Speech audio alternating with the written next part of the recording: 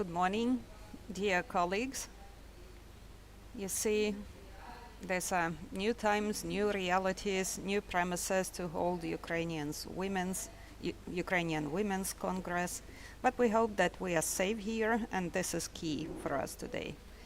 So, me, Vice Speaker of the Ukrainian Parliament, Olena Kondratyuk, on behalf of my colleagues and co-chairs, Svetlana Wojciechowska and Maria Ionova, I announce this great event open today. This is Ukrainian Women's Congress, the regional dimension of it, and we are happy to welcome you in Poltava.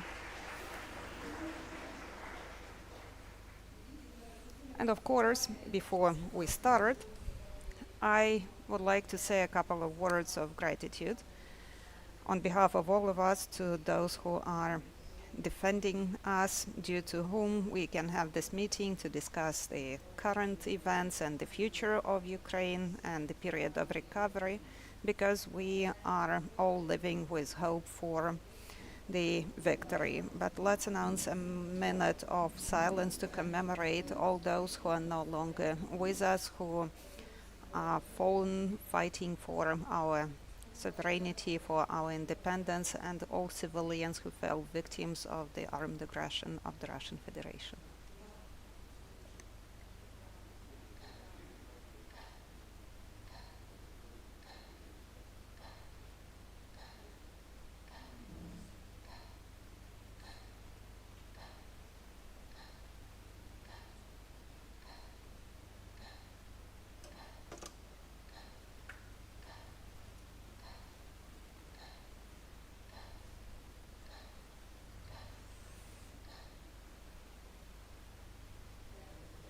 Thank you, and let's take our seats.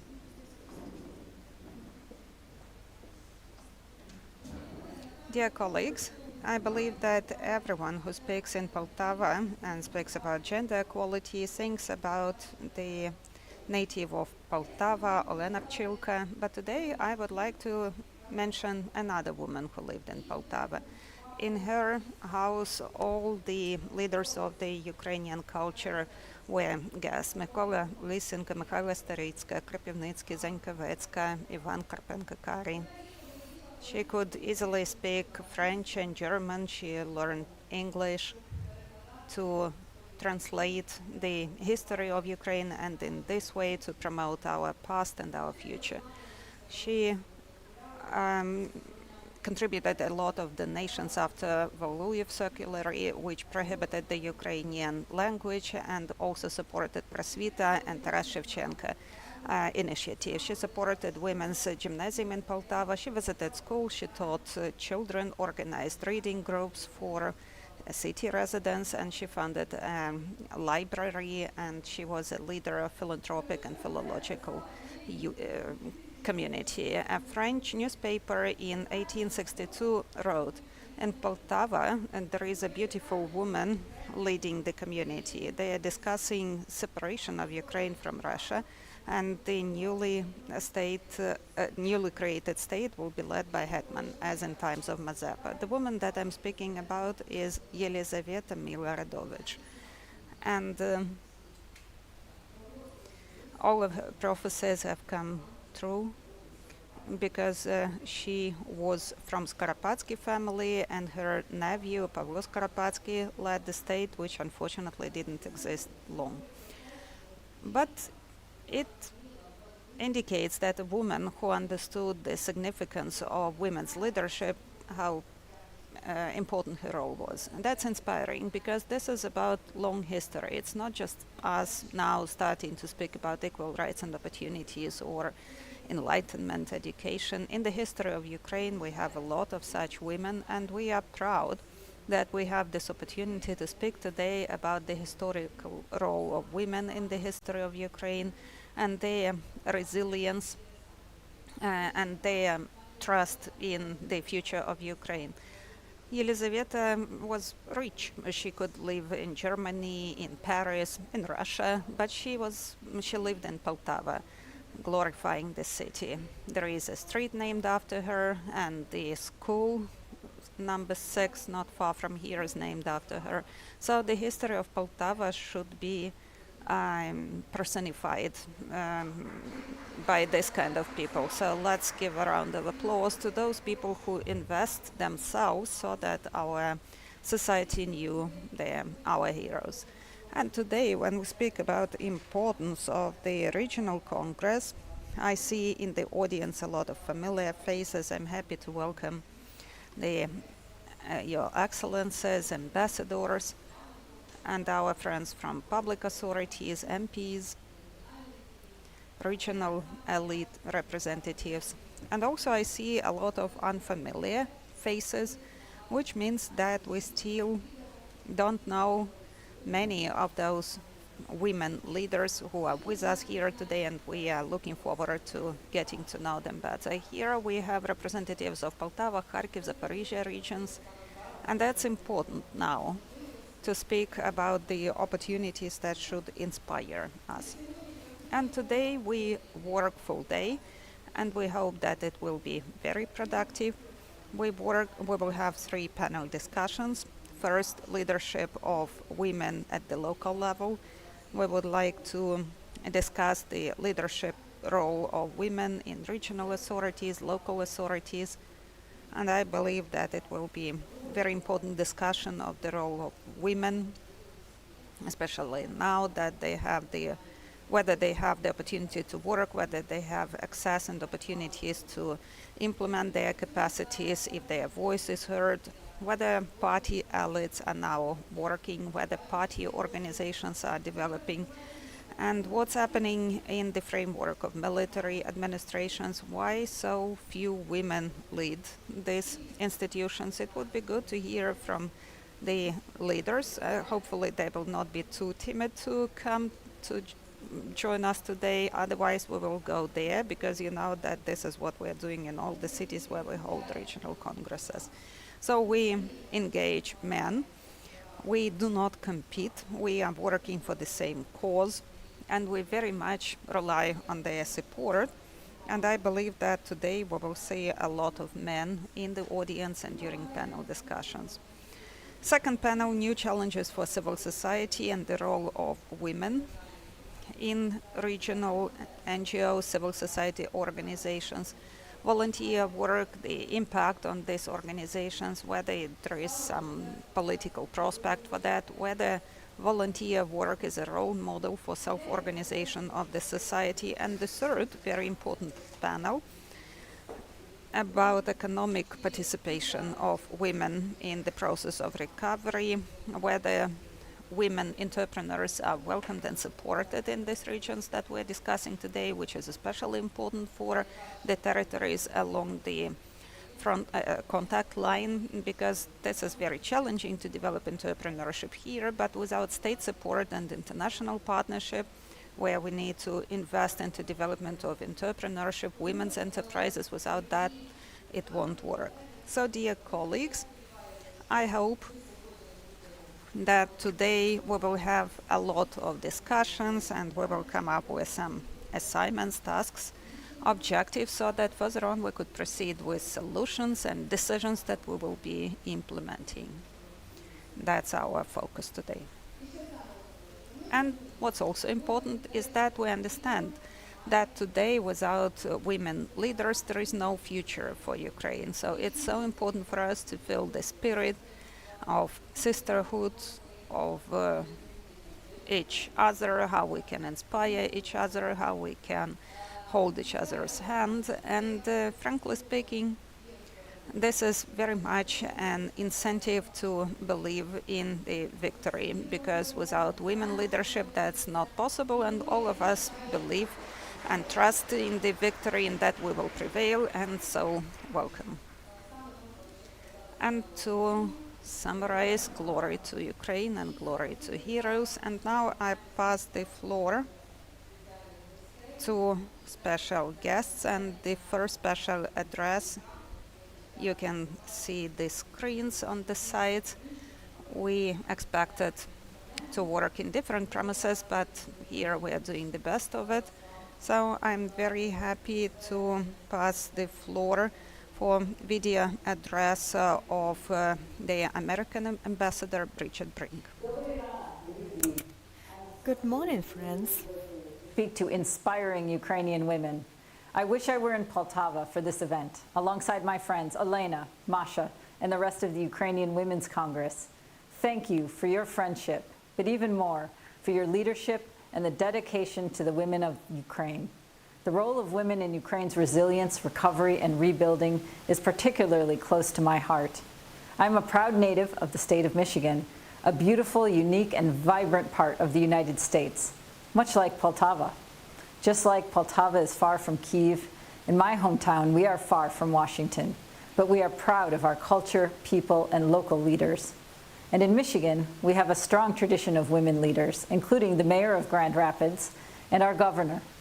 This is part of why I'm so pleased that the Ukrainian Women's Congress is convening in Poltava, where your mayor, Katerina, exemplifies strong women's leadership. Katerina is one of countless women shaping the political and economic landscape of Ukraine. You all represent a powerful force for change to help Ukraine not just recover from Russia's brutal invasion or rebuild what came before, but to transform toward a more democratic, resilient, prosperous future. Women face persistent barriers and biases, both here in Ukraine and around the world. More than 8 million Ukrainian women and girls will need humanitarian assistance this year. And women in vulnerable groups, such as survivors of war crimes and other violence, face particularly severe challenges.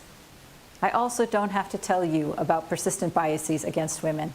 These beliefs have real impacts.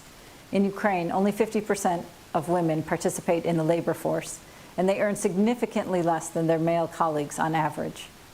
Women remain underrepresented in political and economic life in Ukraine. Again and again, Ukrainian women are proving these biases wrong. Women are just as likely as men to vote, to sign petitions, to go to protests, and to debate social issues.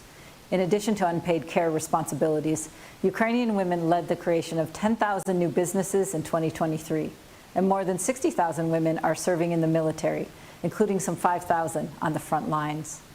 We know that you all have an essential role to play in political, economic, and social life in Ukraine, and organizations like the Ukrainian Women's Congress are helping you reach this potential. The United States, through USAID and our partners at the National Democratic Institute, are proud to help Ukrainian Women's Congress mentorship, training, and opportunities to empower diverse groups of Ukrainian women. When it comes to Ukraine's recovery, women need not just a seat at the table, but a seat at the head of the table. I commend every one of you for your commitment to not just taking that seat at the head of the table, but making sure there are more and more seats. The discussions, workshops, and knowledge sharing taking place at this Ukrainian Women's Congress are instrumental in empowering women to address today's challenges and seize tomorrow's opportunities. I would like to acknowledge the women of Ukraine who have already been vital to the war effort as first responders, addressing humanitarian needs, fighting against occupation, and in global advocacy. These women who are affected by the war, who are responding, who know the daily realities that communities face, should be included in decision-making spaces to leverage their insights, inform strategy, and improve tactics to achieve lasting peace in Ukraine. On behalf of the United States, we are steadfast in our support for women's political leadership, political participation, and economic empowerment, both in Ukraine and around the world. We recognize that women are not just essential to their communities, but are indispensable to Ukraine's resilience, recovery, and future. Thank you. Thank you very much, Her Excellency, Ms. Bridget. And now I would like to give the floor to Her Excellency, the Ambassador of Canada to Ukraine, Natalka Tsmos. Over to you.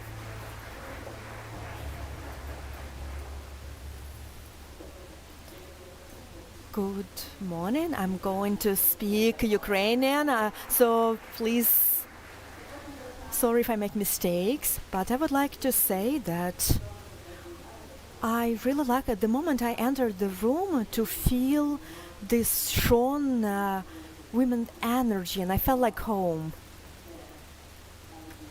This is really, we have fantastic energy in the room, and I'm sure the day is going to be great. Dear colleagues, friends, First of all, I want to thank Ukrainian Women Congress and National Democratic Institute for organizing this important and valuable event. And especially, I want to thank all the participants who came from far to share with us their stories and experience. Each of you brought their unique vision of what worked well in your communities during the war, what you use to recover and reconstruction. I know that it's not easy to leave your families and communities at this time, at these times of challenges and difficulties. Today's event gives us wonderful opportunity to discuss this important role which women play in their community in these very difficult circumstances, and we admire and value your work. I'm looking forward to hearing stories of leaders of the regions which are under constant attack of the enemy: Kharkiv, Kherson, Zaporizhzhia, Dnipropetrovsk, Sumy and Poltava regions. Women in local authorities, administrations, volunteers, military, local leaders, they are at the forefront. And resilience is their daily need. You help citizens in your communities which are near the front lines. You heal the community after the occupation, and you bring back the unity. I'm really sorry. It's not easy to understand my Ukrainian. You don't have days off. It's really difficult physically and mentally. I want to thank you for all the work you do, for your dedication and energy. Especially on those difficult days when you just get up no matter what and you do what you need to do. My admiration is limitless. Over the past years, Canada has been working a lot to expand opportunities of women at home and in the whole world. Ukraine does the same. Our countries have similar goals in our national action plans of women, peace, security. Both our countries aim at increasing participation of women in prevention and resolution of conflict and post-conflict development. But we need to do more, and it's not easy. Canada has a lot to learn from you, your communities, especially how these important principles work in real life. So what are your greatest achievements? What worked well? What didn't work, and why? What would you have changed next time? We, as Canada and the whole world, we have a lot to learn from you. All research shows that women participation on all levels in the decision-making process, in particular on ceasefire agreement, on peaceful negotiations and discussions of recovery, this makes it more effective if women are involved. Do you see that that's the way how it works in your communities? How do you integrate gender equality in strategies, policies, and initiatives, and how it works in practice? We want to hear about your challenges. We want to understand how to help you better.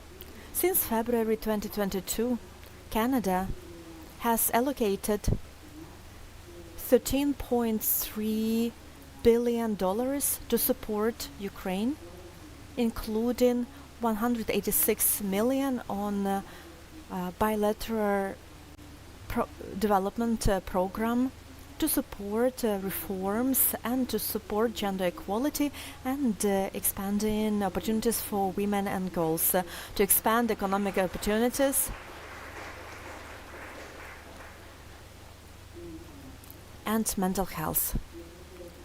We want to hear from you what was useful and what we need to do more. We see how your organizations are critical in the fight against Russia, in assisting the army and keeping life going in your communities, regardless of the war. We admire your decisiveness. We stand alongside you. Glory to Ukraine. Thank you very much. Thank you, Natalka. We definitely have a lot to learn from Canada, but now I would like to give the floor to Her Excellency Ambassador of Sweden, Martin Obert, and we have a lot to learn from Sweden. Over to you. Thank you. I'm sorry, but I will speak English. Thank you for inviting me here today. I note that I'm the only man in the starting lineup, and I'm one of the few men in the room. It makes me feel a little bit like a minority, but I think that's only fair, because I think this is what you're up against every day. For me, it's just one day.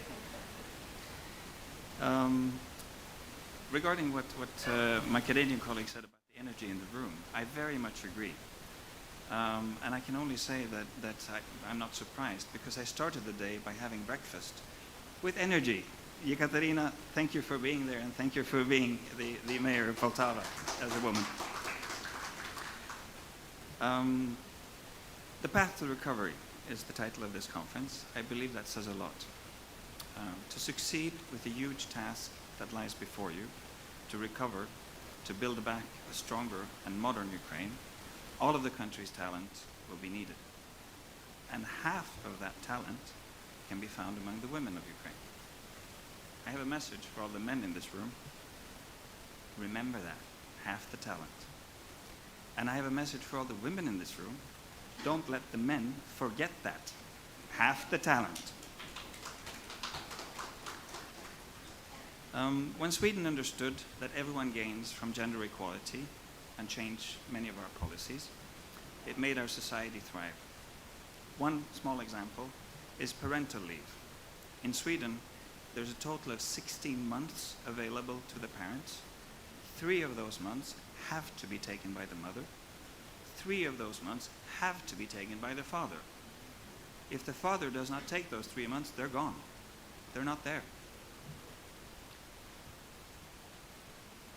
Sharing the load is good for the couple, it's good for the economy, and it's good for gender equality. And if you think this is just an ambassador standing on stage talking about this, actually, my father was the first Swedish ambassador, male ambassador, to go on parental leave while being an ambassador.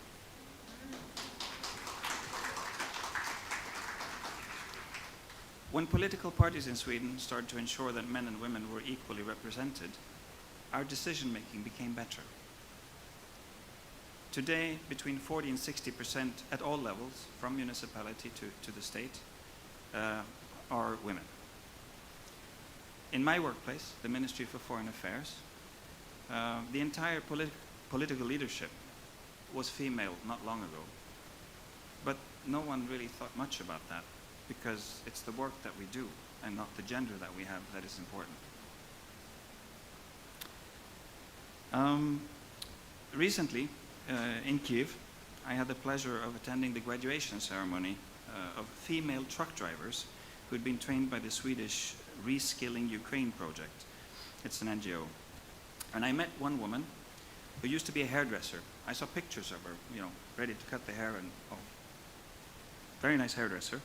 But today, she wears a hard hat, she wears overalls, and she drives the biggest trucks in the world in a mine here in Poltava Oblast.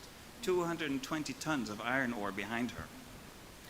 I also met the leadership of our company afterwards, and they said that the female drivers are actually better. Half the talent, remember? Sweden is happy to contribute to the path to recovery of Ukraine. Our current development cooperation strategy is the biggest one that we've had ever for any one single country. Gender equality, excuse me, gender equality is an integral part of our development cooperation in Ukraine and has been so for many, many years. This is why I'm actually very happy to be here and to see all of you at the Ukrainian Women's Congress. Вітаю вас. Another Swedish priority is decentralization, a reform that I understand celebrated 10 years just a few days ago. This is also very important to Sweden, and even though decentralization is under pressure, maybe naturally so during the wartime, it's important not to lose sight of the goals and what it has achieved. Hromadas cities will play a crucial part in the recovery of Ukraine. They have played a crucial part in its resilience since the start of the full-scale invasion. And this is also, I'm happy to be here at the regional Congress of the Ukrainian Women Conference. Women are needed together with men for that decision-making to be good in Ukraine as in Sweden. Half the talent, remember? Finally, I look forward to Ukraine's victory, to Ukraine becoming a modern and prosperous member of the European Union, and to all the talented women around this country taking the lead and helping the country shine. Slava Ukraini! Героям слава! Дуже дякуємо, пане посол. Thank you very much. And the last address, so the coordinator of UN, Denise Brown, over to you. So you're also our partner, and we feel your support. Natalka, the Canadian ambassador, said there was an energy in the room. And it's absolutely true. And I was thinking, why does that feel different? And actually, it feels so hopeful. It feels hopeful. And I came this morning from Kharkiv, and Vita is here, the deputy head of the regional administration. We were together yesterday with the head of the regional administration, all the heads of the rayons of Kharkiv, and the situation is incredibly difficult. So it's good to be somewhere to know actually that we can together make some things happen. And I wanted to share with you what else makes me feel incredibly hopeful. And in my work as head of the UN and the humanitarian community, I get to travel a lot in Ukraine. And I thought it was really important to mention some of the women, not by name, but by function, in some of the most difficult places in the country right now. In Orehif, in my first visit, I met the woman leading her community with great courage and pragmatism, though they spent most of the day in the bunker. In Belozerka, after the Kakhovka Dam destruction, the woman from the mayor's office, she orchestrated all the humanitarian response, and she ensured that those people living down on the river were well cared for. And in Petropavlivka, the head of the community remained behind with her family and her children to take care of those who couldn't leave. And in Chasiv Yar, I must say, I was really taken with this woman I met, 70 years old. She'd worked for the municipality for 50 years, and she was telling me how to organize the humanitarian assistance that we brought, and I thought that was absolutely fantastic. And in Milova a few weeks ago, I met a woman who had to flee the Russian occupation, but she came back as soon as she could to lead her community. So my conclusion is that the women of Ukraine are strong, determined, courageous, and very focused. Now, in the UN system, I'm known to be strong, determined, courageous, and very focused, but I think still I have a little bit of catching up to do with the women of Ukraine. Thank you. Now, it's good to be hopeful, but we also have to deal with some very hard facts. And it's true that the Russian full-scale invasion, which is a complete violation of the UN Charter, has set back women, girls, the LGBTQ community, the Roma community. So a couple of those facts we have to deal with. and Bridget, the American ambassador, mentioned some of them. Almost 60% of the 4 million people who were displaced in this country, which means they don't wake up in their own home every single day, are women. More than half of the 14 million people in need of humanitarian assistance, as Bridget said, are women, and more women than men are unemployed. Now, I'm a big believer in data because data should drive decisions, and we recently launched the Rapid Disaster Needs Assessment 3, which is led by the government, the EU, the World Bank, and the UN. And some of those findings are unpaid care work done by women has increased, so you're working but you're not getting money for it. There's a heightened risk of gender-based violence, so everything that's domestic violence, sexual violence, conflict-related sexual violence. The highest rates of poverty are amongst women over 60, and, as you said, at decision-making level, women are consistently underrepresented, local, regional, and national. So we need to have some honest, you need to have some honest conversations about this, and we need to see how we can support that. But I do think part of this are the consequences of the war, not necessarily a reflection of what Ukrainians believe or aspire to. Don't forget, please, that there are many global frameworks that guide women's pathway to development, of which you are a part. You are women of Ukraine, you are women of Europe, and you are women of the world. The Convention on the Elimination of All Forms of Discrimination, 1979. The Beijing Declaration and Platform for Action, 1995. The Millennium Declaration, 2000. The Sustainable Development Goals for 2030, and of course, Resolution 1325, Women, Peace, and Security. Be hopeful, use those frameworks and your pathway to Europe to establish those goals and work on achieving them. However, at the same time as we have these brilliant frameworks, we also have a lack of financing globally for gender action and women's equality. So let's be practical and what can we do together? I think a couple of things. One, I already mentioned, invest in data collection systems that disaggregate populations by sex, age, and disability to inform community planning and recovery. Data-driven decisions. They can't argue with you if you use the data. Invest in gender-responsive budgeting at national and local level. What does that mean? As women, we need childcare. We need early childhood education. We need affordable housing for vulnerable women. I attended the other day the first discussion on the housing policy, the national housing policy. So there's an important opportunity to make some inroads on gender. Support dialogue with women leaders. That's what we're doing today. That's what we did a couple of weeks ago in Kharkiv with women's organizations in Kharkiv, Ukrainian Women's Congress, and the Regional Military Administration. Almost 3 hours of very intense conversation, but it was absolutely necessary. And of course, the Ukraine-EU accession efforts. Lastly, we've started a conversation in Kyiv ahead of the Ukraine Recovery Conference in June, which will take place in Germany, to discuss the establishment of a coordination mechanism to ensure that planning and financing of recovery in Ukraine takes place, encourages women's leadership, and fully includes women's rights and interests. Now, this can be called a group of friends on gender-responsive recovery. We think it's important, and you mentioned it, local, regional, national, and international efforts to come together to promote women's equality, particularly in recovery. I'll just finish by saying what the Secretary General has said from the beginning. The full-scale invasion by the Russian Federation is a violation of the United Nations Charter, and it's illegal.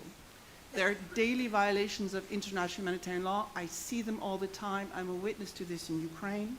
The war sets women back, but we don't have to accept this. We need to be hopeful, and we need to move forward together. Thank you very much. Thank you very much, Denise. Thank you very much.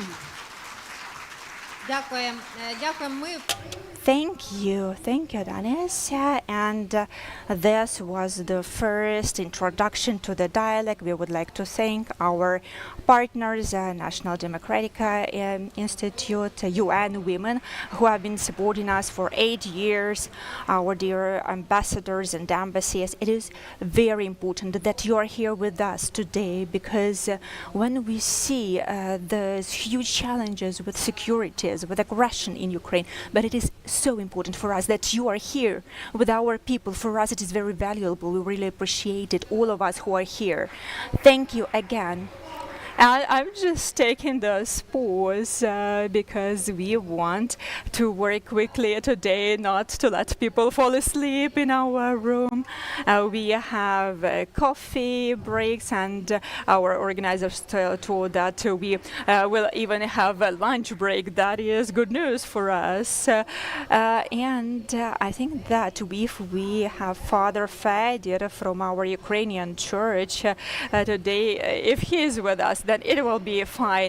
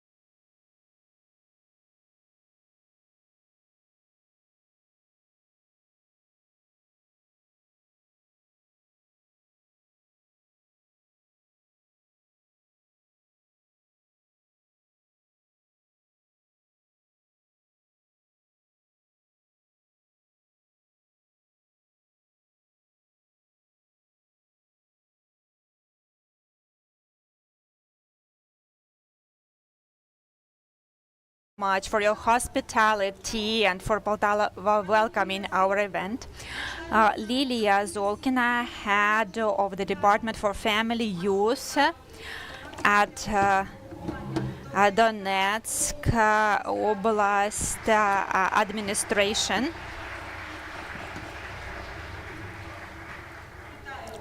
We welcome you, and we have Irina Lipka, head of Molochanska Military Administration in Pologi district of Zaporizhia Oblast. We welcome you, Irina, and we have Nadia Pytyukova, Deputy Mayor of Akhtirka City Council, Sumy Oblast.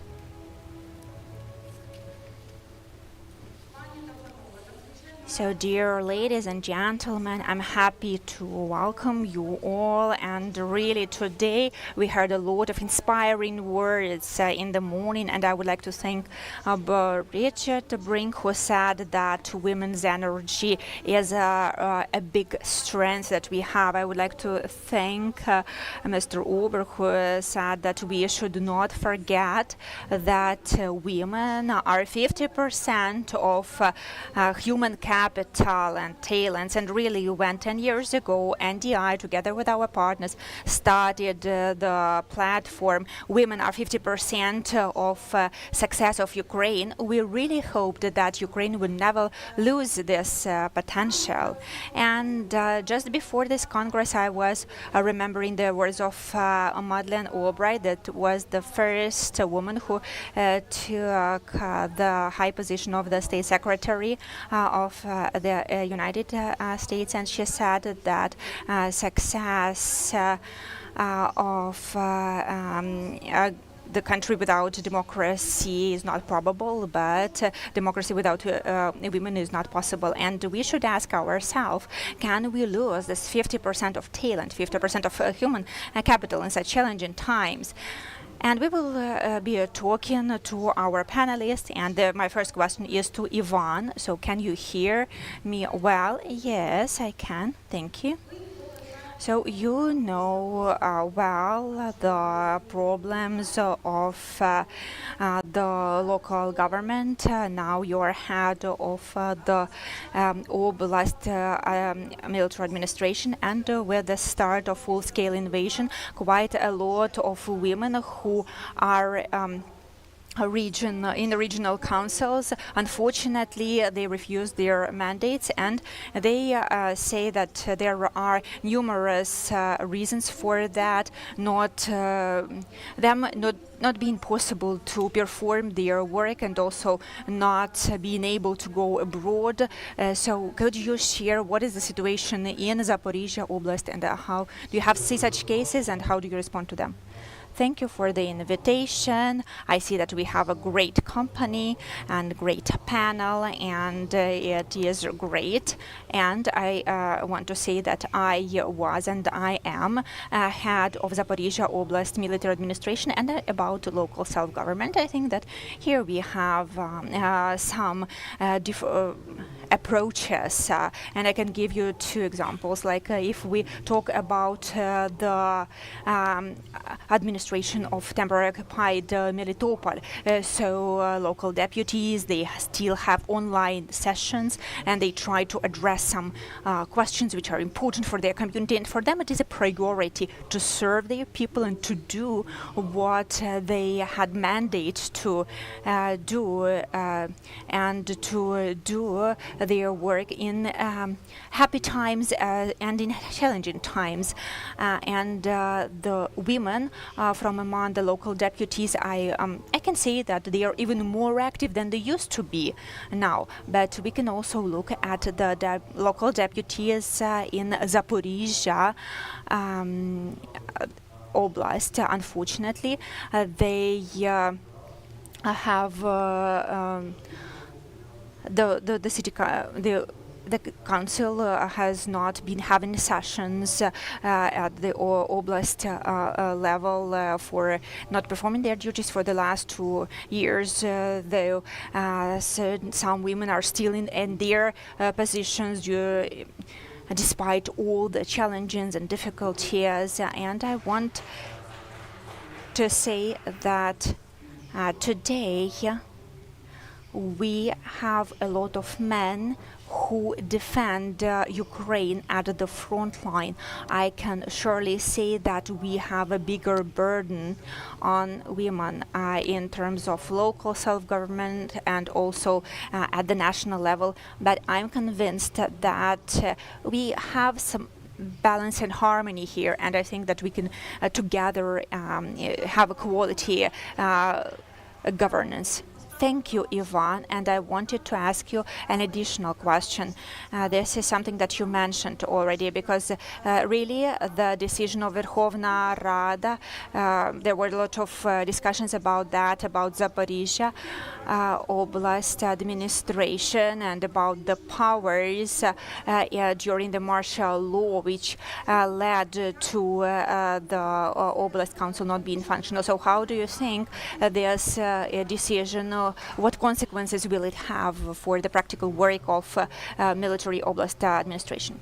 I think that we should think not about for the consequences for the council, but we all work for our residents of Zaporizhia Oblast. So we need to think how it will influence and affect the lives of people and those structures and those companies who were not able to re-register because of the administration not being functional, and some appointments not being made because of the lack of performance, and also some companies and entities not having heads and not being able to work. How it will affect health facilities which need effective and quick reforms with support of the local governments. So when you say that there were quite a lot of discussions and around it, but that is because some people did not want to understand the situation, because when people said that it is destruction of local self-governments and it is a failure of democracy, but it's not like that. It's not true. It was lack of desire to work in Zaporizhia Oblast, but actually Zaporizhia Oblast, it is functioning, and the deputies of Oblast Council, unfortunately, they couldn't find this strength and desire to continue their work. Some of them just refused their mandate. Some of them went abroad or relocated. And I think that this decision will actually improve the situation of people who reside in Zaporizhia Oblast. And 30 days after the end of the martial law, the Oblast Council will continue functioning and performing their duties. So it is a temporary decision to improve all the branches of power. Thank you, Ivan. And the prospects that you described are quite inspiring. We will be following this situation, and please stay with us during the panel discussion. I'm sure that there will be some questions to you. And now I would like to give the floor to Vita Kovalska. She is Deputy Head of Kharkiv Oblast Military Administration.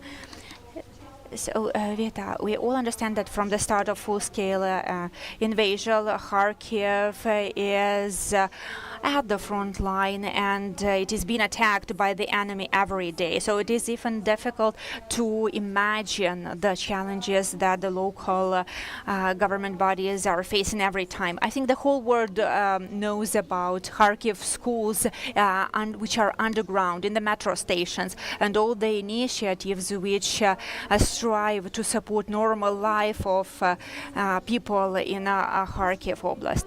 But could you please give some other examples of how the challenges and difficulties in Kharkiv Oblast are addressed, which inspire people all over Ukraine? Could you tell about the changes in the demographic situation and the consequences for economy, for social issues? How do you respond?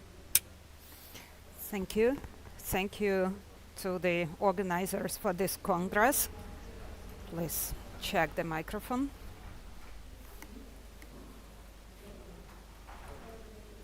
So above all, I'm grateful to all the organizers for organizing the Congress, for this dialogue. And here we have our partners, international organizations. We are so grateful to them because what has been happening in Kharkiv region since the beginning of the war, all the international organizations stood behind us. Yesterday we had a meeting with Ms. Denise, and there the chairman expressed a lot of gratitude, emphasizing that without international organizations it would be hard. So thank you, UN agencies and other international organizations. Regarding recovery of our regions, at various phases we had different tasks, we pursued different objectives. From the very first day of the war, we would take off high heels, and thanks to the army for the opportunity to wear high heels, but we had to put on the military uniforms and armored vests, and there is the military administration, so we had to provide humanitarian aid for people. We had no shops working or gas filling stations.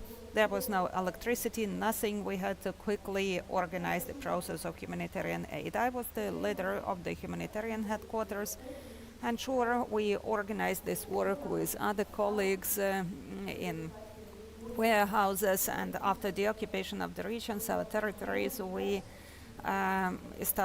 developed convoys, and after liberation of territories, we would come there with the convoys to recover the authorities, and I believe we've managed to overcome these issues.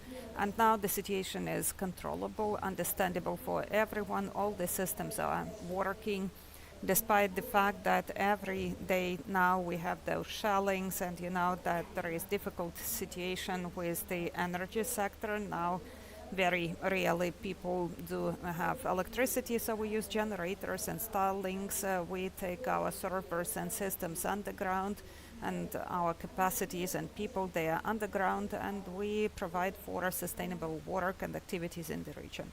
So we keep working. And also, you know, despite all of these difficulties that we encounter, we have good indicators for children, for the organization of social services, social support. Now social services cover 2 times more people than before the war, and we established separate centers. We cannot open schools, but we establish educational centers on the ground in the bomb shelters. We have that famous subway school that everybody knows about. No microphone. Well, accessibility, we provide for accessibility for all the centers that we set up. Okay, let me speak about demographic situation. Before the war, we had 2.6 million. Now, according to our indicators, it is 2.3. Yes, we see that it is 8% less of population. For children, it is 700,000 children. Before the war, we had more. The percentage for children is -8, and it's obvious children have left. For elderly people, there we have -10. We see that the population is shrinking. If we speak about the subway school, it does not admit a lot of children, but it's functional, it works. Above all for primary school, because for younger children it's difficult to study online, so we try to address the situation. We are grateful to UNICEF, to UN agency. They established this educational centers where they teach children who are lagging behind the curriculum. In all communities of Kharkiv region, children can catch up for Ukrainian, the Ukrainian language, math, etc. So this is how we do it. When we cannot open up these large premises, we set up these centers for social services to support women, survivors of gender-based violence, and we have multifunctional centers, mental health support centers. So we try to respond to this situation where we can. We try to the extent possible to cover all the children and all the population that we have in the region now. And for educational losses, Kharkiv, by the way, in the Young Academy of Sciences, Kharkiv children still keep their leading positions, and we try to keep up with. In the field of education, we try to provide children with the opportunity to study not only offline but also online. And I'm ready to answer your further questions. We have a lot of activities, a lot of things are happening, and we are ready to share that. Thank you, Vita. This is very inspiring. And friends, let me mention that part of our discussion, well, we have allocated time for Q&A, so please be ready with your questions for our panel discussion participants, and we will make it possible for you.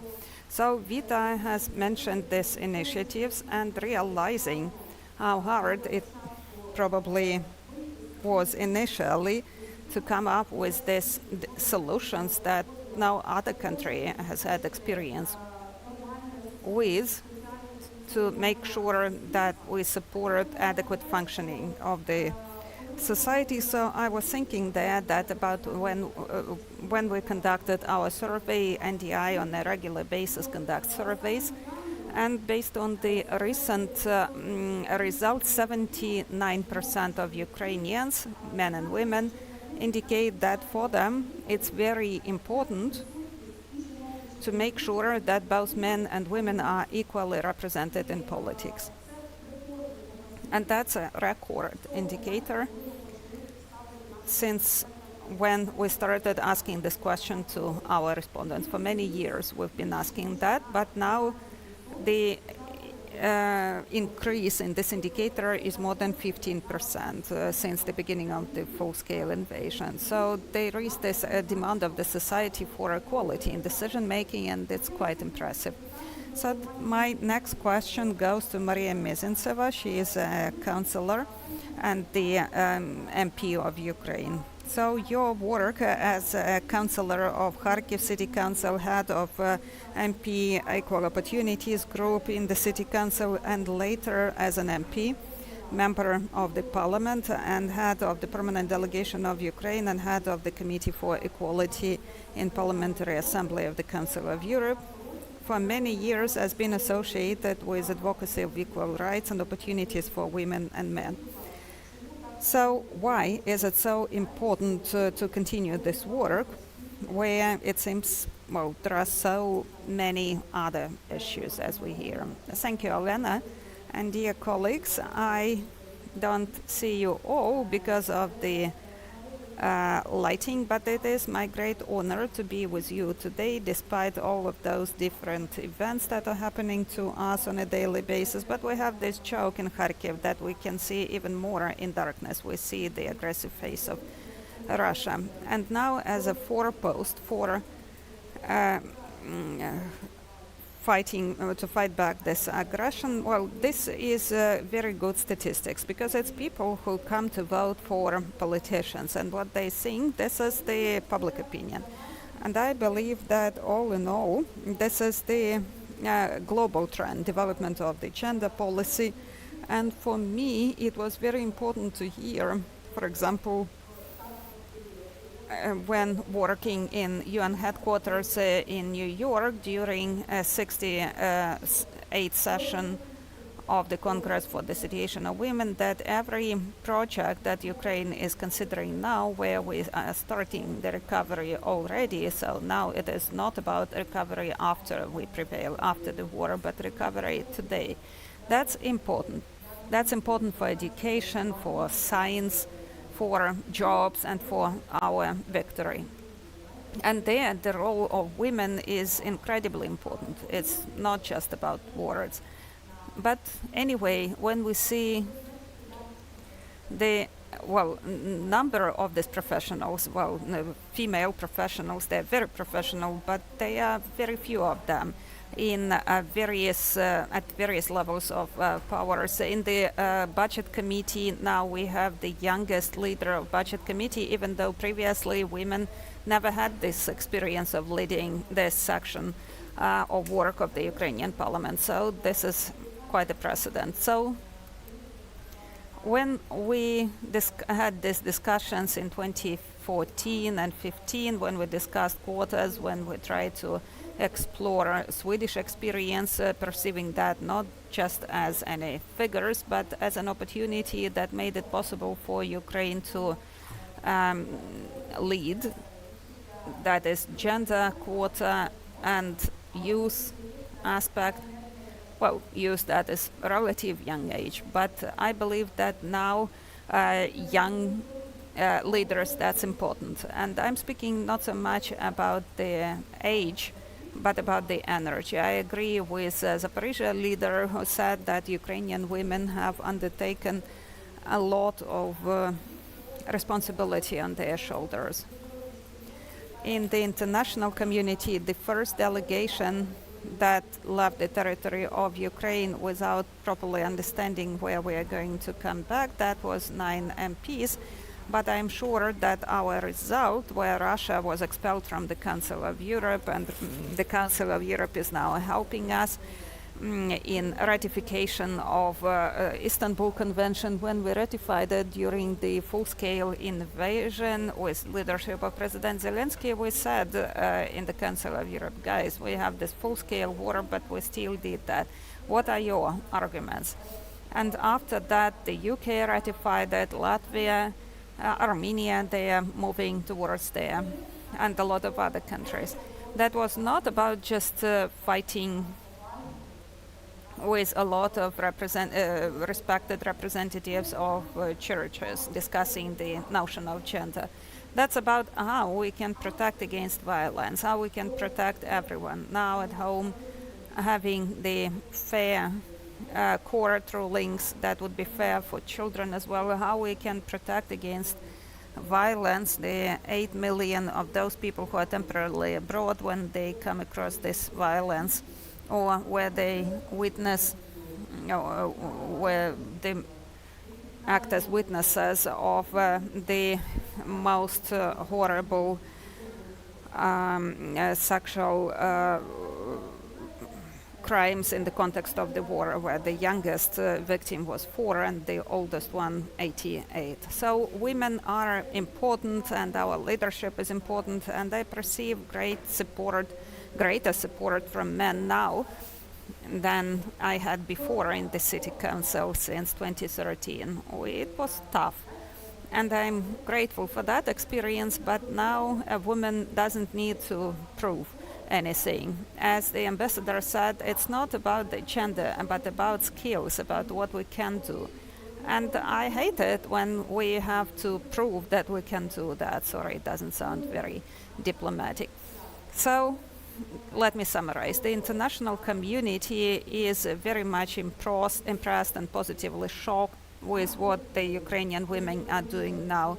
In the battlefield, we have exceeded the quota of NATO standards for the number of women and for their quality.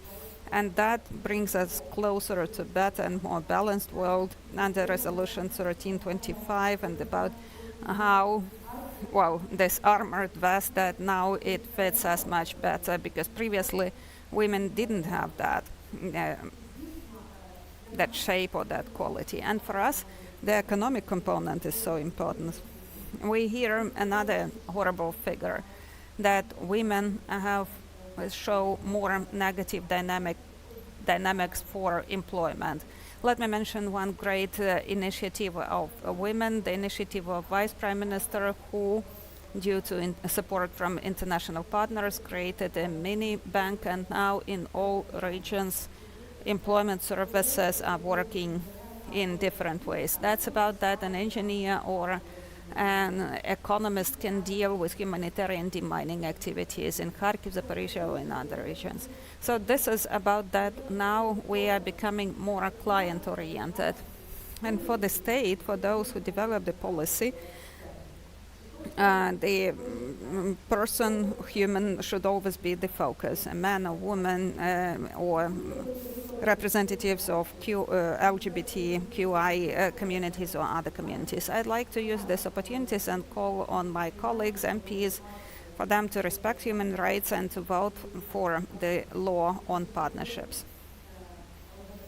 because now LGBTQI community, they are also fighting for the state of Ukraine in the battlefield, and these people are among us. We cannot just pretend they are not there.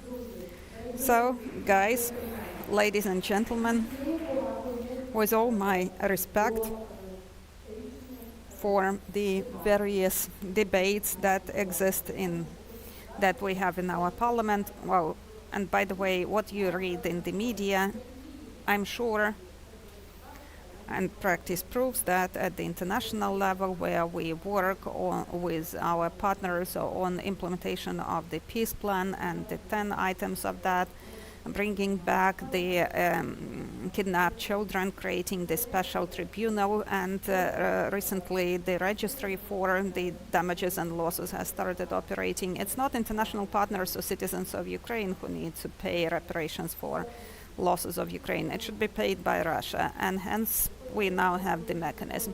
I'm very grateful to all the international partners who believe in Ukraine and who do that, achieving tangible results. And my respect to women in Ukraine, and I hope that I've managed to inspire you at least a little bit.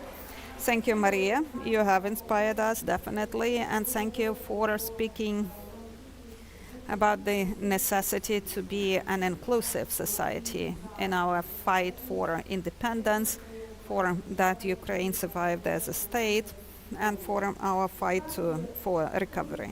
And that's true, that Ukrainian women have proven that they are professionals, they have high capacity and all those qualities that are required to manage communities and the state. However,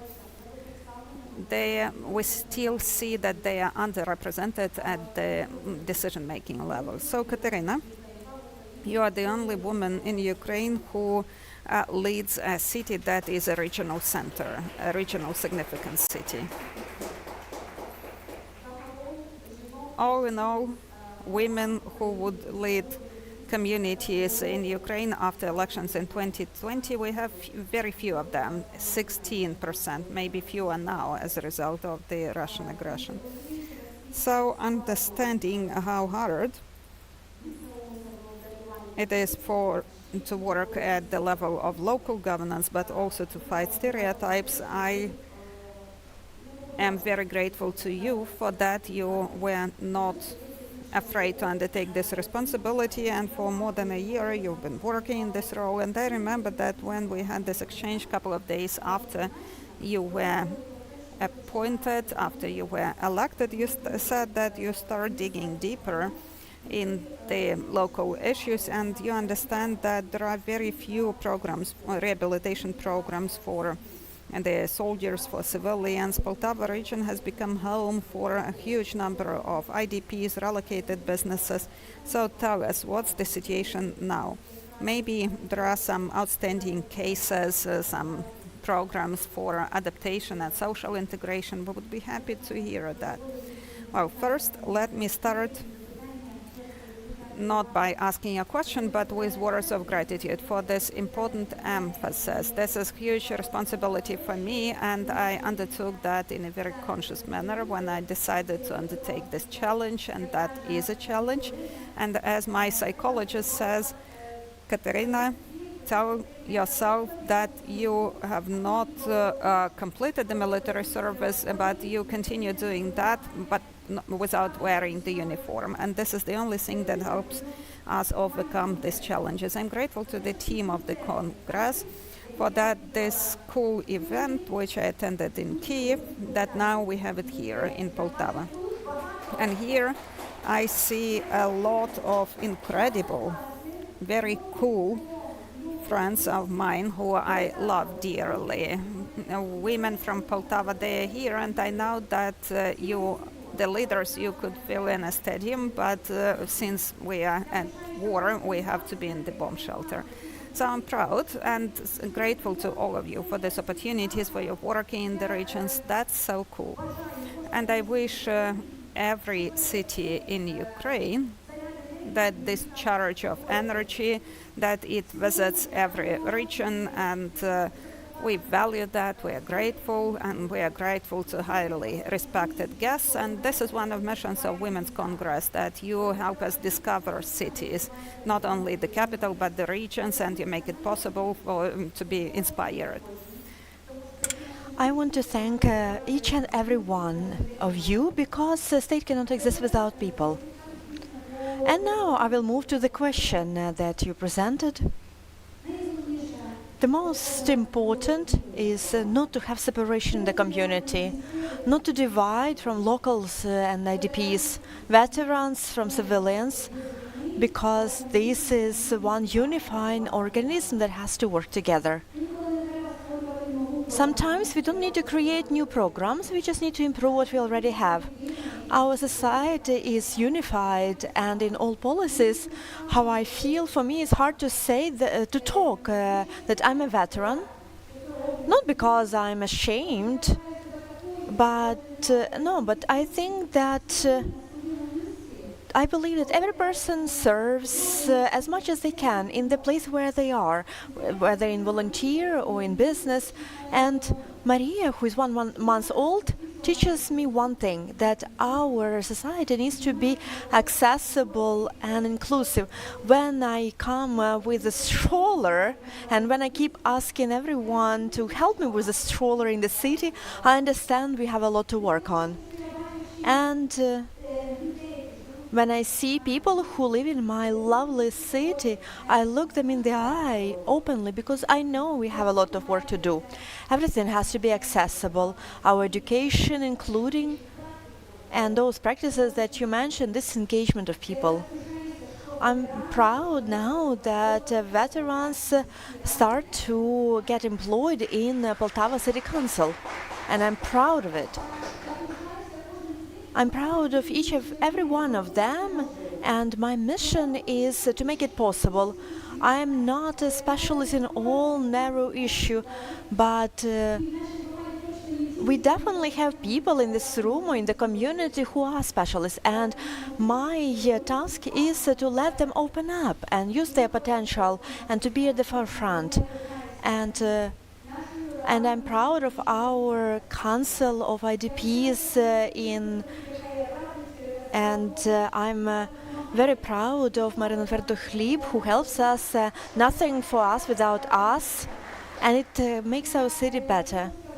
I would like to say one thing, that the city has a lot of challenges, and our spaces, educational spaces, that's what I see, and I want our kids to come back with their families as much as possible, which means that our educational spaces need to work, and it requires shelters, and shelters are not just walls. And I want to thank businesses that help us create initiatives in shelters as wonderful, friendly spaces, which we have very few. Not all of them are accessible, very few of them are actually accessible. We also have issues with strategies, and we try to paddle really fast. I want to thank all the international partners who help us create what needs to be created. We should have created long ago, but we are working on it now. So I'm trying to work on being open, not being scared of talking about that we are not ideal, about accessibility of space, accessibility of authorities. So city councils, it's open to people to come, citizens, businesses, and it's very important to change the stereotype. Authorities, citizens, state bloc, important institutions, there should be no boundaries and borders, because those decisions which are made in the state, all the implementation is on people level, which means that we need to have very clear vertical, without barrier, and communication on how to implement these decisions. We are ready to talk, we are ready to try it out. Poltava is open to any pilots, and we are piloting many projects because we know that we have fantastic potential. Whatever we do, we already open better opportunities for Poltava. I need to say that even this event today, believe me, for Poltava, is a huge step forward, because for a long time we wanted to have these initiatives, and during the war it became more possible. And so we know that martial law, as terrible as it is catalyzer for Ukraine on acceleration of decision making, accelerated changes, and we understand, because we know we don't have time. Europe is waiting for us, and we want to get there. And all initiatives that we need to implement here and now, they are definitely going to be implemented here. And Poltava City Council, on behalf of every Poltava citizen, I want to thank you. Our deputies, they work, they're active. The City Council works, it's consolidated, we work. We have a lot of different visions, but they're all about development. And if we have a discussion, it's about one of the options, how to move forward. But we're definitely moving forward and all together. And thank you for this opportunity and among this wonderful group of guests. Thank you, Ms. Katarina. When we came yesterday, we were hugged by this atmosphere of hope, development. There are many young faces. We know there are many educational establishments, a lot of young people. And what you are saying now, it gives a lot of hope. I personally against talking that women are better than men. No. Men and women, when they're professional, when they believe in what they do, and they are in the right place, they can truly shift the world. But agree with me that it's not normal situation that so very few communities are led by women in Ukraine. Because if we had more women's perspective, maybe it will be more open, inclusive, and we will have more this in our society, and we are going to Europe. And yes, during the war we cannot stop. Unfortunately, that's the time we live in, and we don't have any other. And I want to thank once again who works hard every day so that that your community becomes better every day. In this context, I would like to address Ms. Lilia Zolkina. You know, when I was preparing for this panel, I watched your interviews and I was impressed. So the work of hubs of co-action, spівдія, so legal assistance, social assistance, assistance with evacuation. The list can go on and on. All these difficulties are dealt with in Donetsk by women. You are a woman who has a public office position, and you organize the work every day. You make difficult decisions. We understand the difficult state Donetsk region is in, but you are not just developing communities, but you also work on a deep level on the issues of preventing gender-based violence, domestic violence. You are working on Action Plan 1325, prevention human trafficking. So where do you get your motivation? Maybe there are some other initiatives that we haven't heard about yet, and that can inspire representatives of other regions. Dear colleagues, you know, there is only one motivation: love to Donetsk region, love to Ukraine, love to our people. That's the only motivation.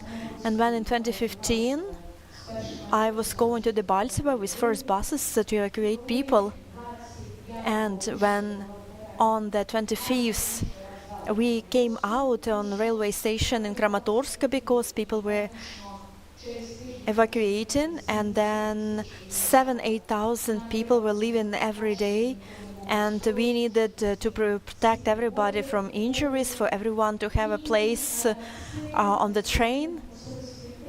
And with my own personal example, I believe that we did a lot. Public servants and our partners, civil society organizations, which were in majority led by women.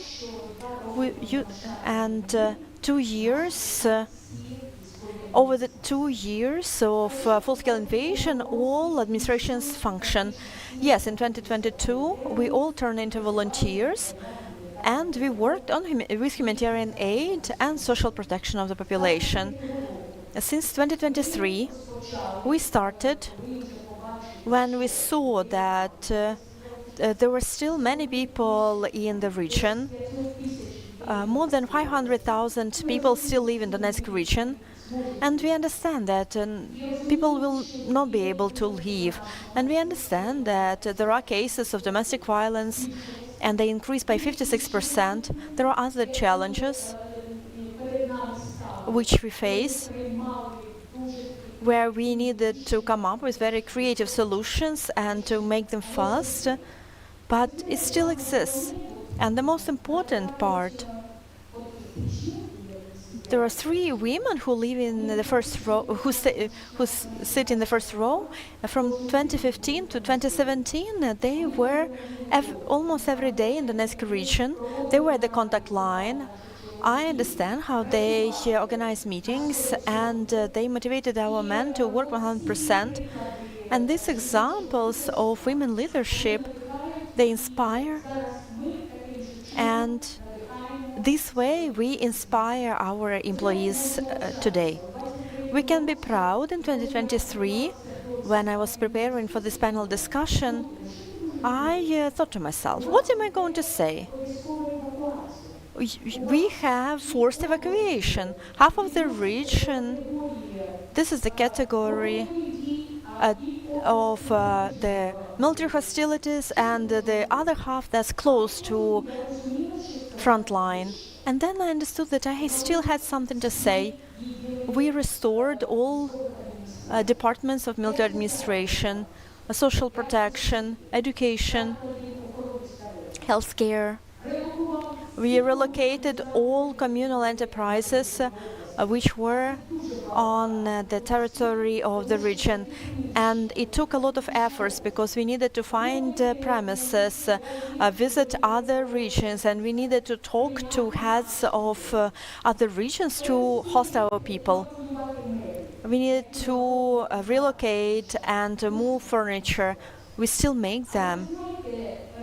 We still do that. And with support of international organizations, I want to thank from the bottom of my heart, because what they did over the past 8 years in the Donetsk region, when there were many projects, they taught us to work.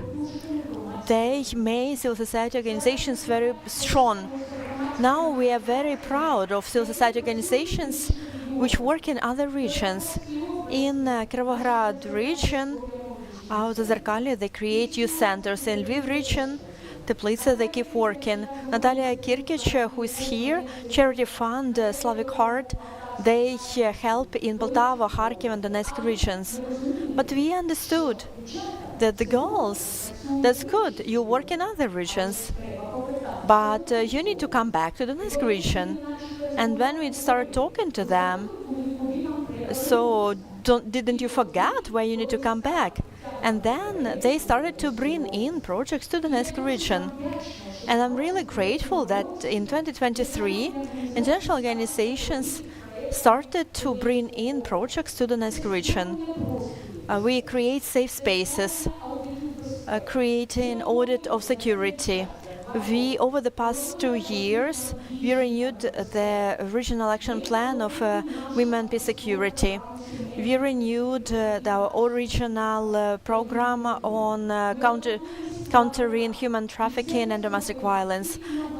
we renewed our councils, and we try to do it not only on regional level, but on the level of communities. And when communities see that there is movement, when they see that there are projects, when they see assistance from the leadership of the region, our men now in Donetsk region, head and deputies, all the heads of infrastructure departments, but the women were sent out of the Donetsk region, and they were told that they could do more. 71 hub for IDPs all around Ukraine were created by communities and the region, and women work in these hubs.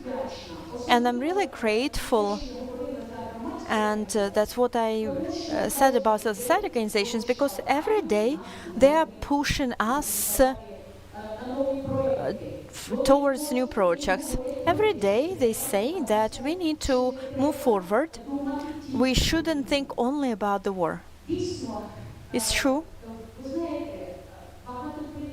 There are many examples, and I can say that there are many of our girls who left, but they started new lives there. And when we visited Georgia in 2015-2016, Georgian people said, tell your people that they shouldn't think that it's temporary. Let your people go to different regions and start new lives there. And so that's what we started to do. And we started to tell people we have a hope that we will go back to Donetsk and Mariupol and Bakhmut.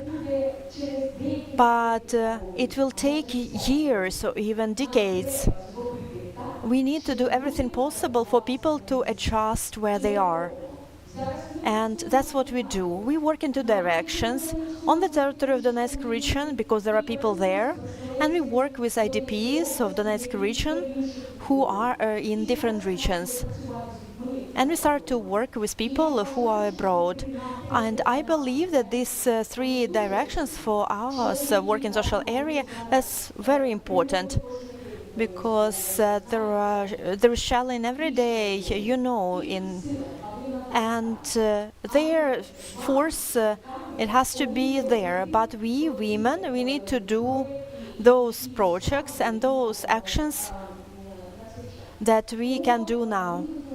So I want to say, when last year we started talking that let's have a gender portrait of the Donetsk region, and I was told that I was crazy.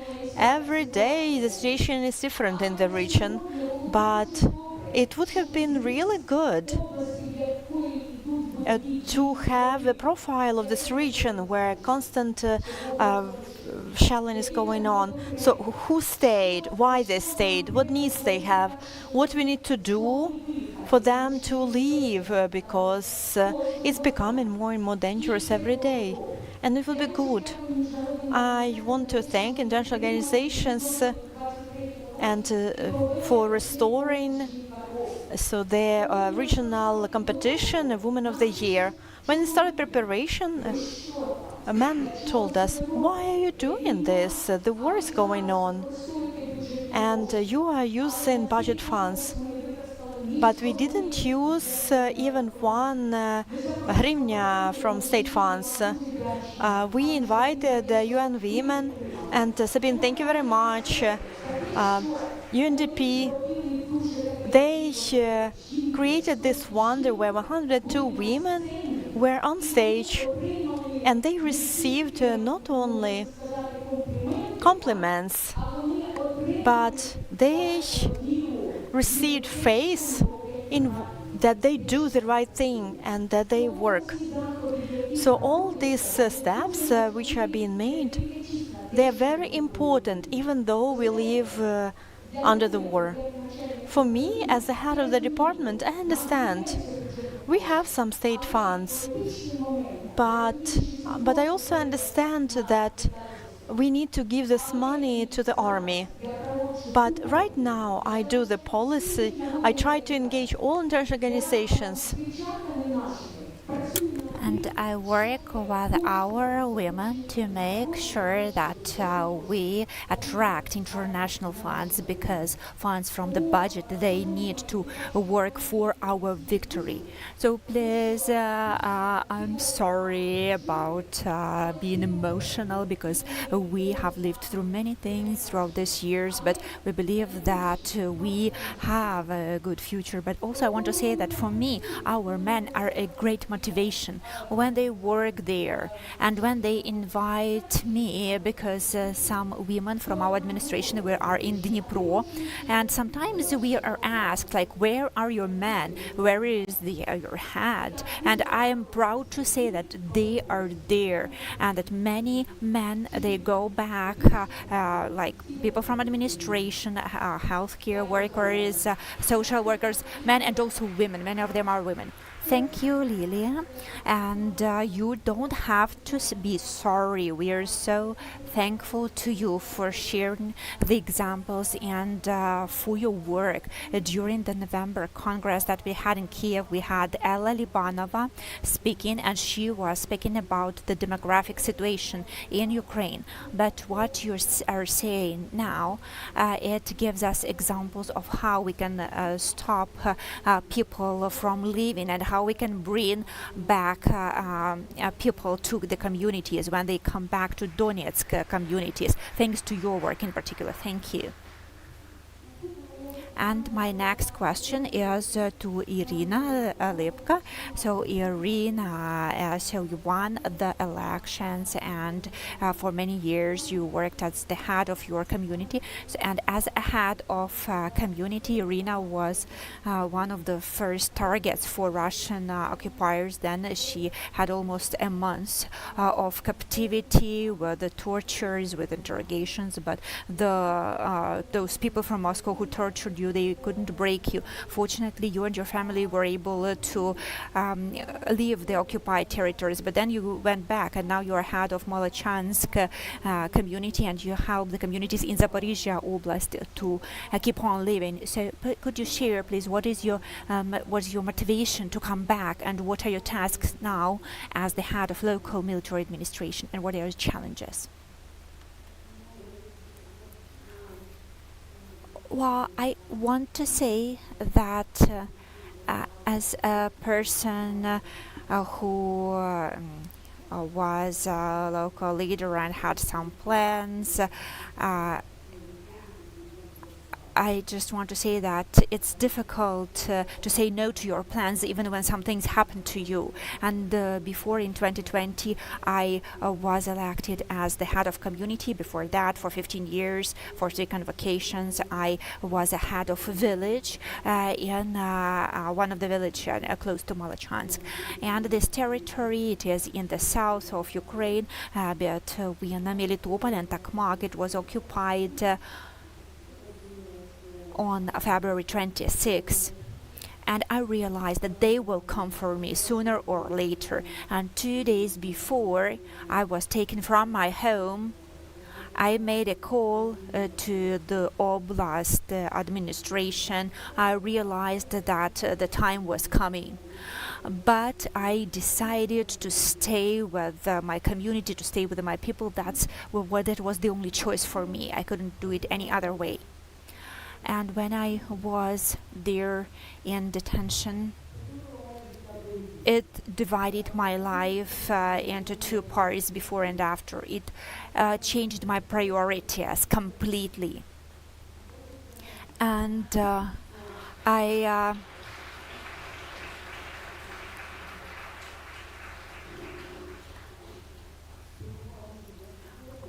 I had to talk to this man from FSB, and those guys from FSB, so they made me sit on a chair, and there were 6 or 7 people with guns running around me, and they did not beat me, they did not abuse physically.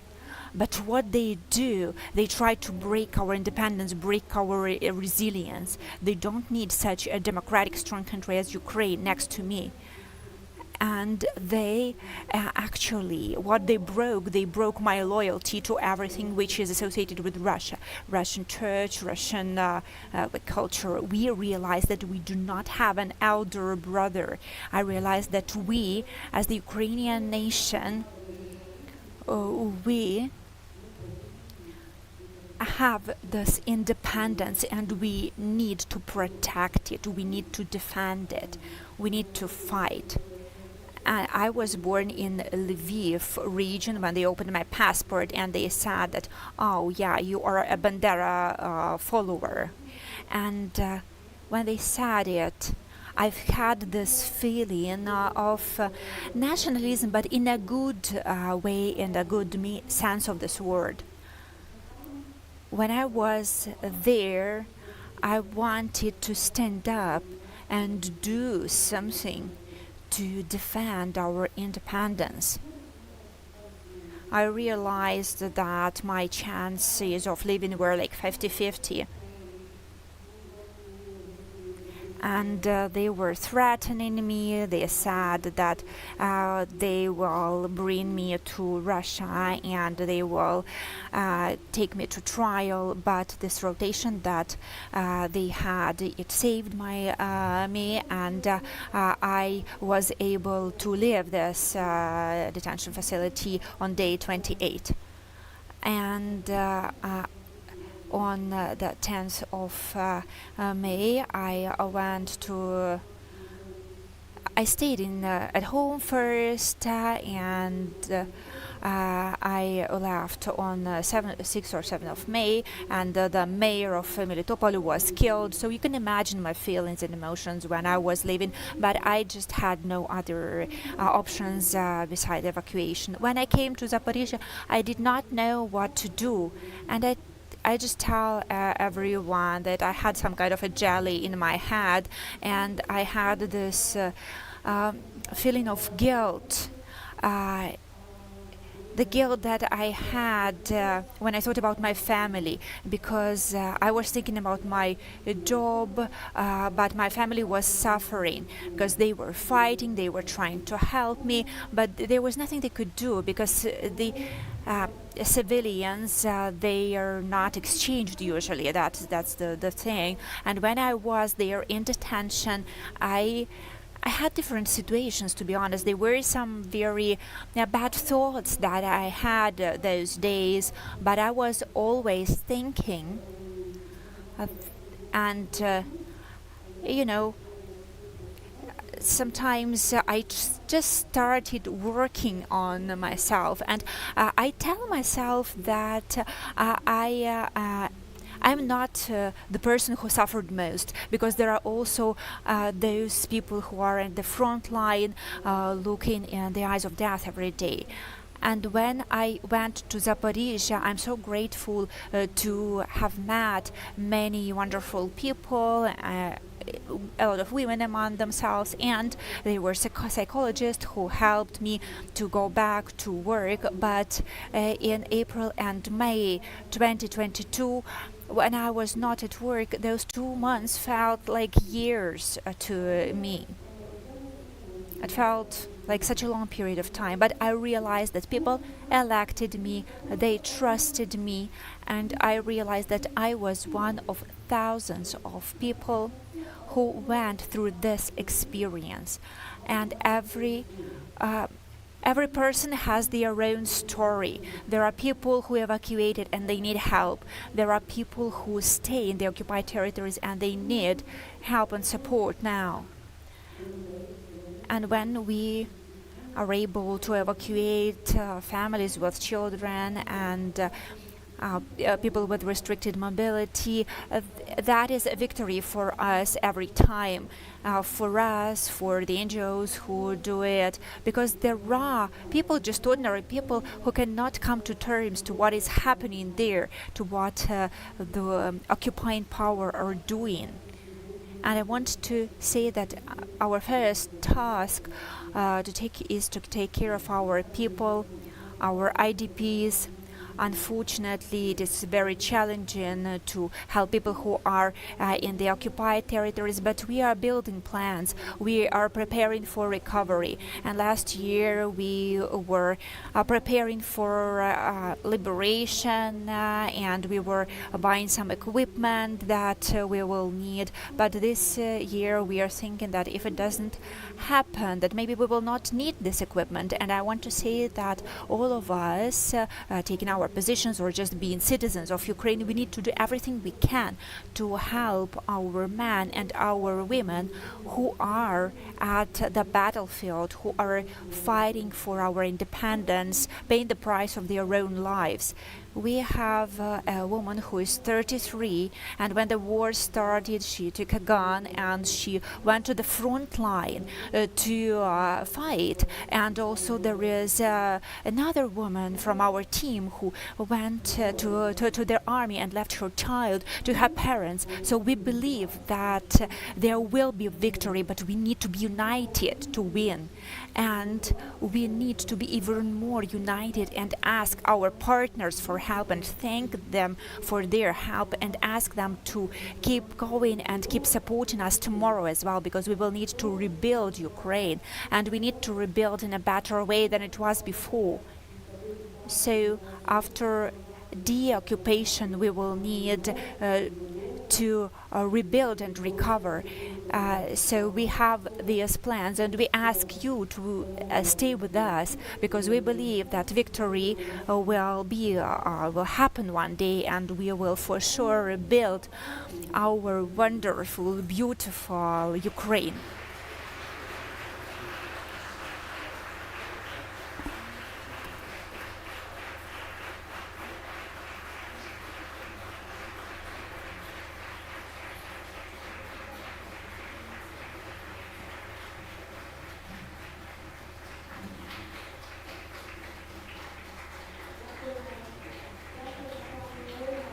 Thank you, Irina. Those applause, those smiles and tears in our eyes, they all confirm that your words, they will come to life, they will become true, thanks to such people as you. Thank you so much. And you were saying about the death of the mayor of Tokmak. The mayor of Melitopol is here with us. So just because of your emotions, probably you confused the other two people. But it's okay. We understand. And you know, all the stories that we hear today, they... when we hear them, it is a great motivation for us, and this is our driving force for Ukraine to keep moving forward. Today, it seems sometimes that Ukraine is disappearing from international mass media sometimes. There are other issues, other problems, but for us there are no issues which are more important than what is happening in such communities that our panelists represent. And these stories, I think they prove to the whole world that democracy will win, and thanks to the everyday work of those people, I believe it will happen. Nadia, when I was preparing for our session, I looked through the list of your duties, your job description, and you would not believe the range of duties that Nadia has as the deputy mayor. That is the development of community and social issues, bringing in investments. We are talking about Sumy Oblast.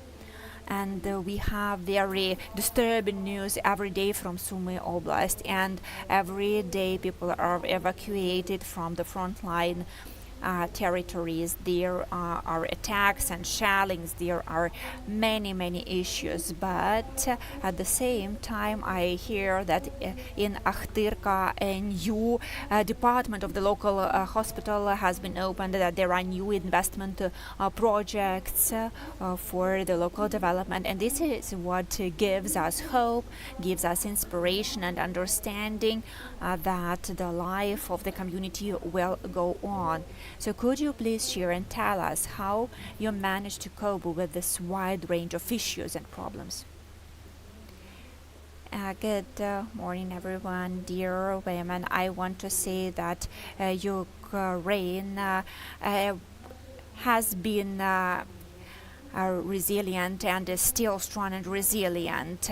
So our little town, it is close to the border, so the war came to us on February 24 with tanks, with the Grad system, so we were under attack, but we were not broken.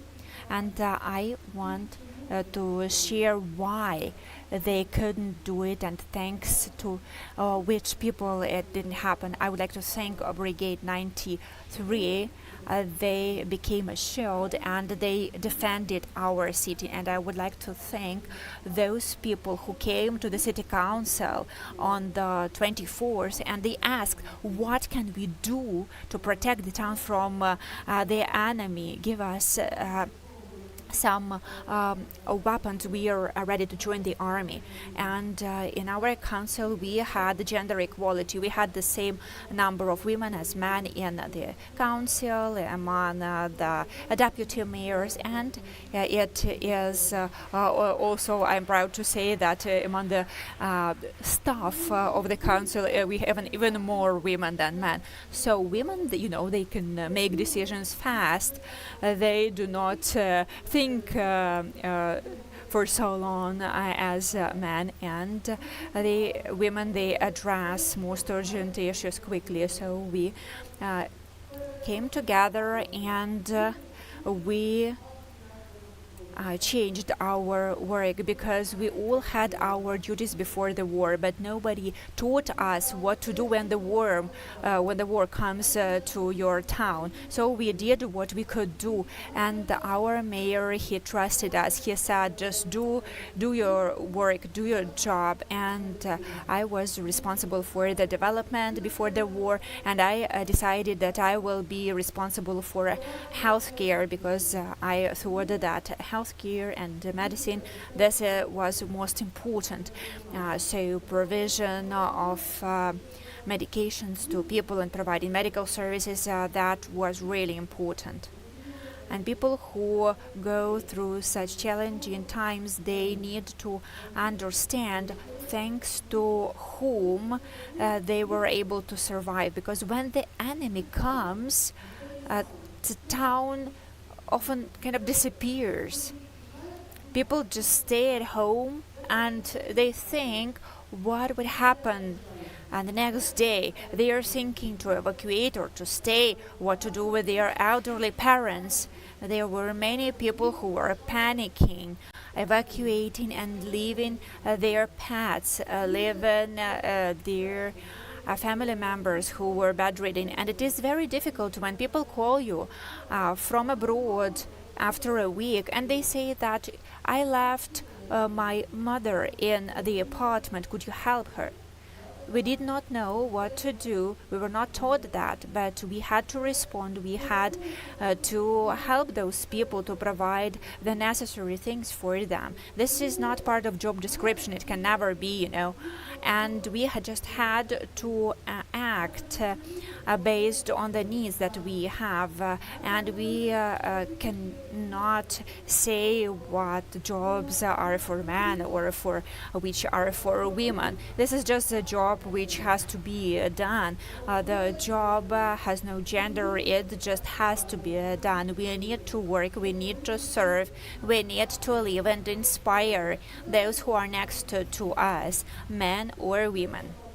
That is the most important thing. And also we need to remember about those who are next to us and who are not able to take care of themselves. Because there are such people who are not able to defend themselves. And we need to help them. So I want to say that mental health is critical. Our people, they have PTSD and they will have it after the victory as well. So it is very important to have rehabilitation centers. It is important to have psychologists, and it is important to teach people to live during the war and after the war, and hope that it will be better. And I want to say that Donetsk, Kharkiv oblasts, which are close to the front line and which suffer from shelling, people, they live there and they are afraid of the sky because of the things which can come from the sky, and that is really scary. And I want to address our international partners and say, please help us not to be afraid of the sky so that our kids are not afraid of it.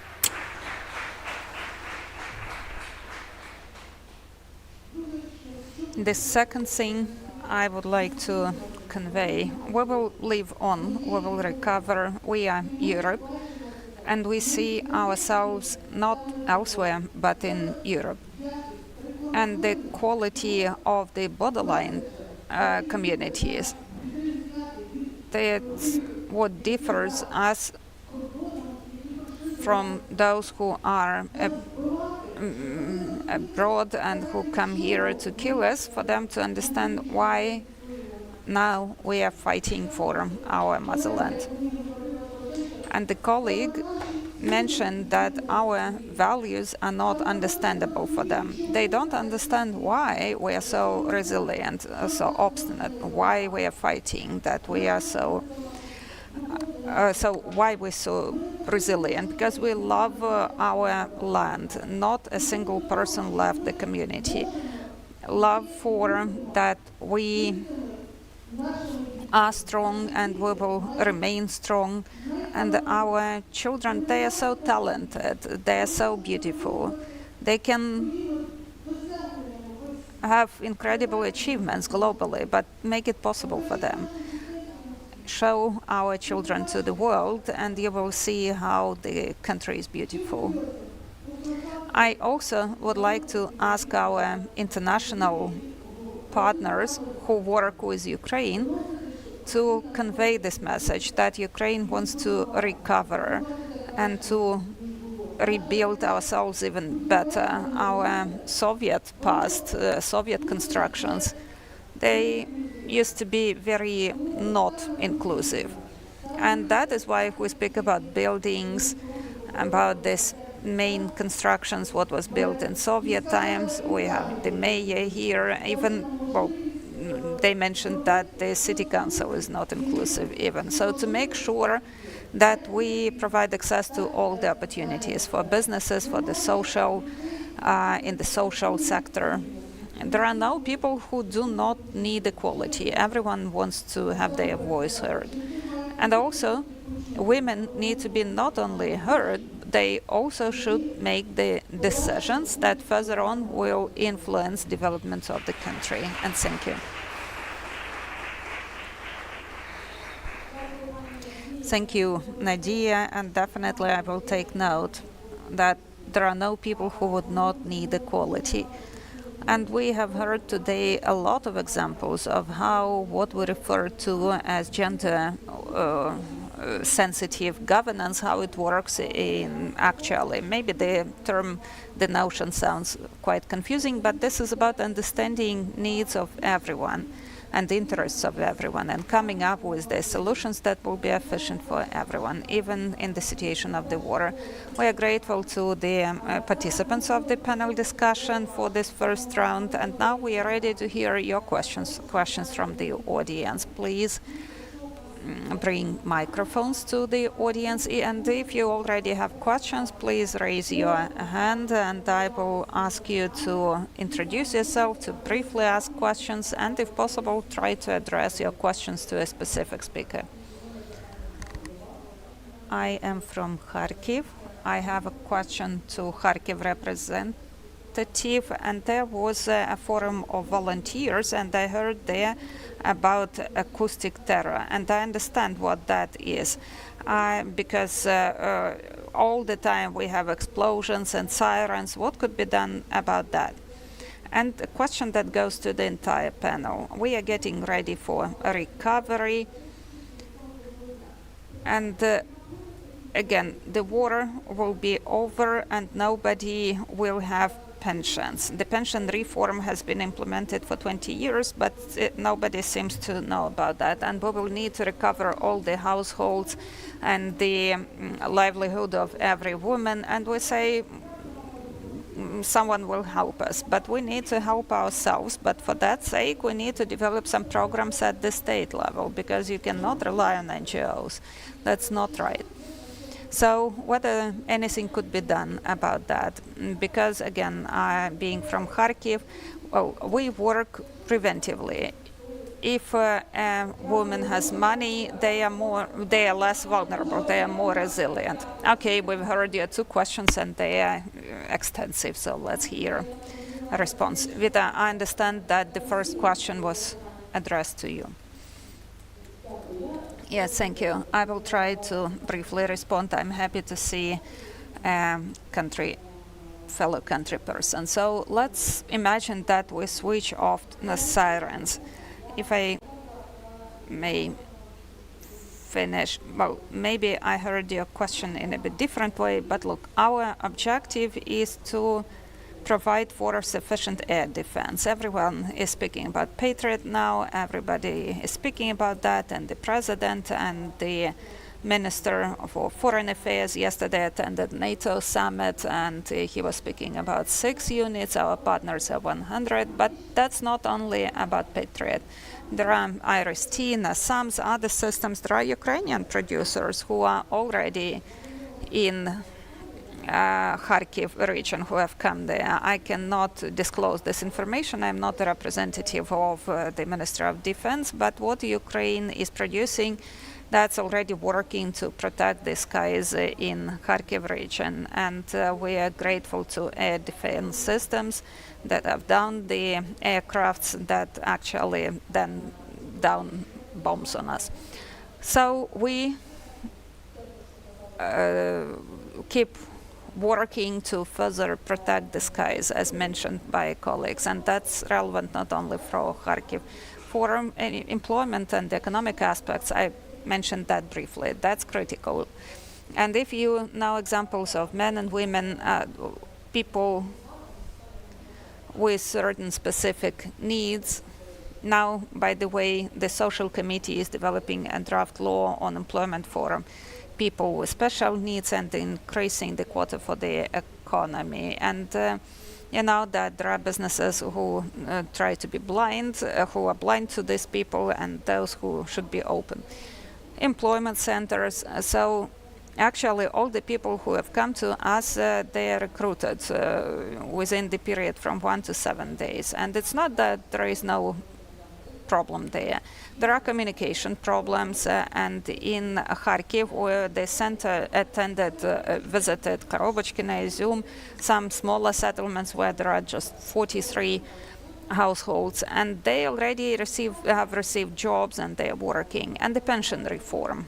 We have a lot of reforms that have been ongoing for like 30 years. We didn't have the law on food safety for children, for infants, and we adopted it just 2 years ago, and this is required for European integration. And I'm not part of the committee, even though we are involved in peace, but I am ready to clarify this information for you.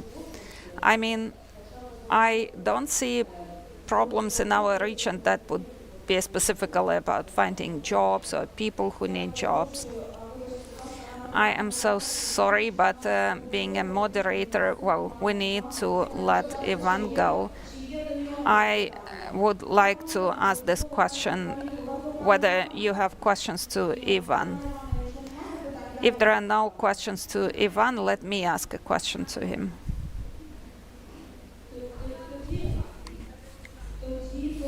Okay, then a question from me. Ivan, I am grateful for your participation and that you've been with us. So what steps you believe the state should implement to make sure that in the situation of the war we didn't lose the very important achievements of the decentralization reform, because we understand that this is what has helped our communities to survive. So what should we do in order to increase, sustain and increase engagement, participation of women?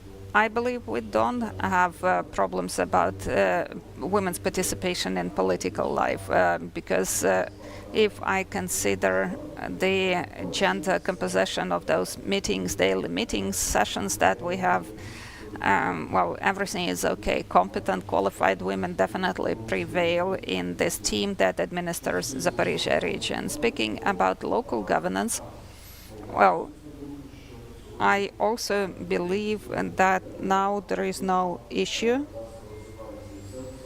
We are developing local governments, and development of decentralization is ongoing because this has become a mainstream thing for development of our state, and now there is no issue there. The other way around, we can see that even when we assign heads of military administrations in occupied territories, we give the priority to elected leaders.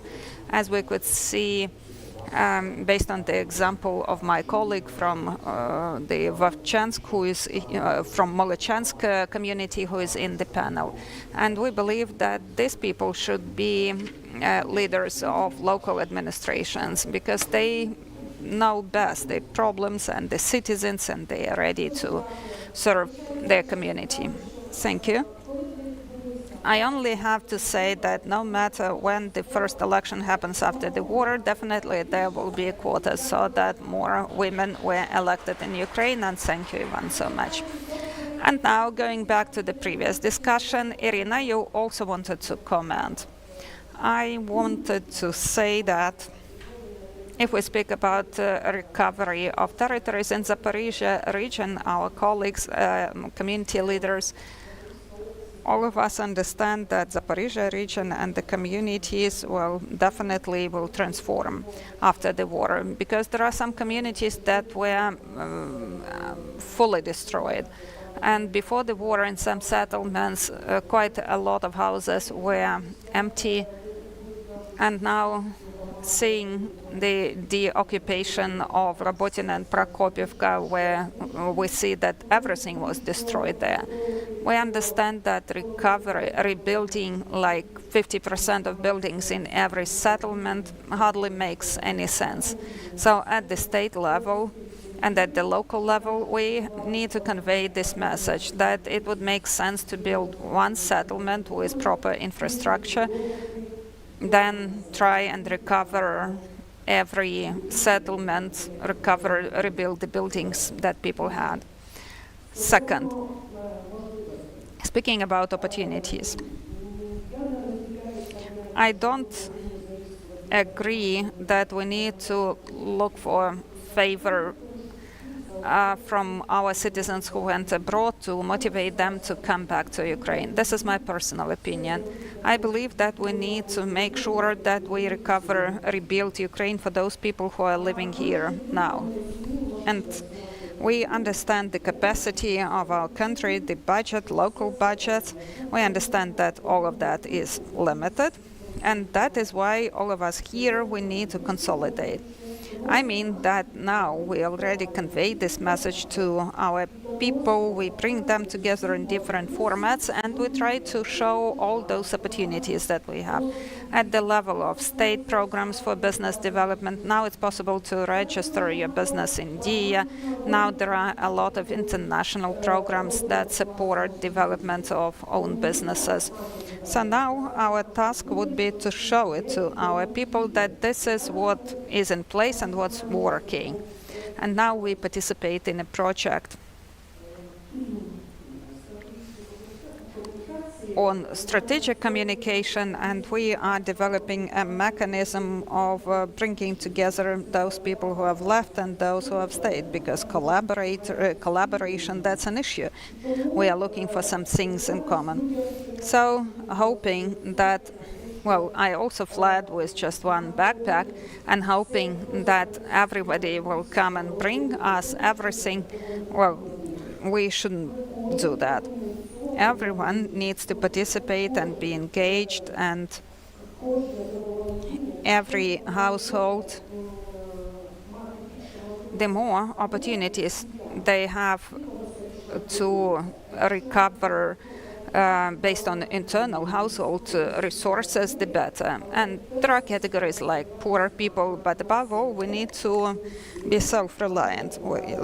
And us, the authorities at different levels, we need to show, to make known the opportunities. And when we are deoccupied and when we see the actual situation and how we are going to recover, because we have 22 rural settlements and this town of Molochansk, well, then we will develop the recovery plan and we will engage our partners, and now we are developing the portfolio of projects to step into the recovery process as soon as possible. So I believe that saying that the state owes everything to everyone, that's not right.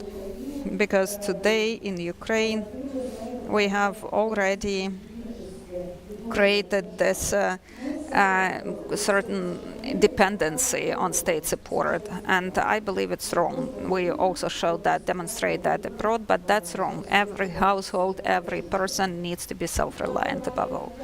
Thank you, Irina. I saw a question from Luba. You're welcome. No microphone. You need to use the microphone because we need to hear interpretation. Hello, this is rather an address to Maria. I am a civil society activist, Lyubov Lukyantseva from Kropivnitsky. I work with the MP caucus Equal Opportunities in Poltava City Council, and I'm happy to see Katerina here. So my question is about challenges for councillors, and this is quite serious. One of those challenges is adoption of Resolution 69, which prevents women MPs and councillors from crossing the border. That also covers other categories. But as a result, now at the local level in every region, there are a lot of situations where female councillors have to resign. And in Khmelnytsky region, more than 20 cases like that. This is about at the level of councillor groups on gender issues in every region. We organized campaign collecting signatures to appeal to the Speaker of the Parliament and to the MP caucus, Equal Opportunities, Prime Minister, and so on and so forth. So if there is political will and understanding of that issue, that may result in irreparable and significant negative impact, because now this resolution has this discriminatory nature for women in local governance. Well, regarding the procedure, I believe it is not the decision of Verkhovna Rada, right? Well, I'm happy to see you, Lyubov, and it's not our first meeting. And you mentioned the specific text of the resolution, and it was adopted by the cabinet. I'm just explaining that to the audience for them to understand. It's not about Verkhovna Rada blocking something. And that's also not our kind of one-sided decision. This includes the border guard service and their position. It was also discussed at the Security and Defense Council. So, of course, I cannot ignore what you've said, but I cannot respond right now, because it's not just about checking if we have that on parliamentary agenda. And regarding the negative effect, I know about these cases, the situations where colleagues could not proceed being in those positions. But frankly speaking, those who have the mandate to, those who were elected, men or women, well, MPs, they were in France on the 22nd of February 2022. They left the territory of Ukraine before the full-scale invasion, and that's shame. They lost their mandates, however. But I'm sure that the colleagues who have the mandate for representation at the local level, they need to be here at home in Ukraine. If there are some serious circumstances, I'm not speaking about the risk that they may leave and not come back. I'm speaking about the philosophy behind that. I mean, I absolutely agree that they should have the right to leave the country. We have the constitution there, but let's check that with responsible authorities. It's not me or Ms. Kondratyuk or other colleagues who would make that decision. I'm with you. Thank you, Maria. The only aspect is that local councillors, they do not receive salaries, that they cannot be compared with MPs. Well, thank you. This is not the first time when in this platform we hear about this issue. And Elena, I understand you would like to comment. I just have to comment, but I will comment from the audience. This is our third address on this, and after this Congress, we will make another address. I understand now that from the regional level, you addressed the authorities. I think that soon we'll have a meeting with Prime Minister, who will come back from his tour. Today he is in Riga, and we will. I will personally give these papers to him, because this is the issue of the future and how women could feel. This is the trust towards women who work in local authorities.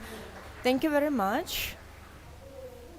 Yulia Molenko, Kyiv City Council, I want to thank in the first place for being sincere, especially those women who personally experience these terrors of persecution. And I want to thank Ms. Lilia that you inspire your women who live to create hubs, because in Darninsky district of Kyiv we have Kramatorsk and Bakhmut hubs, and we cooperate with them. They work fantastically. It's like we have glasses. They have very clear structured work. And thank you so much for your long-distance work. Then the second about this preparing women to live here and now.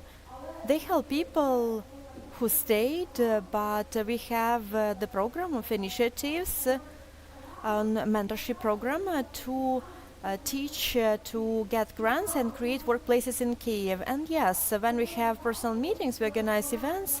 We try to inspire them to create something, because, yeah, Kyiv is not that easy space to create business, but they're active. They develop and adjust their business plans to Kyiv structures. They use their experience, and it's wonderful to work with them. So they need to take grants because then we need to create these workplaces. And on behalf of hosting community, I want to thank you for these people, for supporting them, what you organized as decent work, and that you economic front is important to us for these people to have a possibility to create workplaces and to adjust, not just wait for assistance, but to be a productive force and to create GDP. Because I believe we as women, we will unite and will support that by businesses, cooperations, because economic ingredient is very important. So it's more like thanking you, and it's also it's encouragement to motivate people to create workplaces, because adjusting the community depends a lot on whether the person has a job and they can continue their life forward. rather than feeling whether this place is suitable for them and whether they should stay or leave. And it's wonderful that you provide support and to give them motivation that if they were successful in Slavyansk or Bakhmut, then they can manage to do things in Kiev. I'm really grateful for these programs for veterans and wives of veterans. They create fitness centers and they adjust, and that's just a comment. Thank you very much. Thank you, Yulia, for bringing some information from Kiev. Yulia? Thank you. Yulia Dupashkuchus, so local deputy in Chernivtsi district, Chernivtsi region. I have a comment. In our council, so some deputies say left their mandates, but there is a paradox when we ask the head of the community to ask the permission to have a work visit, because there are different humanitarian missions. So the city council explained that we are not their employees, and then they cannot provide us the permission. So we had the situations when deputies were forced to leave the train at the border. So then, if it's not possible to eliminate this resolution, so then at least to expand the circle of people who can give us this permit, because the city council and the mayor, they say that we are not the employees, and then we don't know who to go to get this permit. Thank you. That's basically the same level that we've just discussed. Believe me that MPs don't go abroad for no reason. Yeah, we understand that we have different positions about receiving salaries. We had issues. I just want to say that I'm trying to look into your eyes. We will try to do everything possible to receive clarification. If it's a visit to a partner, to a visit to receive aid, that's an important aspect. And I feel bad because Chernivtsi has always been the safest haven in Ukraine. We traveled through Chernivtsi a lot, and they hosted a lot of IDPs from Donetsk, Luhansk, Zaporizhia, and Kharkiv region. You did so much for us, and then the local deputies, they had to leave these positions, and so. But that's already happened. Now let's see what we can what we can do in the future, not to intensify it and make it worse. I would like to remind you that Equal Opportunities Caucus and your FAM, they analyzed this resolution. This analysis is accessible and it can be further improved because we open up new aspects on how this resolution brings negative impact. Any other questions from the audience?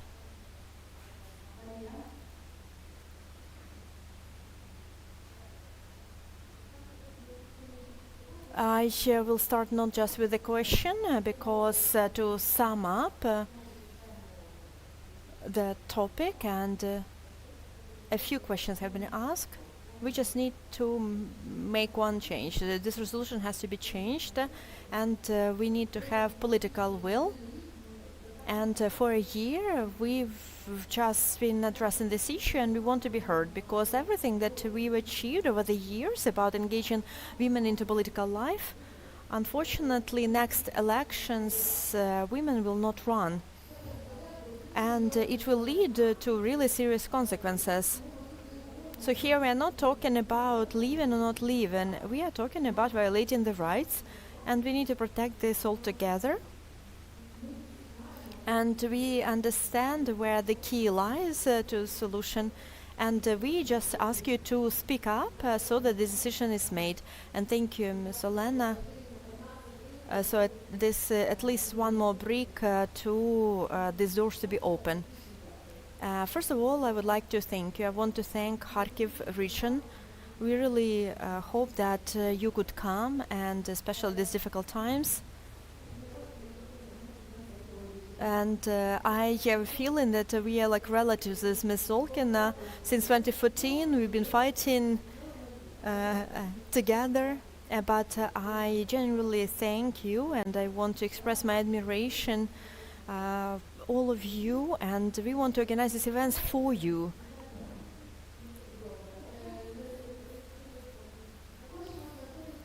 We want to find strengths, and when we see people like you, then we can keep going forward. How do you think? Do you have enough cooperation in your workplaces with executive power, with central, regional level, civil society organizations? Do you feel this cooperation on the local level where you can discuss and develop strategies, not just social issues, but economic issues? Do you have this impact on the decision-making process and cooperation with other institutions? Thank you. Thank you, Marionova, MP. I think this is the question to all panelists. My answer is, I started my career as a public servant, and I understand how public servant acts. But when there was no cooperation on the 24th of February, we were in informational vacuum.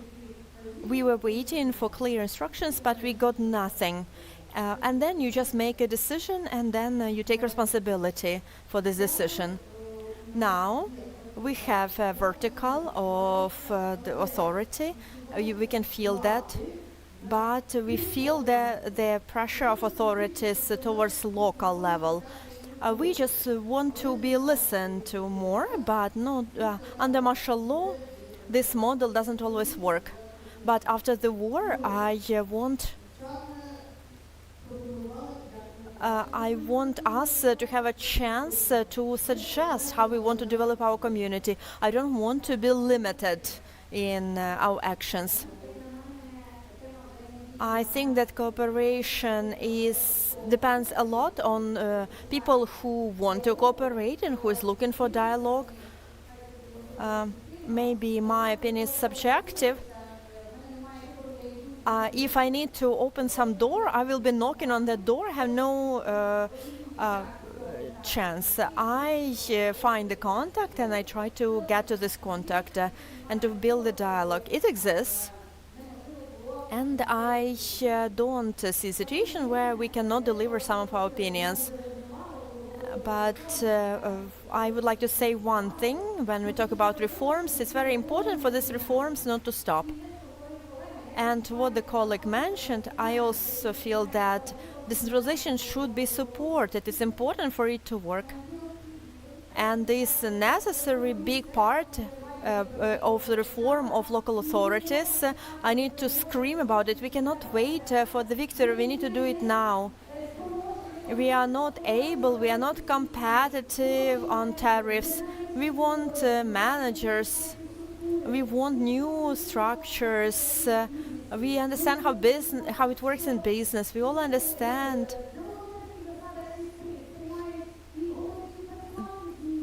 that. On volunteer basis, many people are ready to cooperate, but it's not competitive to have workplaces. We are grateful to funds and you create great workplaces, but we cannot compete. Everybody wants to be partners and sign memorandum, but we need a stable team that will work 24/7. But who comes to us? Women. Because they come there, because they are motivated and they want to bring changes, and we want to provide them really good job opportunities and salaries, decent salaries. So if there is a chance, we shouldn't wait on a post-war period. So we understand that we will not live before and after, because we live now and here. And now we are capable of changes. We don't need to wait. And so decentralization. So in Poltava, we have 55 villages which are joined to Poltava. Only 10% of population there, and there's a huge potential. We don't want to create a situation that territories feel unnecessary. We want decentralization to work, and that's what we are trying to do locally. And I see a great consolidated circle of our deputies and different levels of equal opportunities deputy groups and caucus. Maybe sometimes we even don't talk about problems, so we try just to knock on the doors where we need to reach. So we can work on a day-to-day level and to find contacts that we need. We have 1 minute. I think military administration. So the military administration stopped decentralization because when we were mayors, then we were accountable only to our voters. But now we are accountable and we're under control of military administrations of different levels. And they use this right. But we all understand that it's necessary under martial law because our councils cannot function. We cannot make decisions as a council because there are collaborators, there are deputies on occupied territories, there are deputies who left their mandate, and 3 of them because of the reason that were presented earlier. But we understand that this is temporary. We need to go through this, and then it will go back to the way we were. We will leave, cooperate, but we just need to be ready. About civil society, my dears, you are represented here fully, and I would like to say that those regions with active military hostilities, our territorial communities, these are military administrations, and without the permission of the head of the military administration, because of current times, some projects we cannot lead without informing them. So my address to you, take into account that now there is a situation which is very sensitive, but when you present the project, please inform regional administration and communities. So I ask you, because we have a lot of miscommunication on this. And secondly, yes, as we are presenting the changes into the resolution of Cabinet of Ministers, it means that we are listened to. And what we don't like, we try to change, and the state subvention on domestic violence institutions, so there are changes, and territories with active military hostilities, we managed to create we created these 5 establishments for people who became victims of domestic violence. So we thank everyone, but that's a lot of work, and we need to move from all directions. Thank you very much, dear panelists. We managed not only to finish on time, but with really complicated task on outlining the framework of the issues of women leadership on local level. Once again, thank you so much for your participation and for your work.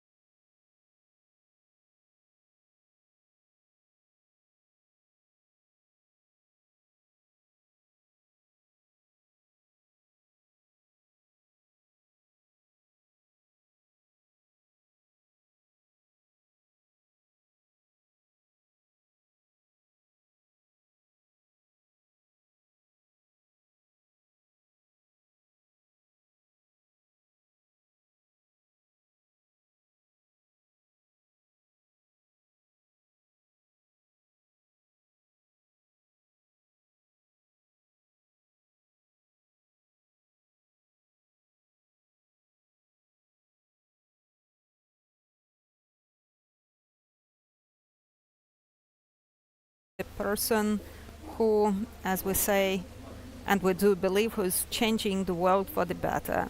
And this is, of course, the representative of NDI in Ukraine, Marcin Walecki, who has been working with us for many years. And he gives us the confidence that probably the next president will be a woman, and the prime minister and the speaker of the parliament, those will be women. The mayors of largest cities would be women. Now, Marcin, the floor is yours. You are very much welcome, and we are so happy that you are with us. This is the most important thing. Thank you so much. And I'm sorry, I'm going to speak English because it's going to be much faster. What you said. From now, you can remember me as a man who took your coffee break away. So I will be really, really brief. And look, we have many partners, but I have to tell you honestly, we're privileged to be working with all of you. Every time my team, and I can also say it on behalf of our donors, every time we come here, we are celebrating an enormous partnership.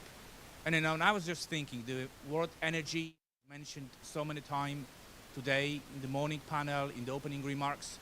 And I think, when I think about Russia attacking this critical energy infrastructure and destroying it, they will not succeed, because they will not be able to destroy the energy which we have within Ukrainian society. They will not break energy of Ukrainian women.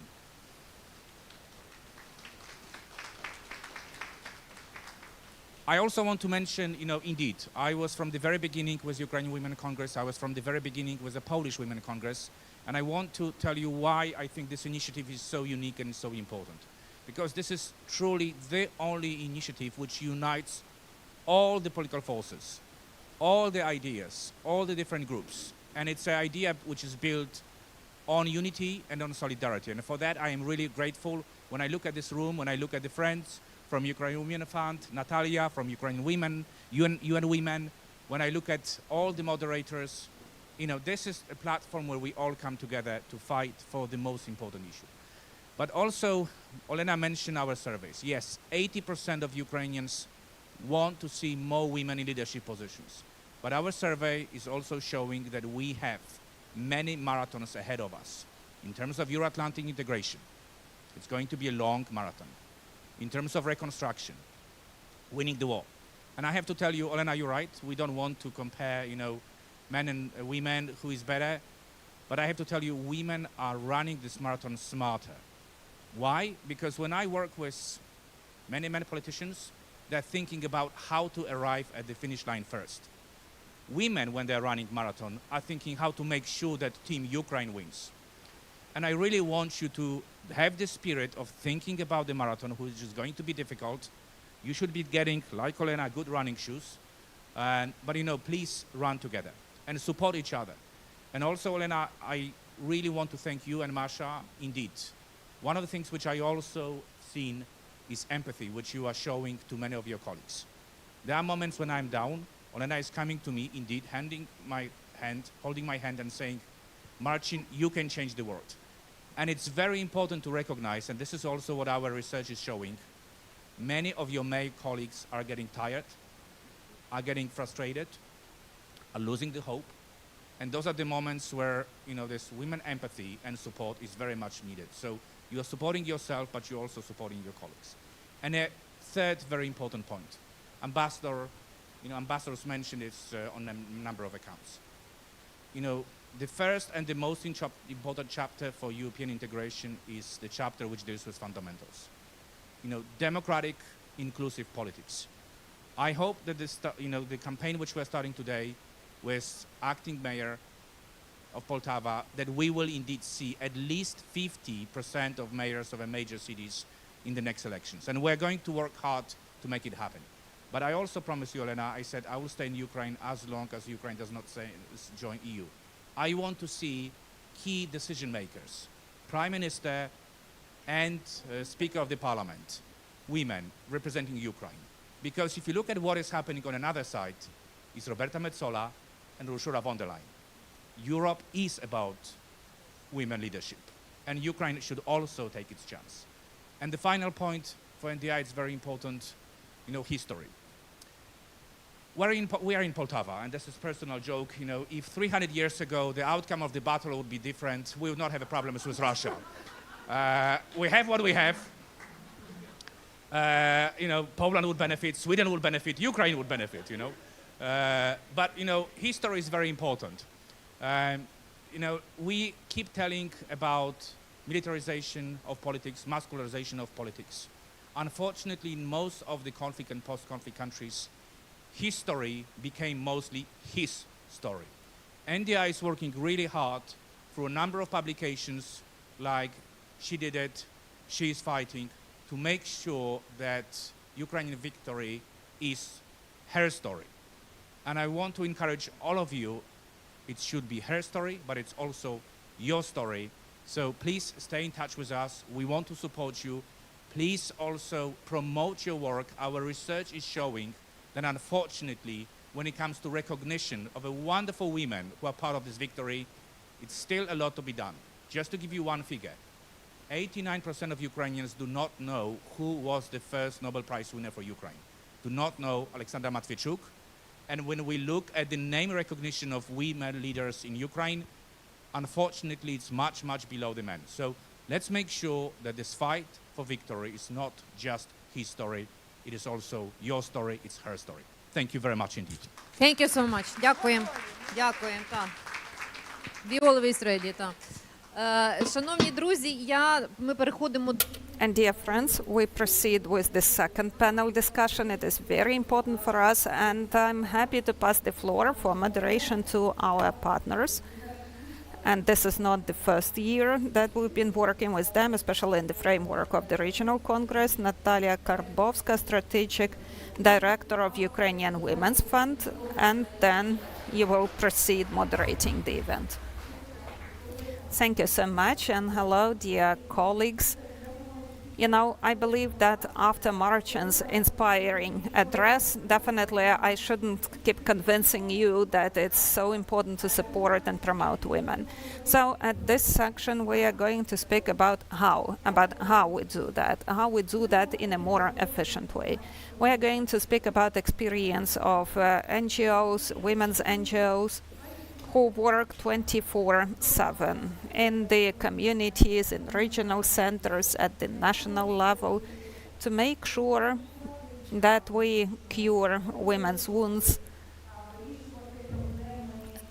that we address issues here and now, that we do our nowadays better, but also to plan our tomorrow. And we will also speak about how efficiently we impact what's going to happen tomorrow, and what we need so that tomorrow it were better, and so that we had a voice there, so that our voice were heard. What should we do so that we were at the tables where they make decisions? But it's important that we also feel comfortable at those tables, not only decision makers, but also all of us, so that we were heard and listened to. Today, I see more chairs. We have 8 participants, and that's a challenge for me as a moderator, because I have 1 hour and 8 participants, outstanding participants who always have something to say, to share.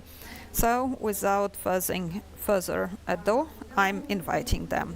That's my pleasure to invite Maria Adelasia Divona, Senior Advisor of UNDP for Gender Issues. Yeah, welcome. Our next participant is Olga Velichka, Deputy Mayor of Poltava and the Councillor of City Council of Poltava. Hello, Olga. Tamara Rodova.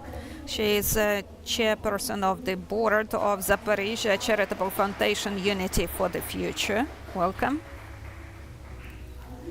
Angelika Belova, founder of Roma Women's Union, Голос Romni, and regional representative of the Ukrainian Women's Congress. Nice to see you. Anna Sharihina, please join us here. She is a co-founder of NGO Kharkiv Women's Union Sfera. Tetiana Chernetska, another participant from Kharkiv, vice chairperson of the NGO Center for Gender Culture, and Tetiana Ivanina, our local participant. She's chairperson of the board of the Bureau for Gender Strategies and Budgeting. Another participant from Poltava, Lyudmila Svistun. Welcome. She's project manager for Caritas Poltava.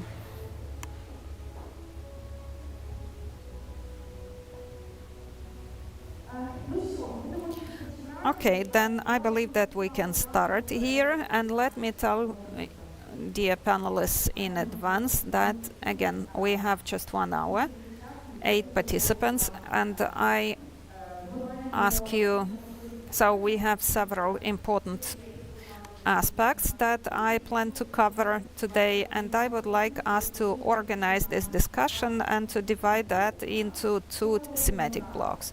What we are doing now already, supporting women in our regions, not only in our regions, but also at the national level, what success practices we have that we would like to share, the support that we need for us to work even more efficiently. So this is about today. And then also we are going to speak about tomorrow, how we see our participation in this recovery process, because this is Path to Recovery, and this is the title of our forum. And what we expect from authorities, from us, from international partners, to make sure that recovery is gender inclusive in Ukraine, so that it didn't happen just as it goes, but so that it followed the proper procedures. So let's have this discussion and answer these questions. And now I ask our panelists, participants of the discussion, to speak very briefly. So let's proceed with questions. So how is it now? And I have my question to Ms. Adelazi. So what's the way for UNDP now to respond to the new challenges that women in Ukraine have, and how do you are you supporting women and women-led NGOs in addressing those issues? Thank you, Natalia. Let me remove this. So thanks for having me. This today marks 4 months of my presence in the country, so it's a learning opportunity for me, as the Canadian ambassador mentioned before. And thanks for giving me goosebumps, because I really got emotional in the previous panel, so much so that my smartwatch warned me that my heartbeat was too high. So thank you for that. And it's a learning process for me, but you are leading and paving the way also for other women in other countries.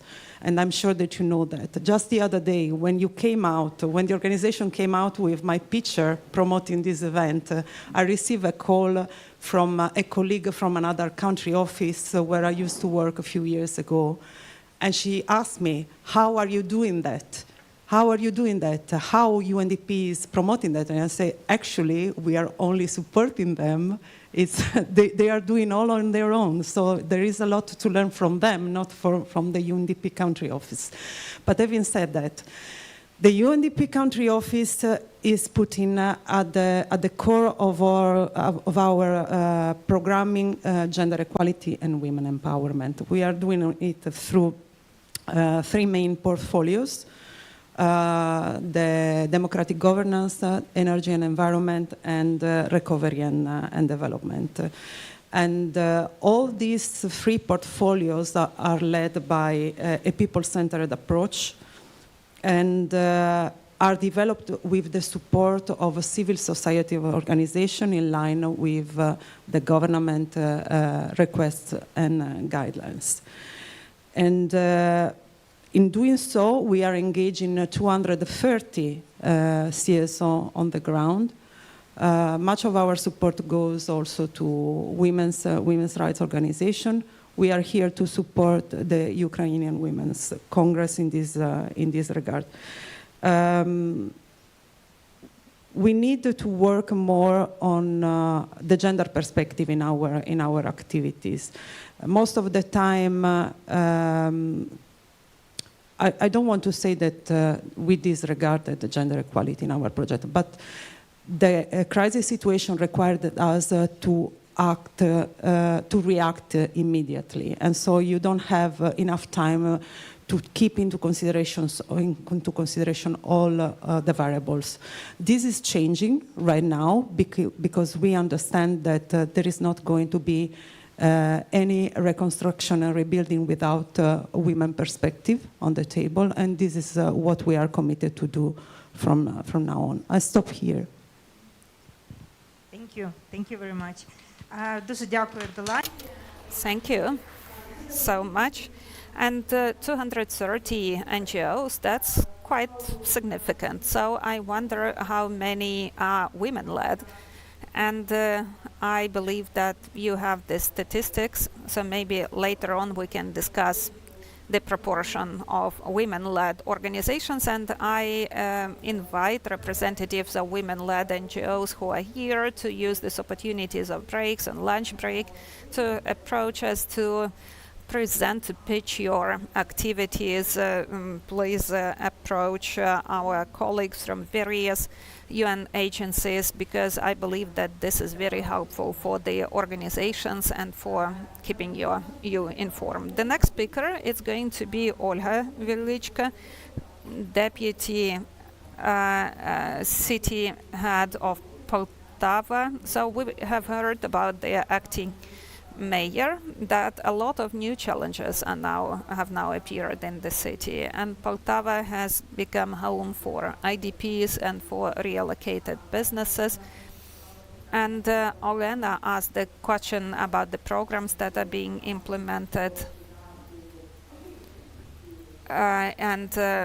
so you could add something there. So how is the city helping the women, internally displaced people, veterans, entrepreneurs? What is your successful experience that you would like to share with us? Hello, everyone. I will comment first, and then I will answer the question. I would like to say that I have heard today a lot that there are many women in local authorities, in the parliament, in the government, but it wasn't always the case. And I want to thank 3 women who are here in the first row, who have been fighting for women's rights for many years. Thank you for introducing gender quotas, because through this initiative we have this representation. We are at the table where decisions are made. The woman has to be there where decisions are made, because during the war we made sure that bravery, will, professionalism, they are not gender specific. And I want to thank these 3 women. You do a lot, and we are grateful.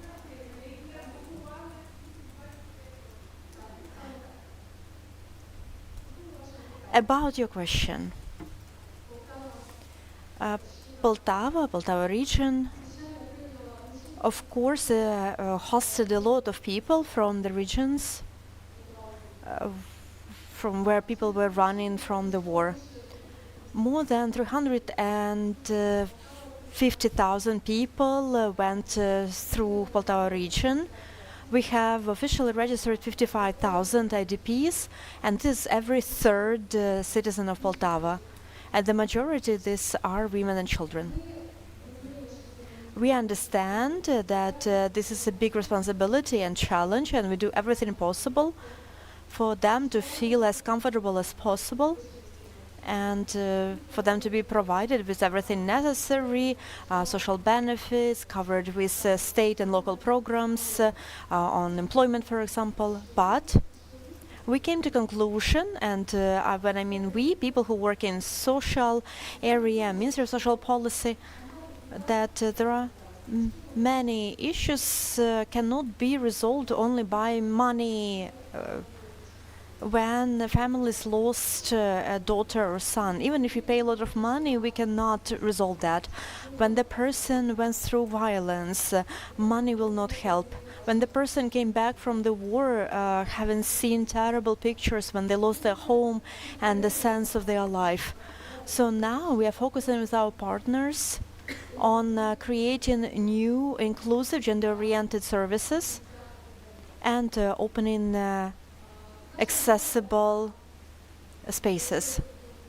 We joined pilot projects of the Ministry of Social Policy, and a week ago we developed a new service of early intervention. Why I talk about specifically about this? Because for many years volunteers have been working with women who take care of children with mental and physical disabilities, and unfortunately we know that these women are single mothers, and it's very important to provide a service to women. Then the second is the Center of Resilience.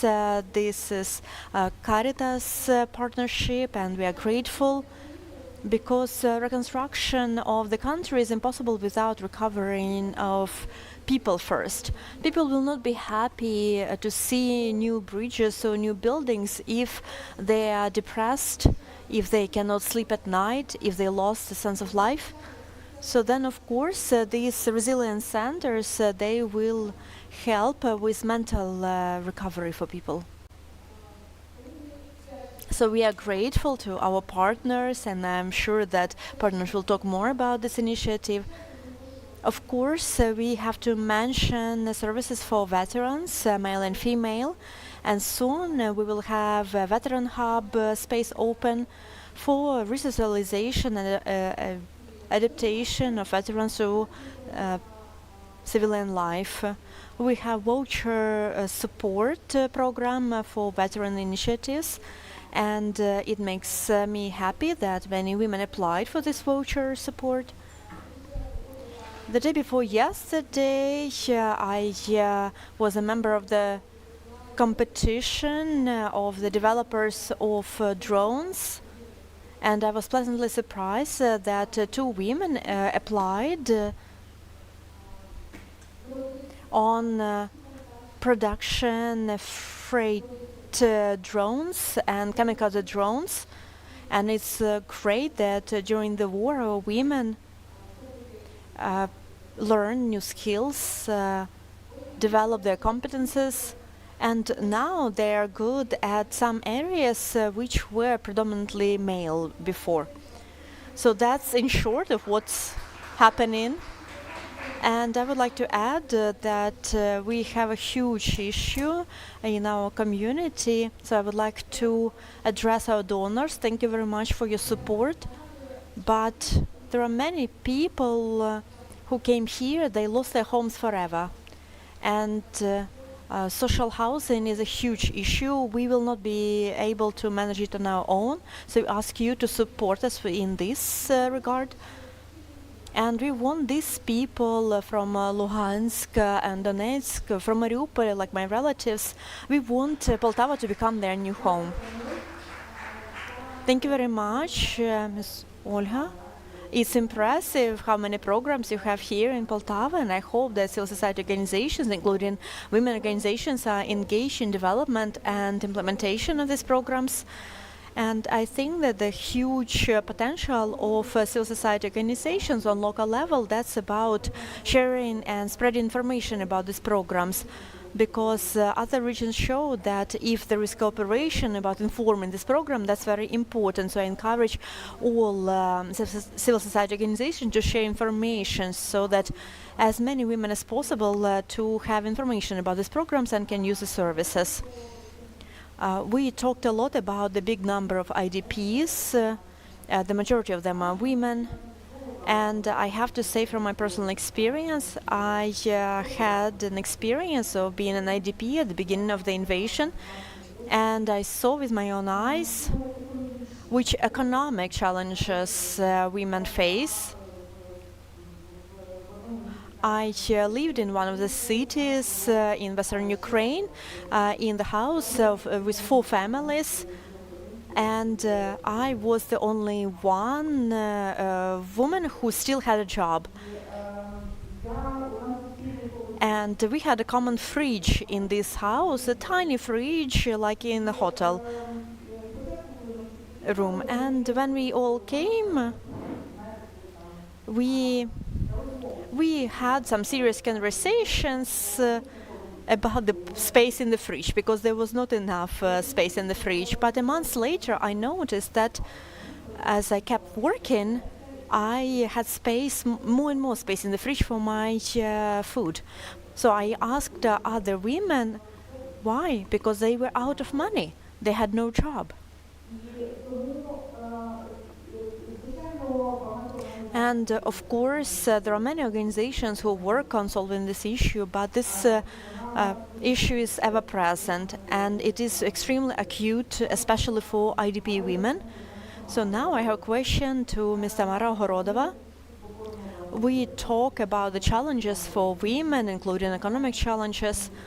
I know that Unity for the Future, you did research on economic situation for women in 3 regions. So what are your key conclusions? What would you like to share with us? And what are the main ways of overcoming these challenges that you notice, and how civil society organizations, in your opinion, can help? Over to you. Thank you. Thank you for this invitation. And I would like just to say that Zaporizhia Charity Fund, Unity for the Future, which was created in 2004, we worked in Zaporizhia and Zaporizhia region. In 2014, we started to work in Luhansk, Donetsk, and Zaporizhia region. And then since 2022, we worked in 14 regions of Ukraine, and these are the regions which were in the state of war. A lot of people came to us. Zaporizhia Charity Fund, with support of partners, international organizations, throughout the 2 years, we managed to have 60,000 families. That's more than 200,000 beneficiaries. This was incredible work, and I'm really grateful to these professionals who joined our work from the very first days of the war. From the 4th of March, we started to provide assistance. Women who walked from Mariupol came to us. Donetsk, Luhansk, and Zaporizhia people came to us, and donors gave money for evacuation first, evacuation from occupied territories, Kherson and Zaporizhia regions. And there's a huge number, with support of our international partners, this huge number of people, they managed to preserve their lives and lives of their kids. When we start to analyze the list people, so 76% these were women, and more than 70% these are kids who received this assistance.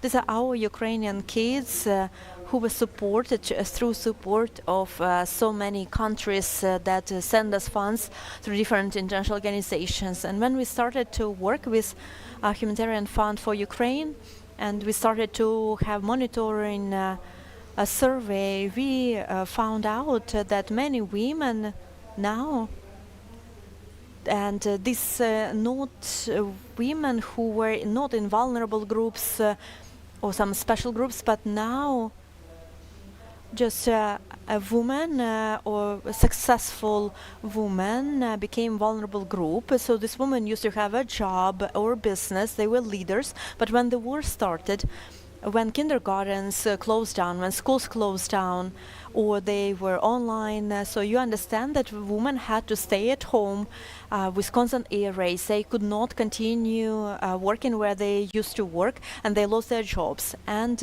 we wanted to research how many of our women have education and want to work. 54% of women have higher education, of those who came to us. 91% they try to find their job on their own. 27% of them, these are women who tried to restart business during the war. And when we looked at the barriers, and the first, that's close to schools. I have to say that 1,300 respondents who we asked in 3 regions, 55% of these, so when schools are closed down, they cannot find a job, they cannot always work online, so that they can take care of their underage children and try to work as well. There are many women who take care of the elderly relatives. Men are at the front line, and the elderly with disabilities, they need this care. And so many women now, they are closed inside their families, and of course it influences her job opportunities. Among those women who haven't been employed for 14 months, 80% of them, they want to find a job. Those who have been unemployed for more than 14 months, only 60%, they are not planning to find a job. And it's also a pretty worrisome situation, and we need to look into that. Also, I would like to say about civil society organizations, when we start working, we always come with a letter to the head of military administration with a request for information and ask to support the meeting with local communities, because we are extremely grateful to NDI. We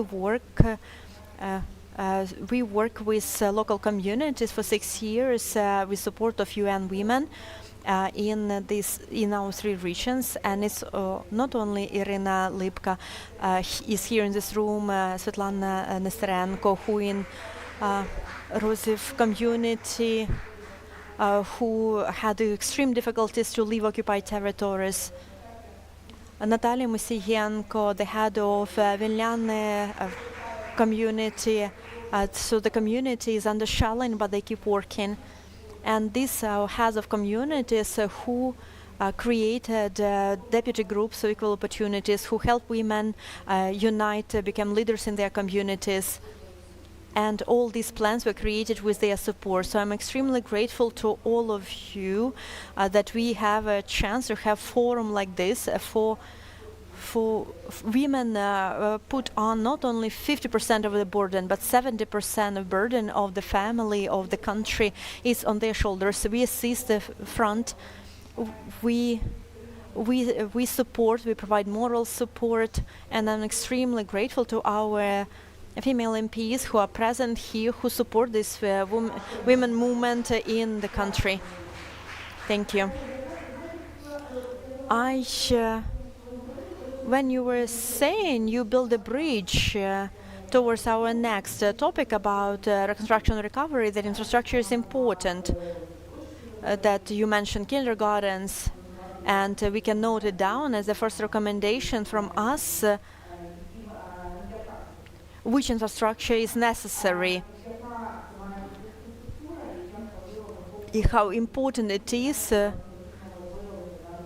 to have comprehensive approach to this issue. Let's move forward. Now I would like to give the floor to Angelika Belova. In Ukrainian Women's Fund, we've been working with you for many years, and we know how much you work providing humanitarian assistance to Roma community, Roma women. Of course, there are many new challenges, but at the same time, you work on development of leadership and leadership potential of Roma women. How do you manage to combine these two not really combinable directions, and what helps you, and what support do you need? Thank you. Thank you, Natalia. Yes, the voice of Romni. So as many civil society organizations in Ukraine, we started to work with humanitarian aid when the invasion started.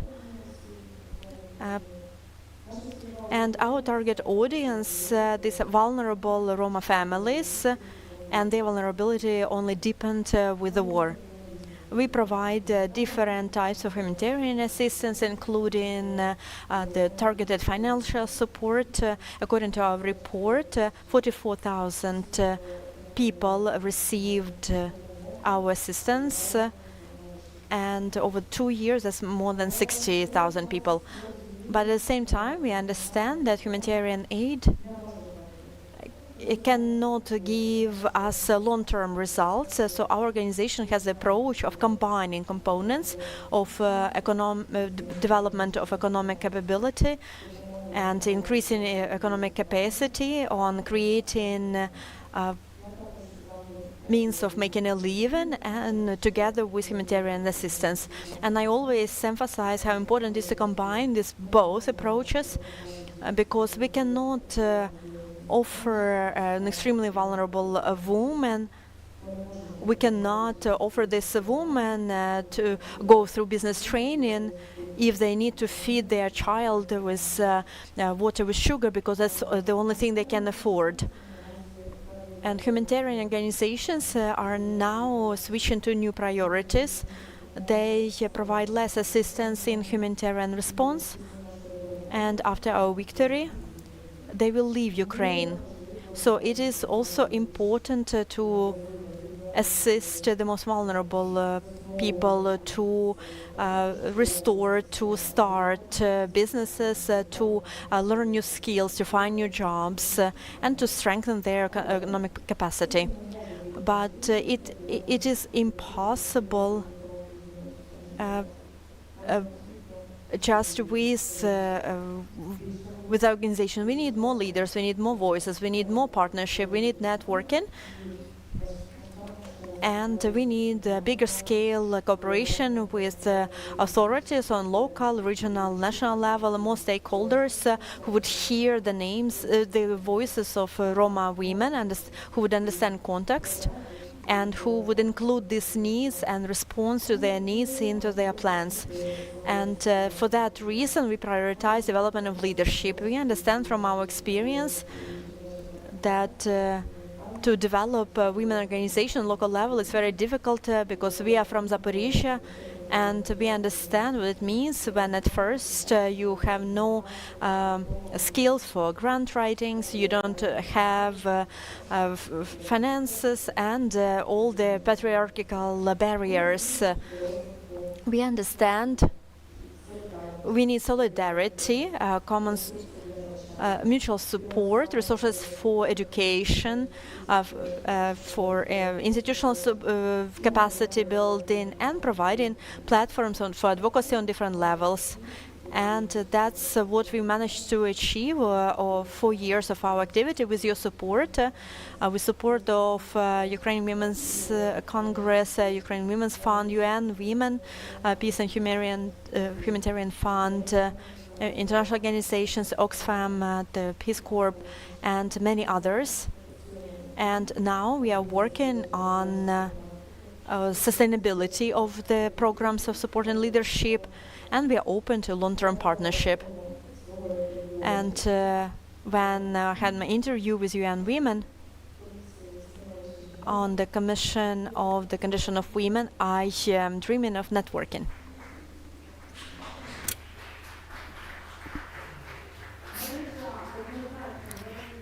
Yes, networking is needed for Roma women, that is for sure. I'm sure that Angelica wanted to say that, and if you want to add something, we will give you an opportunity later on. And I wanted to add that I'm convinced that Roma women and all women, they need support of a broader women's movement in Ukraine. So I encourage all of us to support each other so that we are the voice of each other. And another organization which is an important part of Ukrainian feminist movement is Sfera women's organization, and before the full-scale invasion it used to be a human rights organization, right? So you work in awareness raising area to support women, LGBTIQ plus community, and also on Facebook I saw that you were providing humanitarian aid in your city very actively, and also in in the oblast. Also, you were providing this mental health support, which is super important. And what has changed in your activities today? And do you have enough support from the side of authorities and from the side of donors? So how is the situation for you today? Hello everyone, my name is Anna Sharigina. I'm from Kharkiv, from Sfera NGO, and I've made some notes just very shortly. But I hope that we will have the floor later on. And I wanted to mention some challenges. The first challenge that we faced about a year after the start of the full-scale invasion was, how can I describe it? People who in our city who depended on humanitarian aid. Those were IDPs, but not only IDPs. And the city authorities and volunteers, what they had to do when the invasion started, so it was not helpful a year later, because people, they lived in dormitories, food was brought to them, like there were some people who came to work with their kids and to entertain them, and they didn't even know where the nearest supermarket was. They didn't want to know it, and that was bad. And we wanted to organize some tours around the city, tell about the history of women in Ukraine, history of the city, and people, they were not interested. They didn't want to do it, and we understood that people felt really low, they felt depressed. And the second thing is the peaceful assemblies. Since the times of the Revolution of Dignity or the Revolution of Grenade, these peaceful assemblies, they have always been an important tool of interaction of people and those who are in power. So I see what is going on in Kiev and what is in Kharkiv. Where is Vita Kovalska, who was participating in the previous panel? So can we call it dialogue of the authorities and citizens? I don't think so, but Vita, I was told that she is a deputy on gender equality in Kharkiv.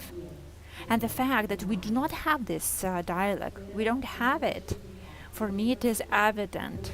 For 15 years we have been working in Kharkiv, and we had 5 or 6 marches and rallies for women's solidarity and Kharkiv prides. And when we wrote letters to Kharkiv authorities, we were asking to have meeting, to have a discussion, to just have not a working group, but just to discuss together how to best organize such rallies, to make sure that there is no such tension in the city.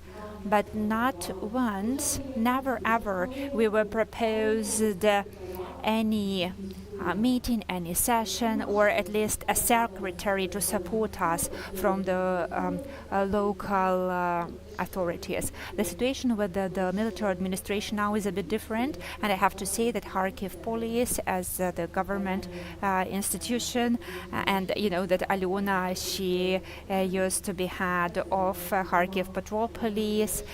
She's smiling because I want to say that we were able to build contact with police, with this institution, so it can work. And throughout this time, the patrol police did not become worse, when they started talking to us, to civil society, to the community.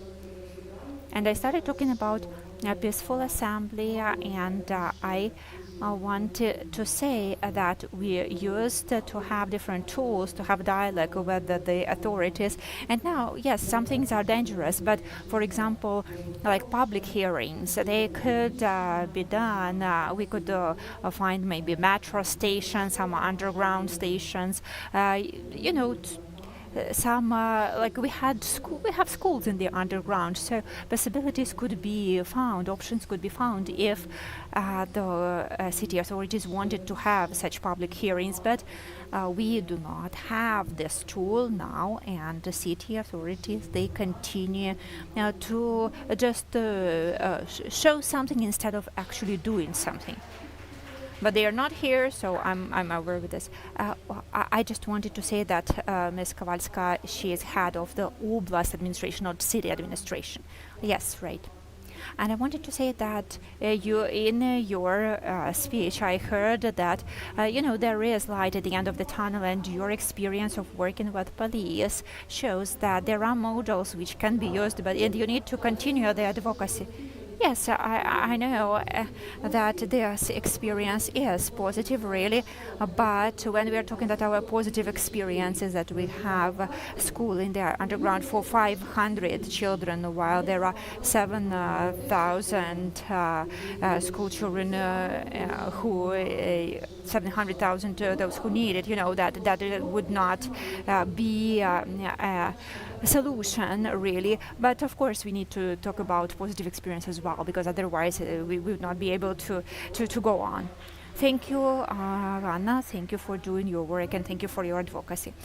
And now we have Tatiana Chernetska, Vice Head of the Board of Center of Gender Culture. And I know this organization for many, many years. And, for me, you take a special place in the women's movement of Ukraine. You are about bringing women together, bringing women's organizations together around joint values, joint ideas. This gender museum, I'm sure that we all know it, and I'm sure that most people have been there. If you have not been there, you should go to the Museum of Gender Equality in Kharkiv. Yes, they have this wonderful museum. And another initiative, which is being joined by many NGOs, is celebrating 140 years of women's movement in Ukraine. So I'm sure that you know better than others how women's movement is living now, what is going on in this sphere, what challenges women's organizations are facing. And I wanted to ask you about donors. What donors and international organizations need to take into account when they support women's organizations in Ukraine? As Angelika said, they have to respond to challenges here and now, and also they need to think about the future. So what would be your recommendations? Thank you, Natalia. And that is a responsible mission, an important mission, because I think that people from the government, they have left, but donors are still here, and we can talk to them directly. I mean our local government, because we are still trying to build contact with them and do something together at the regional level. I think that previous speakers, they were all saying that whatever they did before the full-scale invasion, in addition to that, now they are providing humanitarian aid. And on the one hand, that is good, because when there was such a need, the women's NGOs, they said, we are here, we are ready to do it. But on the other hand, we have another problem, that women organizations, they have to switch from the activities they used to be doing to this humanitarian aid. So they are not focusing on women's rights as much. And the situation is changing a bit, but many women's organizations, especially at the beginning of the full-scale invasion, used to say that donors bring a lot of humanitarian aid, and they say that that's your responsibility, do whatever you want with it. So there was no support for people to distribute, to work with it. But we have some accounting procedures that have to be done, and also distribution needs to be organized in a normal way, so that there is a respect to human dignity.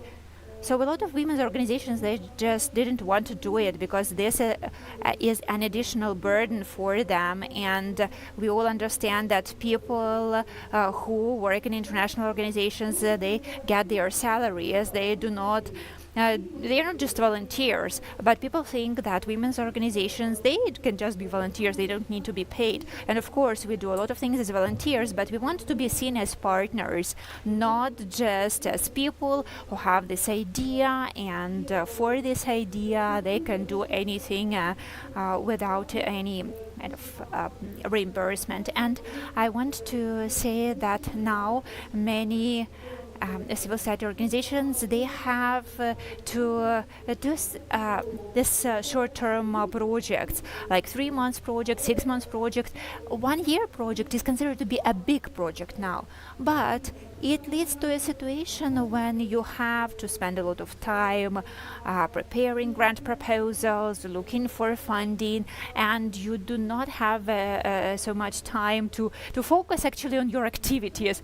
I understand that the moderator wants to say that I have no more time, but I will try to finish.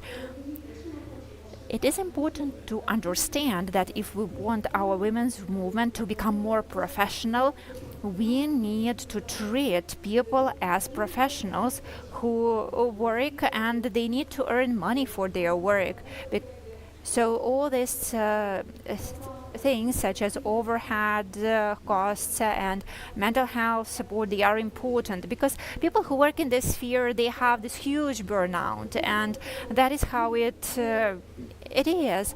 And taking care of yourself, that is not a thing now. We remember about it, but we just cannot do it. So we hope that we will be able to work on more equal feminist terms. Thank you, Tatiana. Angelica, would you like to add anything, or is everything okay? Do you need a microphone? No. Okay. It's okay. Good. Thank you. So, we have given some recommendations to the authorities, and also described like how we see cooperation with the government, with the authorities, with donors also. And Angelica, would you like to add something now? Yes, I wanted to add and voice some recommendations for donors. Okay, 30 seconds for you. Yes. So the first thing, a recommendation for donors, is to focus on the needs of different vulnerable populations, do needs assessments, gender assessments, field visits, focus groups, listen to the voices of communities and include the needs of communities in the plans and strategies, including recovery plans, humanitarian response plans, and early recovery plans. And there is a good experience of UN mission to Transcarpathian region, and for me it is an example of this approach that we want to see. And also it is important to support women's organizations, to also build the capacity of those organizations, to support staff, and investing in women's leadership, because it is a cornerstone to build an inclusive society. Thank you, Angelica. Thank you. All those messages are really important. And if we go back to the recommendations to donors, we have given them. And what about women's organization? What about civil society organization? I wanted to ask Tatiana Ivanina. She's head of the board, Bureau of Gender Strategies and Budgeting. So, Tatiana, your organizations as well as others has changed the time frame and your working hours. I'm sure that you work 24/7 as well as other organizations, and I'm sure that you try to work and respond to humanitarian challenges, but also implement and advocate for more systematic changes. So how do you cope, and what recommendations could you give to other feminist organizations? So what do they need to take into account? Thank you, Natalia. Actually, we have changed, of course, our work. We added some new areas, because this topic, gender budgeting and gender-based governance. This is what has been done in Ukraine within the development project since 2015, and we have quite a big experience in this area in Lugansk and Donetsk Oblast in the local communities, and this is what helped us to respond to the challenges that we faced starting from February 2022, and it gave us this understanding that we need to respond here and now to the challenges that we saw, because if we will wait for the next day, we can just lose it all. So what we try to do is we try to adapt the tools that we know to the contemporary context in Ukraine, such as gender assessment, gender profiles. All those things, they are very important, and when the war started, our communities, they told us that they realized how important those tools were, and our task for today is to share these tools with other organizations to scale up our experience. And we have this informal network of organizations who are our partners, and of course we expanded the range of our activities. It happened probably just accidentally, because Poltava, it was on the way of people who were evacuating from Kharkiv, and many of my colleagues who live here, they were asked, like, can you help to provide accommodation to people? And we provided accommodation in our offices, in our homes, and now we have shelters for women and children, and also we have a new humanitarian team where mostly women IDPs are working.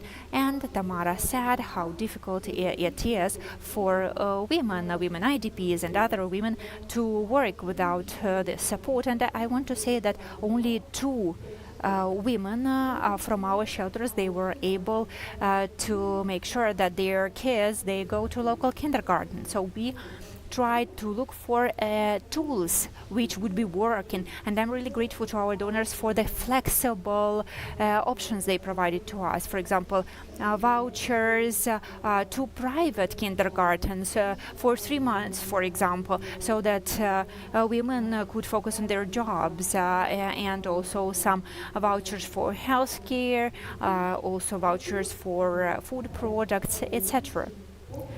And here the biggest demand is for the services which are related to recovery and reconstruction. And we had these camps for women and kids to help them recover.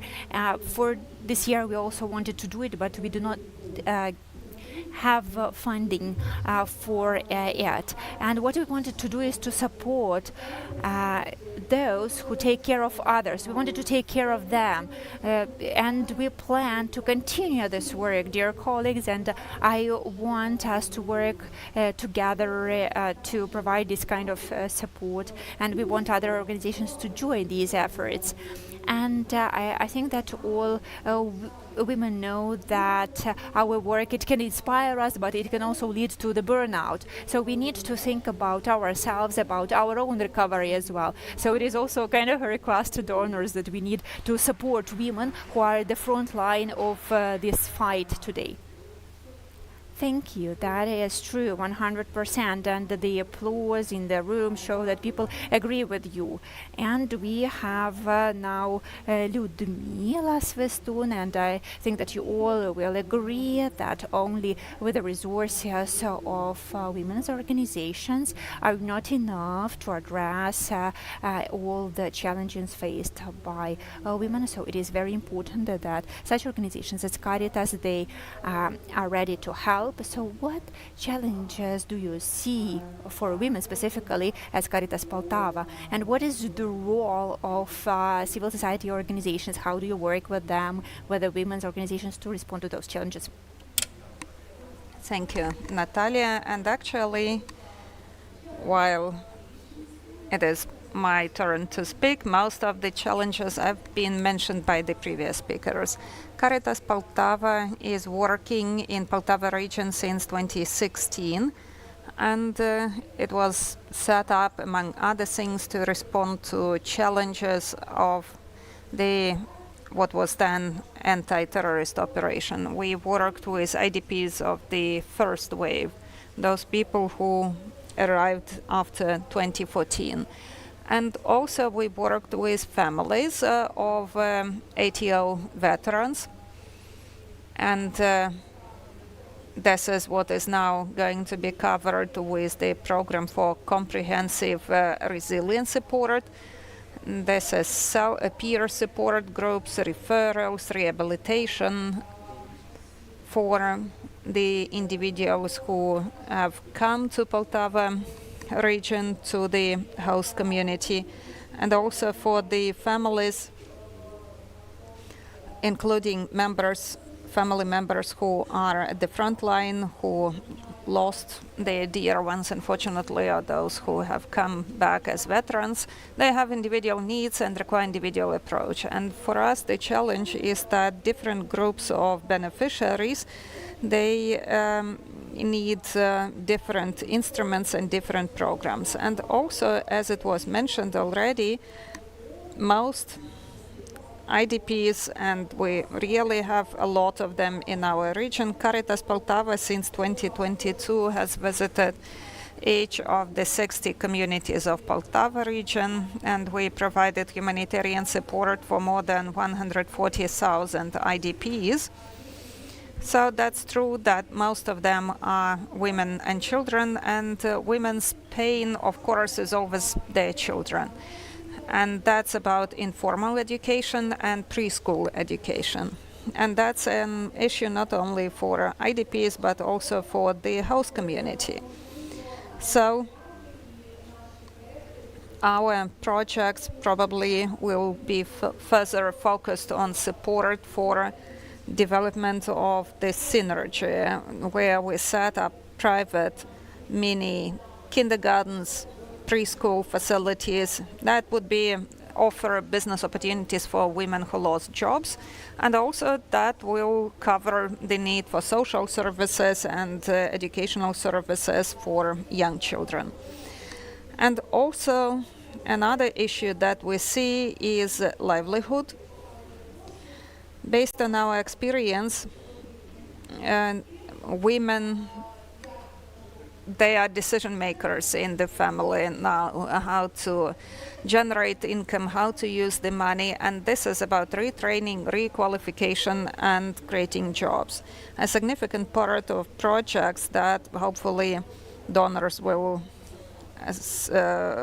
streamline for Ukraine will be aimed at this need. And also we should speak about elderly people. About 25% of IDPs who have come, they're older than 60 or 65. And we know that these are mostly those who lost their homes, their housing. They have nowhere to go back. So many of them have no families, relatives in Ukraine. Some of their relatives left abroad. A lot of them are lonely, and now they are living in various hostels or rent their housing using grant support. However, sooner or later we will have to address the issue of establishing geriatric centers or social services centers to meet needs, their needs for housing, for catering, medical services for this category of people. Thank you so much. Sorry, I do have to interrupt our highly respected speakers because I see we have 5 minutes left. And now, in the format, Super Blitz format, let's try and answer some key questions here. And I believe that we have already mentioned a lot of recommendations about what should be included into planning the recovery to make sure that it is gender inclusive, but still, let's try and cover these two topics. What, in your opinion, is important to do to make sure that recovery in Ukraine is gender inclusive, and who should do that? Let's focus on 3 key stakeholders. This is NGOs, women's movement, authorities, and our international partners. So pick up any, if you would like to cover all of them in just a couple of phrases, or maybe you would like to focus on one. But again, what is it important to do to make sure that recovery is gender inclusive? If I may start with something very specific. So, in the framework of the first panel, we discussed one of cabinet resolutions, and I suggest that we revise another one, 1159 of October 2022. This is on the procedures for development and holding public discussion of comprehensive recovery of regions. There is item 8, according to which it is stipulated that when programs are developed, the working group is set up from 5 to 25 people, and thus 21 or 25 people, that's serious limitation, restriction. In Kharkiv region, none of our NGOs are included into those working groups. And recovery that would be gender sensitive and inclusive without the participation of NGOs is not possible. Thank you. Anyone else?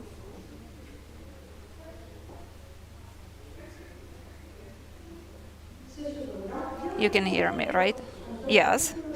So I would like to appeal to NGOs, CSOs, and the representatives who have experience of implementing gender-sensitive budgeting and planning in their communities. Lilia, I'm appealing to you. Let's look for everyone with whom we have had cooperation experience, and let's ask our donors and partners to help us get trained and maybe to exchange experience. And Lilia, I believe that budgets need to work now for the needs of those who are now in our communities without our waiting for tomorrow. Okay, thank you, Tamara. I'd like to support this idea that NGOs, CSOs, they must be in those working groups. They protect the interests of different categories. There will be no inclusive approach if from the very start, when we start developing this program, CSOs are not represented. That's one thing. And second, I'd like to emphasize that for 10 years now, I have had 2 internships in Canada and in the US. And dear MPs, unless we set up civic foundations after international donors leave, we will have fewer number of CSOs. So we need to think about that, how to ensure that CSOs have stable financing in addition to those international projects that they are so helpful now. I will not be speaking about municipal or local authorities. I'd like to speak about the national level. And my expectation there is that we agree on this approach of zero tolerance to violence. I believe that this is something that has the most negative impact on mental health and all areas of our life. Zero tolerance in this case, so me being a lesbian, I think about draft law 5468 that is going to amend the criminal code, the penal code. But also in other areas, we must not tolerate domestic violence, violence against women, violence against people from different religious or ethnic groups. And regarding donors, I would like to express a lot of gratitude. Thank you for your being here with us and for your staying in these panels, that you are ready to listen, to hear us. I would only like to ask you to pass this experience further, to convey our experience further. When people come to us asking us to submit reports, well, it's very hard to imagine how we in Kharkiv, how we look for those confirmatory documents when we have blackout situations where there is no internet connection, no phone connection. I understand it may be not that clear to those people who are in central offices, but I'm sure that Ukrainian teams could help us prevent this kind of pressure on CSOs and maybe suggest some changes in the system. Yeah, welcome. And the time is over. Don't you mind if we stay a bit longer? Organizers confirmed. Okay. Then a couple of minutes more. Thank you, Natalia. So, as UNDP, we are already working on the comprehensive recovery planning modeling, and we are well positioned to influence the government, both at the national and at the local level, in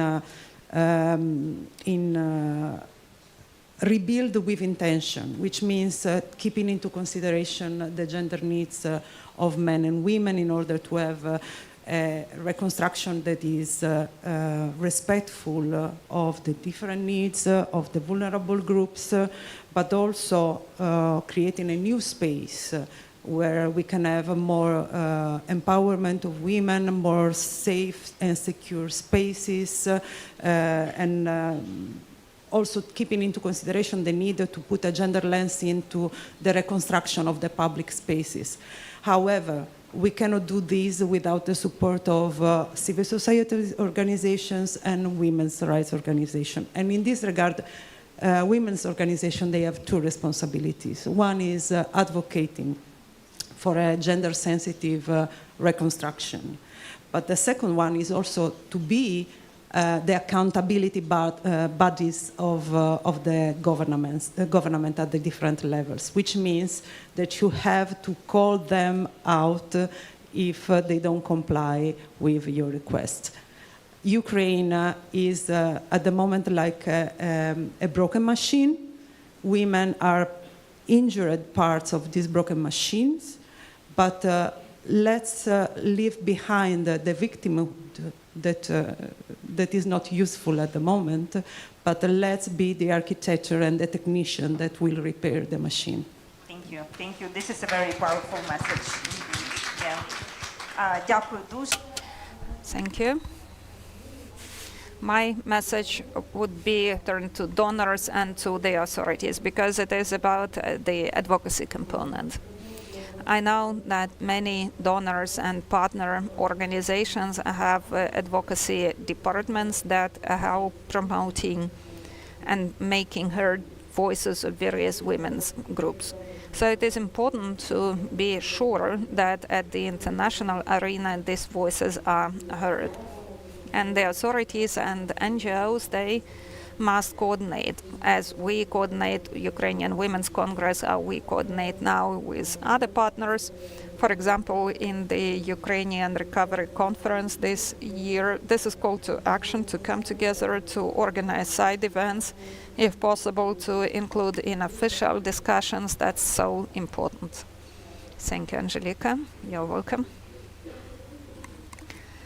I have already mentioned that now there is a high demand for gender-sensitive, inclusive services, barrier-free spaces, mental health recovery, and I mentioned that we work with donors in that area, but we still need to pay attention to training, retraining professions that previously were seen as masculine professions, and also, as I mentioned, the support program for developers of drones and supporting women there would be also important. But I also see that considering the reality as well, the number of social services will be increasing and not always communities are ready to cover to all this whole range of services. And most importantly, it would be important to make sure that we can pay those high salaries that those specialists deserve. So maybe it would be important to think about some public contracts for CSOs. Local authorities could, for example, provide premises on beneficial conditions or finance their statutory activities. I believe it makes sense. Okay, Ludmila. Yes, I would like to throw this bridge to the next panel discussion now that we have discussed activities of CSOs, but let me also emphasize that one of ways or approaches to gender inclusive recovery would be support for women's businesses, women's entrepreneurship. Because usually women's businesses, women-led businesses are also aimed at female consumers, and recovery of the economy is not possible without economic recovery and development of entrepreneurship. And there we have huge potential for host communities and IDPs.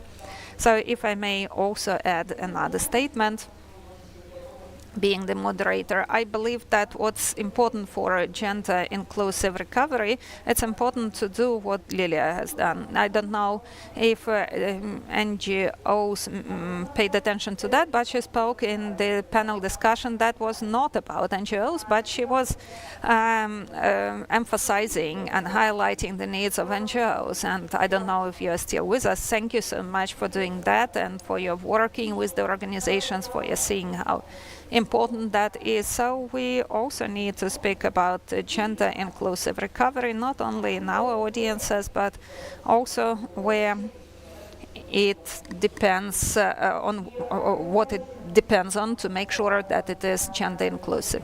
And Angelika mentioned the Ukraine Reform Conference in Berlin this year, and I know that they are preparing the discussion, and we are advocating this discussion about involvement, participation of women in recovery, gender inclusive recovery. And also there was this discussions last year, and there were 2 parallel sections where we spoke, and representatives of NGOs as well, but those were parallel activities. The main platform of the recovery platform did not mention importance of support for gender inclusive recovery. That's why I say that we should do as Lilia did. In various panel discussions, we need to speak about that, convey this message that we must be included into the recovery process. I believe this is about our future, and that's about leadership, about the enhancement of our movement, our collaboration with NGOs, the authorities, and of course with our parliamentaries, MPs. And we no longer have time for Q&A, but we do have time for a family photo. And for questions, please join informal discussion during the lunch break.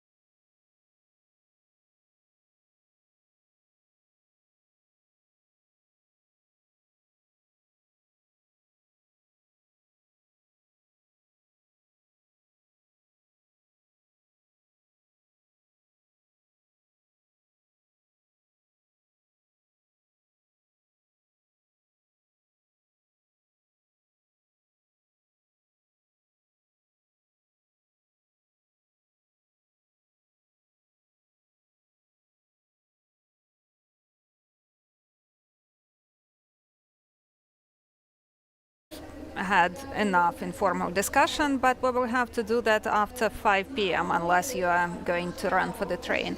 So we continue with our important, but the last but no least important panel. And before that, we would like to pass the floor for special address to our ongoing partners. This is UN Women in Ukraine, and we are grateful. We hear how their contribution into the theme of gender equality, how it is important. And we are grateful to all partners. NDI and UNDP are helping us a lot, because this capacity that we have now, this is not only due to us, to our incredible talents, but also due to our international partners.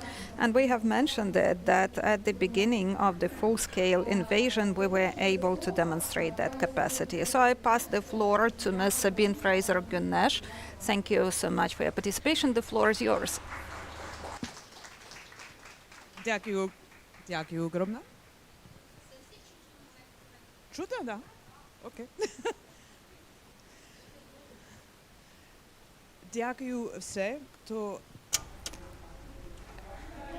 In Ukrainian. Hopefully next year I will manage to do this in Ukrainian, but unfortunately not yet. So I want to say a huge thank you to the Ukrainian Women's Congress and to all the members of the Congress who continually push us forward at the UN to continue to engage with women at all levels. This has been an amazing event so far today, and it's been such a great privilege to see so many friendly faces, so many people that we have been able to meet in our work here in Poltava, of course, our wonderful host in Poltava, our wonderful mayor. But also of course, in Kharkiv, in Zaporizhia, in Sumy, and so on. It's so great to see all of you, and I know that for many of you, it's a big trip because you're coming from a very insecure environment. So thank you so much for sharing everything as you have so far today.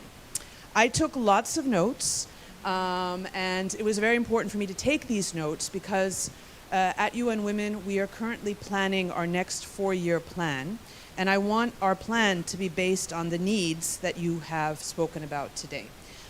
So everything that you have said was extremely useful, and my role was supposed to be to kind of sum up the last panel, so I'll say a few words about the last panel, and then I'll talk about the future as well. So for the last panel, there are a few things that came out which I thought were super important.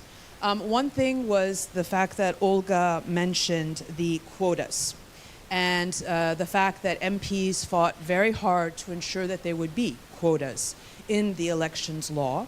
And here I just want to say that this is extremely important.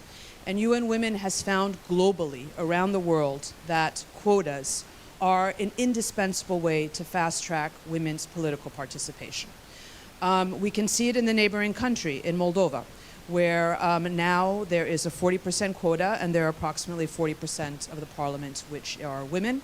So we know that quotas work, and so I just want to also reaffirm that, because I constantly talk about how strong Ukraine is for gender equality, women's empowerment, but the one area where I would say Ukraine still lags behind a little bit is in women's leadership. In other words, the number of women in parliament is still under the global average, the number of women ministers is under the global average, and the number of women mayors is under the global average. So this is completely unexpected because we know that women are taking such strong leadership positions in Ukraine. So hopefully this is something that we'll be able to address, and quotas are an easy way to do it. A few other things that came up today earlier was the issue, Tamara brought up the issue of research, of the research that her NGO had done. The issue of gender disaggregated data is so important. Currently in this country, because of martial law, it is so difficult to collect data, official data. But when that data is collected, it is so important that it be gender disaggregated so we really can see clearly the needs of women and girls. So here I would say all of you who are doing data collection, congratulations. And for those from the authorities, please consider gender disaggregated data when you're doing it, data collection. Angelica spoke about empowerment and the importance to, on one hand, help with humanitarian aid, but on the other hand, to help with empowerment. These are, yes, two sides of the same coin. Humanitarian aid should not create dependencies. It is essential that empowerment also be supported. And Angelica also mentioned the issue of solidarity and institutional support. So here also, Anna spoke about the importance of funding with feminist principles. And I want to say that this is something that we at UN Women, with the Women, Peace and Humanitarian Fund, try to ensure that we apply feminist principles in our funding. But it is something still that you have to remind us all the time. And we have to remind those who give us money all the time that if we want to really support women's rights organizations, we need to apply feminist principles so that you become stronger organizations and you're not not only service providers, but you're also in leadership positions. So thank you very much for that very strong reminder. And overall, I think that also Tetiana mentioned the importance of working on feminist terms. I think this event today is very much a feminist event because you're breaking down barriers between the local level, the regional level, the state level. Everybody is here together, the government, civil society. We even had the church, we had a university. So barriers being broken down. And really everybody able to speak as equals to each other. So a huge congratulations for that today. I'm just going to say one more thing, which is about the recovery. And so as we've already heard a little bit today, there's now going to be a great opportunity to really ensure a gender responsive and inclusive recovery. So this is the time to really make sure that women are in decision-making positions at all levels for recovery. So that is at the national level, but also at the regional administrations, at the Ramada level, at the city level, that women can really play leadership roles. The other thing there's participation, but then there's also, it will be essential to ensure that the tools are used to ensure a gender responsive recovery. So some of you mentioned the gender profiles. This is a very useful tool. So that way in the community, you know exactly what the needs of women and girls are. So gender profiles. We also heard the mention today from Tatiana about gender responsive budgeting. Gender responsive budgeting at all levels, the national budget, the regional budget, the local budget, and gender responsive planning tools in general to make sure that really needs of women and girls are included. So I just want to encourage you to consider applying these tools. And I just want to say from UN Women's perspective, we look forward to working with you on getting to understand these tools and then implement them. So working with civil society organizations, but also working with Ramada and regional level authorities and national level authorities on ensuring that these gender responsive tools are used. So the next big event will be the Berlin conference, which will be middle of June. And here what we're trying to ensure is that this time in Berlin, the conference really highlights women's roles and women's needs. So as you probably know, the Commissioner for Gender Equality, Ms. Livchenko, is working very hard on this with various government partners. Civil society is working very hard on this, and I think some of you will be attending the Feminist Forum next week and continue to discuss this. But I also want to say from the international side, we are also working very hard on this. And the host of the Ukraine Recovery Conference, Germany, has a feminist foreign policy, and they are also trying to ensure that there be a gender-responsive recovery conference. Earlier this morning, Denise mentioned something about a group of friends of gender-responsive recovery. We are very much hoping that we can work with member states of the UN who are donors, who are development partners, so that they also commit to a gender-responsive recovery. So there's a lot of work still for us all to do together, but as I said, when we work at all levels and both civil society and government and the international community together, I think that we are really set for success. So congratulations everybody, and a huge thank you for today. Thank you. Дуже дякуємо, Сабін. Вже навіть Thank you so much, Sabine. And you have already shared some of those recommendations that we will include in the final document. And now we are approaching a very important theme, dear colleagues, and like-minded people here at the Ukrainian Women's Congress. And we heard the reaction after the Canadian ambassador mentioned the economy. We heard a lot of agitation in the audience. And that indicates to what extent women feel empowered. They are not afraid. We are not afraid to speak about topics relating to the economy. And today, when we could see how the role of Poltava region, for example, and the city of Poltava has increased, developed in the recent 2 years, well, of course, we cannot but hold today's discussion without the social and economic component. And knowing that more than 200,000 IDPs have moved to Poltava region, that's also human resources and the capital that it's important to use. And this is about potential development that can only enhance this economic capacity in the region, and it will play a key role in the period of recovery. It will be a hub for the central Ukraine. And I checked it today, while previously, some 8 years ago, we had much fewer chairs here, while now we can see how the number of chairs has increased. I mean that people are no longer afraid in a professional way. Women representatives of businesses, local governments, and different levels of governance. And as Sabine mentioned, it's really so important to ensure this collaboration. So today we are going to discuss a few aspects on this panel, because we will have really diverse representatives of economic sector. We are going to discuss new approaches in entrepreneurship, state and regional projects in developing the region. We will discuss gender roles after the invasion, how the attitudes and aspects changed in business, and the role of women and their engagement in reconstruction and recovery if we talk about economic potential of the region, because everybody has touched upon this, and it's important to listen and then implement. So with all respect, I will introduce our panelists. We will start our panel.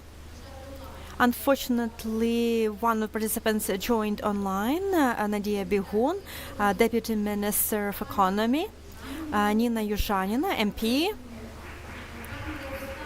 Vladislav Mortiko, the head of the Department of Corporate Communication and Ferexpo in Ukraine, Katerina Skrilnik, the owner of Milk Farm in Poltava region, Valentina Denisenko, co-founder of co-founder of Green for You from Kharkiv region, but now she's in Poltava, Ilona Bilik, entrepreneur and the head of the Organization of Women in Business, and she represents middle business. Svetlana Ilyina, the owner of furniture company Svihor. And Yulia Horochan will join us soon from Poltava City Council. Miss Nadia, okay, you're here. Thank you very much. And our panels took off longer, and I will change a little bit. So we will try to have engagement. And we'll try this cooperation right away. I know that you will start with a presentation, but when we talk about support of middle and small business, it's one of the key aspects in reconstruction and recovery of our country. And when we talk about relocated business, the business which is founded by women and their support. And we know that Ministry of Economy has already launched a few initiatives. It's your business, which is financial support, and it's Ukraine Business Compact, which is very important for networking. So could you tell us more about the opportunities which are available for innovative sector in economy in Poltava region, and what support can be provided from the state?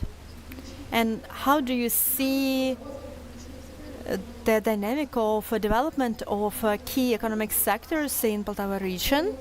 How has it changed? How has cooperation with other regions changed, in your opinion? Good afternoon, dear colleagues. I'm very happy to see all of you, of highly esteemed members of the panel. It's really pity that I couldn't join you personally and exchange this energy and to join the event, which is important to me, because women leadership, women entrepreneurship is probably our key to our success on reconstruction and recovery of economy.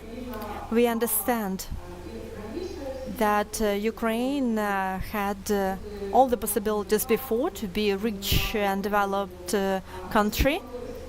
We didn't use all the opportunities, and now the situation has changed. So could you please open the first slide? I would like to say a few words about the economy. When the invasion started, economy unfortunately dropped. It was almost minus 30% in 2022. It's a dramatic drop, but the forecast was even worse. Our partners, international institutions, they forecast about 50% drop, so 30% didn't look that bad. But starting in of 2023, the recovery started. We started to adjust. Ukrainian business showed incredible adjustability towards shelling, blackouts, war risks. And we have a pretty positive forecast of 5% increase in GDP to the budget, and the role of women was really significant, because we understand that many women and girls, they join the army, but still this predominantly men who are working. So men took upon the defense of the country, and women took on business, economy and development.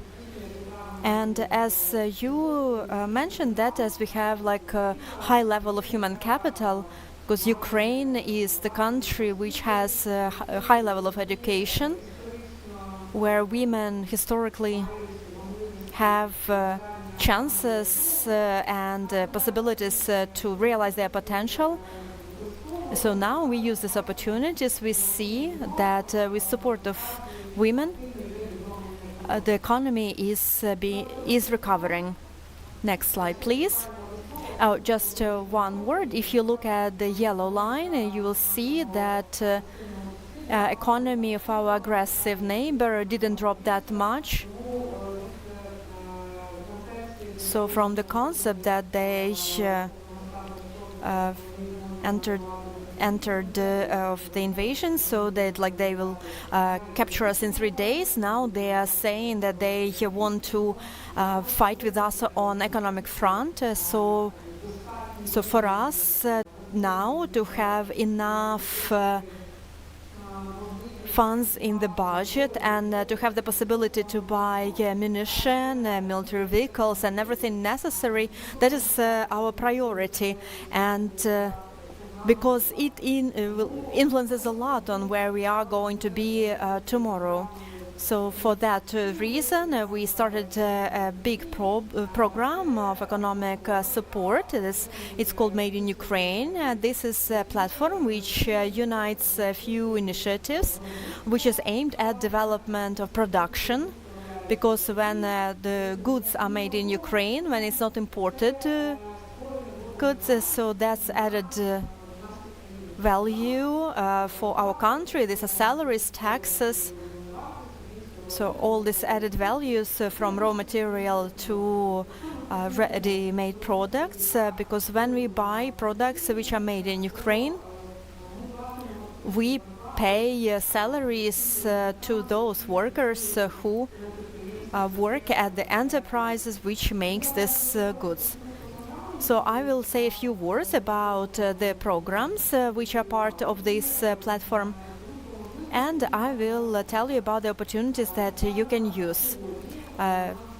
Today, we are going to have a signed decree on the first draft of registry of agriculture producers who are members of the program of the compensation of agriculture machines. So if a farmer wants to buy agriculture machinery, which is made in Ukraine, so they have the right to apply for compensation of 25% of cost through bank partners.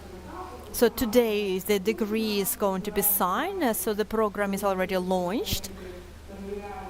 So we are now checking the producers to make sure that they are truly Ukrainian producers. Then they will be in the registry, and if these producers are in the registries, then farmers will get the compensation 25%. And there is business from Poltava, so Karlivsky machine building factory. So if farmers all over Ukraine buy their agriculture machinery from this plant, they will get compensation. And in the budget we have 1 billion hryvnias, so that's 4,000 purchases from farmers. What is the goal of this program? We understand that the farmer makes a decision. We want our farmers to choose Ukrainian machines, and so the demand for these machines to grow. This program worked before. We see that it was very effective. It increased demand, and then the production increased as well. And since 2017, when we launched this program, about 40 enterprises which work in this sector. So now it increased up to 200 enterprises. So now we go back to this program, and the producers and farmers are really looking forward to it.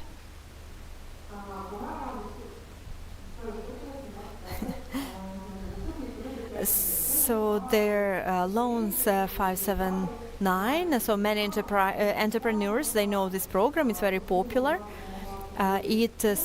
It helped a lot during COVID, then full-scale invasion. As the loans became cheaper, many businesses managed to survive and receive support. And here I want to say a few words about Poltava region, because you can see this red line, almost 5% of all loans in the program. These are loans in Poltava region. This is not a bad result. It means that on the level of the Department of Economy and on the level of other stakeholders, the work is going on. So your business knows about the program and they use it actively. Overall, so there are more than 84,000 companies which applied. Now the portfolio that's 125 billion, and so it's a really big amount, and it's good that your businesses know about the opportunity. So we'll continue the program. So we input 18 billion hryvnias. So if to compensate the interest. And if people in the room need this support, please approach your bank to use these chances. And it's been mentioned before, so your own business, Vlastna Sprava. So this is a program. It has existed for 2 years now. It's a grant program. Through DIA portal, you can apply and receive grant up to 250,000 hryvnias to start your own business. And it's a very relevant program for Ukrainians who were forced to leave their homes. And we truly see that there are many IDPs when they are looking for a job. Sometimes they face a situation that they cannot find a job, and they apply for a grant. They can open their businesses, and we can see that women lead. If we look at applications, there are more applications from men, but more women receive grants. Maybe because women at school, they study better, and they are more responsible when they apply for these initiatives, and so they receive better chances of funding. So more than 10,000 micro grants have been provided. So we are planning to have 14,000. So the program is active and popular. It's a very interesting program for those who are starting, who want to start with their small business. And so this is a chance to start your own small business. This program is bigger, so the grants for veterans and their spouses. It's up to 1 million hryvnias. So here it's also for men and women. So obviously, as there are more male veterans, so we get more applications. But as a spouse can receive this grant as well. There is pretty high level of female entrepreneurship, and the amount is bigger. The program is bigger. It allows to develop business, not just to open the business, but to develop it to bigger scales. So this is development program. And our biggest grant program, so that's grant for production. So the amount can be up to 8 million hryvnias. So there's obligation here on creating workplaces. It's co-funding 50-50. If it is deoccupied territories, then it's 20-80. And here is the worst situation with the number of applications coming from women, only 5%. So these women who run enterprises, so 95% these are men. And here we can probably see the correlation that production, women work more in providing services, and in production is more common for men. And here we all need to work, because I'm sure that if we talk about the opportunities for production, and we want to invest in production, and we see the opportunities for economic development through creating goods and products, which means more added value inside the country. So we want to support women to work in this type of business. You can see Poltava region, only 2% of all grants for production of this bigger program, which is really powerful, and it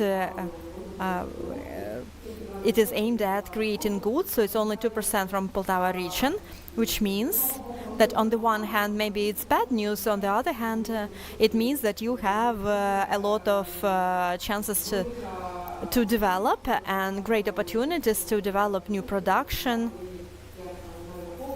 and to sell it in your region and outside your region. And to sum up, I would like to say a few words about advertising campaign for Made in Ukraine program. We discussed with the organizer of the forum, and they said that they saw the video in United News Marathon in YouTube. We are trying to encourage new partners in the program to inform people how important it is to buy goods made in Ukraine, so that our consumers on all levels, from public procurement to personal consumption, understand how important it is to buy goods made in Ukraine, because it's money that goes back to Ukrainians, because if it is imported goods, then we pay salaries abroad, but if it's product made in Ukraine, especially if you buy products made in your Poltava region, you pay salaries to people who live next to you, so to your neighbors basically. So besides this information campaign, we created a portal made in Ukraine Gov.ua. Any producer can visit it, especially it is relevant for small producers if they don't have big marketing budget and they cannot advertise themselves. So you can download the brand Made in Ukraine and use it for your label, website, so to position your product better, to inform the consumers that you are a local product, and it's better to buy your product in comparison to imported goods. Thank you very much for your attention. Thank you, Nadia. The only thing that I wanted to ask, you said that 95% of applications in production program are from men, and could you tell about the percentages and the shares for the loans program and for this Start Your Business program? So for Start Your Own Business program, we can go back to the slides, and I actually mentioned that we get fewer applications from women, but over 56% of women are among those who get grants actually. Okay, you have mentioned it. Thank you.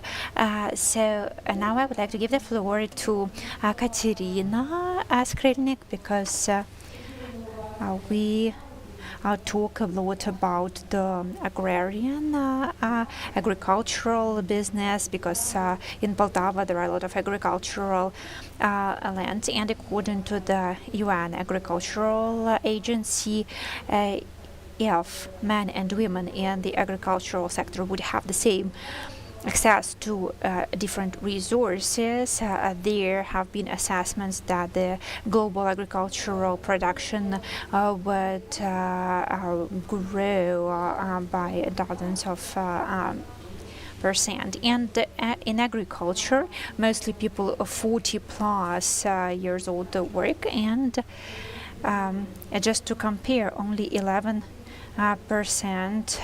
of directors of farming enterprises were women under 35 years of age, and among them only 4% were women farmers. And today, when I talk to people and when we see different numbers, we see how the situation is changing and how different indicators are growing. So it is really important to strengthen women's businesses, to promote startups by women, and I think that women, they can be really creative, and without engagement of women we are losing opportunities to create and find some unique solutions. So I wanted to talk about your story as a co-owner of agricultural business. Could you share what challenges you are facing in terms of customs policies, taxation policies, and maybe you could share like what keeps women from going into the agricultural business, and what is lacking, what is missing from the side of the government and from the local level, from communities to support such women, and what are your solutions that you could suggest? I'll welcome everyone, and as you mentioned, really, yeah, like that is true. My name is Katerina Skrilnik. I'm an engineer, and I studied at the Agrarian Academy. Now it is a university, and among 90 students, there were only 5 ladies. And when I started my studies, our teachers were quite skeptical, and my family members were they were also quite skeptical about this education that I wanted to get, because people, they think in stereotypes. If you are a woman, you can be an accountant, maybe an economist, maybe a lawyer, but not an engineer and not a technologist. And today, when we have seen those challenges and this huge scope of work that is covered by women, because men, they have to go to the front line to defend Ukraine. When we see it, we feel that we, Ukrainian women, we are quite universal, because when we say literate or illiterate, it means desire or lack of desire of women to gain knowledge, because we used to think that women, they cannot be bus drivers, for example, but now we all know that Ukrainian women, they have guns in their hands, and Ukrainian women, I'm sure that they will be one of the best pilots for F-16 and other types of aircrafts. And I dream for these aircrafts not only to defend Ukraine, but also hope that the production will be located here in Ukraine. And I was born in a village at the countryside, and I love my village. I love my land. For me, that is the wealth that we have. When I went to other countries, yes, it's good, it's safe, it's fun. But here in Ukraine, in Poltava region, I feel that this is my comfort zone. And here I want to hear children laughing. And to make it happen, we should not just, be happy with the social welfare that we get, but work. I have a disease, a chronic disease that I've learned to live with it, and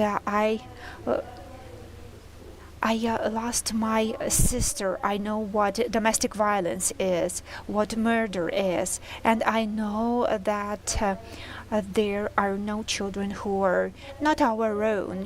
I see families and children losing their parents, and I see this love, and I want to say that children, they are our shield. They protect us with their love. And in villages, the population is getting older and is exhausting. So we need to understand that animal farming, this is what we do. We have cattle breeding, and we had 22 cows. Now we have 44 cows who give milk, and since the war started, we were milking our cows because there was curfew. People were not able to move around, and the veterinary services, they were not accessible, because when you work with cattle breeding, you have no seasons. You need to milk cows during all seasons of the year. And for me, it is about food security. My grandma, she was born in 1936. She is still alive. There were 6 kids in their family, and how they were able to survive when she was small, because they had a cow, and she is telling me the stories that they were hiding their cow, protecting it, and that's why they were able to survive. And when February 2022 happened, I realized how cattle is important, and we know that we have these challenges as agrarian, as for example, in terms of sales of grains. And those people who worked with grains, they said that for them it was simple. They just grow crops, they sell crops. But then after February 24, we were able to feed our cows. We had the milk, and we gave this milk to the local residents because we were not able to sell it. We just gave it away. And it is important to invest your time and your efforts. It all comes back to you. And were you able to use such programs that were mentioned?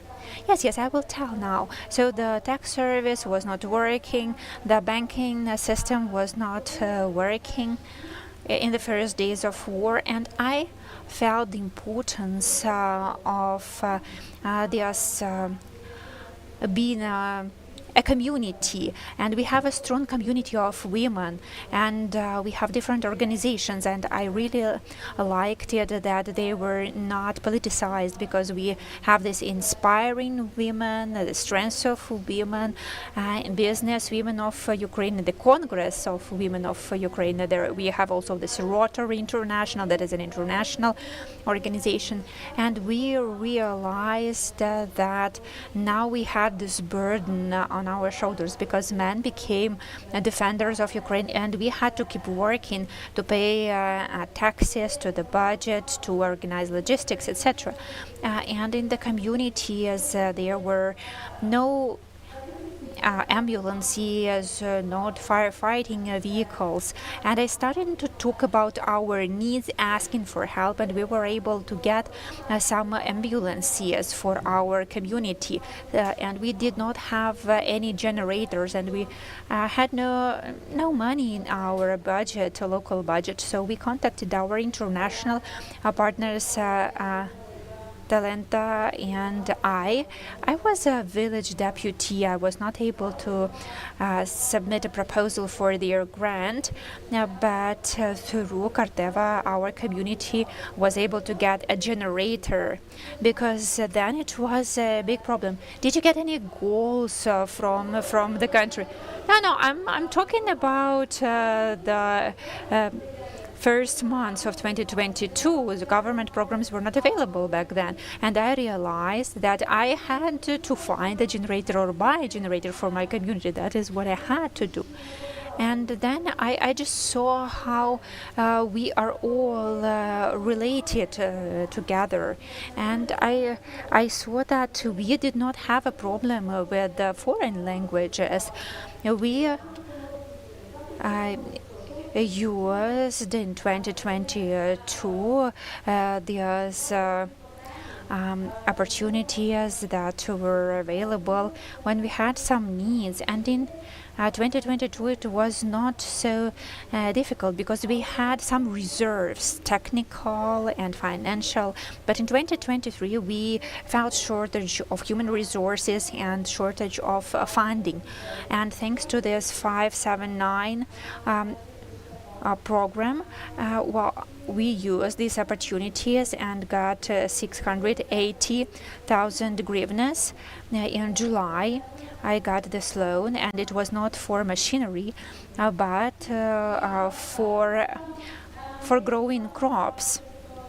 And I used also this program, Your Own Business, and I I'm looking forward to other programs, and I hope we can get equipment because we need some machinery for our agricultural enterprise. And I really dream to improve the conditions of work so that we don't have to do a lot of things manually, so that we can use modern machinery.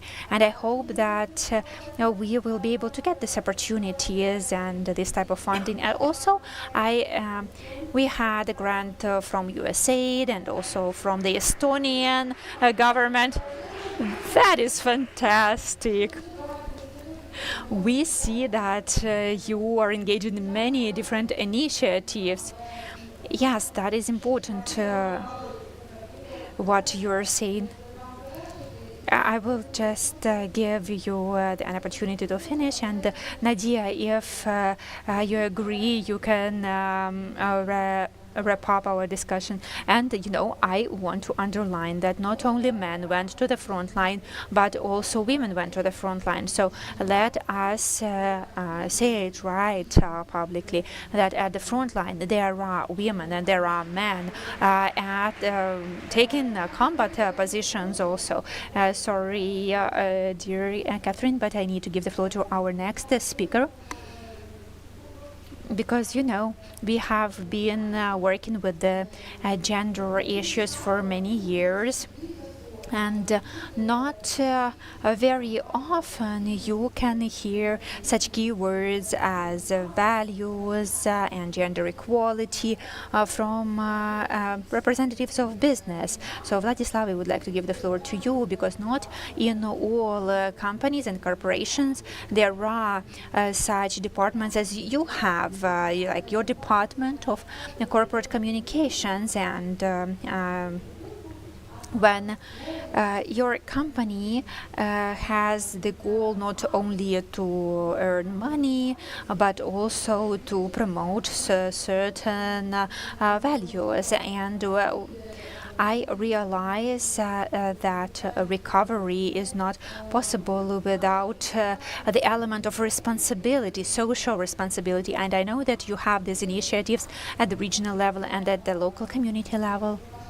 So I wanted to ask you to share about the opportunities that exist for this innovative sector and about the changes in the gender aspects that you can see and observe.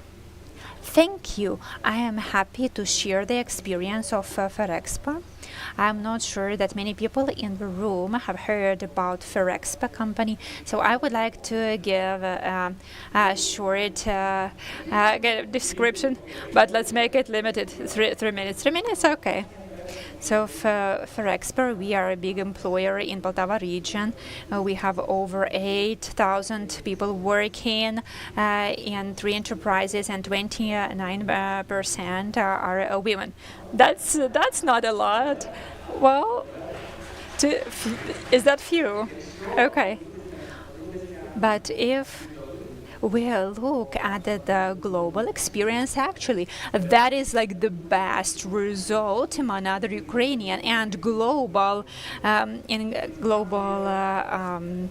level in this industry, in this sector. And in Poltava region, we are quite a big player, and 20% of local domestic project is created by Ferexpa. And during the war, Ferexpa is one of the biggest taxpayers in Poltava. We pay 30% of the income of the budget, and at the local level, sometimes in the communities, it's up to 95%. So the activities of our company are quite important, quite big in Poltava region, and we are happy to communicate with the Poltava Oblast Council, and we are happy to create 1.5% of GDP in Ukraine.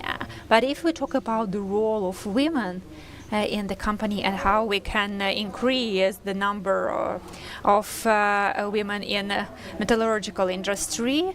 I can say that our company, we are listed at the London Stock Exchange, and it guides our standards of work. And as Sabine said, they need to be inclusive and accessible to everyone. So in 2015, we started thinking about the strategy of inclusiveness, equality, and diversity. So we were thinking how to make our production better and how we can provide women opportunities to grow and develop in our industry. When the so-called male professions were abolished, we started a school of truck drivers also for women, and the ambassador was talking about our colleague, the woman who is a driver of this big truck which can carry up to 220 tons. And if you want to see this truck, you can come to our production facilities. You can contact me or my colleagues, and you can see this truck. This truck is like a 2 or 3 storied building. So some men, even they look at it and they say, "Oh wow!" And I see the photos already. That's great. So we started to open opportunities for women to work as truck drivers. So we taught women how to drive trucks. But it is important not only to teach, but also to change some internal processes and stop some resistance at the management level. That is why we did a gender audit, and we defined the pains among the management and among women. What are the obstacles for keeping women from growing? Like, why do women think that their role is just to be a good mother, but not to be head of the department? So why? The first thing is education. What kind of education do we get? And as we heard today, there are not so many women if we look at technical specialties. And if we look at the teachers in technical colleges, there are not a lot of women there. And I went to the technical university in Kiev, and I can say, yes, well, we had more women than in others. But if we go not to Kiev, but to the regions of Ukraine, now we will see that there are few women there who deliver lectures and who are rectors of Taras Shevchenko University or Sikorsky University. Rectors are usually men. So we could see these pains, these challenges, and we started acting. The first thing that we did, we started inspiring women to facilitate changes and develop their leadership skills. And we had 3 cohorts of the corporate program, FemUnity. So there were more than 220 women who attended these programs. And we have seen well, I will probably explain what we were teaching. It is self-presentation, public speaking, self-improvement, some social skills. And the most important thing was on the self-appraisal and the self-appreciation. And also we had quite a lot of discussions, and we did quite a lot of work with our management to explain to the managers who demonstrated the resistance sometimes, because they said everything is fine, everything is good. And we wanted to also show them that equality and inclusiveness, it has a positive impact on the image of the corporation among the young people and helps to make it better, to make better decisions. So due to this training, in 3 years, we could see the result. We increased the number of women among managers by 60%. At leadership positions, yes, by 60% more women in leadership positions. And what we are working on now, we cannot speak about creating a paradise in one company. Of course, we are not yet there. We have to work hard, and we have this objective to reach the number of women in management positions no less than 30%, so that it were somehow relevant and in line with the number of women who work in the company. And also we need to keep in mind that we need to create okay conditions for women in Ukraine as well. And I believe that's important, especially in the context of recovery of Ukraine. I believe that you will agree that for recovery we need people of working professions, and the role of women needs to be provided for not only at the level of change management but at industrial manual work level. So we need to make sure that women are properly represented everywhere. I'm speaking on behalf of Ferexpo and on my own behalf, and I will explain a couple of words about how that could be achieved, and sorry for taking too much time. Again, this is about education, and that's so important because education, it needs to be vocational education, vocational training needs to be promoted among women. We do that in Poltava region, and we see now results because now women are working as welders, as drivers, as operators of machines. So we need to promote this profession, but also change the mindset and promote the values and explain that it's okay to be a woman and work as a welder. It's okay for where your partner at work is a woman. I mean, we need to explain that to men. And there we need support from the state. I understand that these programs must be developed in various ministries, but what's also important is this aspect. In the context of recovery, our company is ready to invest into recovery of Ukraine and update modernization of the capacities. We've been doing that, and we've invested more than $3 billion in our production assets in Poltava region, and we are ready to invest more into new jobs, new opportunities for everyone. But these investments are only possible when the state will resolve all the issues that we have there. Problems for businesses and obstacles on the path of development. Are you going to indicate them? Because we are lagging behind a bit. Well, let's speak about issues. And I believe that the most important one, I don't want to take time from women, but again, this is about rule of law, above all, and protection of investments. It is very important for businesses to feel that now, because we can see different aspects. And of course, compliance with the system of checks and balances for the government. And what's even more important is our joint work. Businesses, communities, civil society organizations to address the issues there. So we need to come together to talk about those problems based on facts and resolve all of those problems.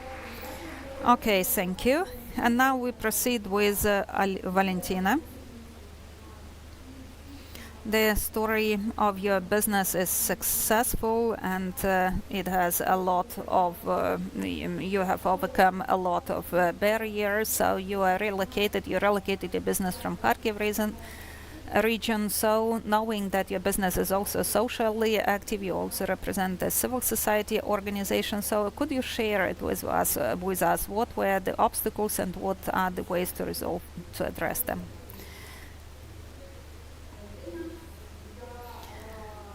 I am now in Kharkiv region, and actually we were relocated from Donetsk region in 2014. We went to Kharkiv region, and that's a new place, new people, everything is new actually. If it was hard, yes, it was hard to start from scratch. And we have learned a lot, and we are grateful to Kharkiv region for being so welcoming and providing assistance. Meanwhile, we've grown.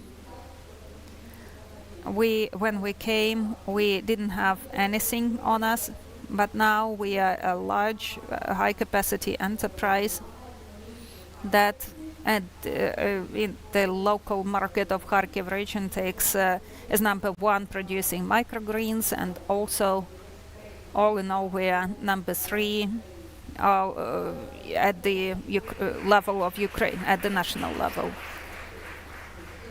And that took us about 3 years. We built a high-capacity greenhouse. We've become a legal entity. We developed, we invested into the business. We invested all of our proceedings. But then it was 2022, and the first thing we realized it was that we must not stop. And when on the 27th of February we brought our produce to the shop, they were so surprised. However, they told us, like, now we suspend that, and we started distributing our produce to all the catering organizations and initiatives in Kharkiv region, helping people. And then it was high time to start thinking about what we do next. We made the decision that we relocate to Poltava region. My sister, Tetiana Chernikova, she is with us here. So she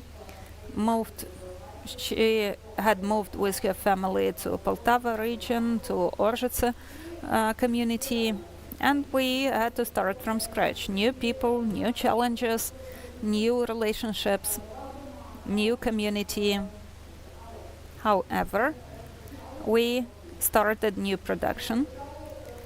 We started producing a product that we hadn't tried before. We didn't know much about this technology, and that's processing vegetables, because we see that a lot of vegetables are grown in Poltava region.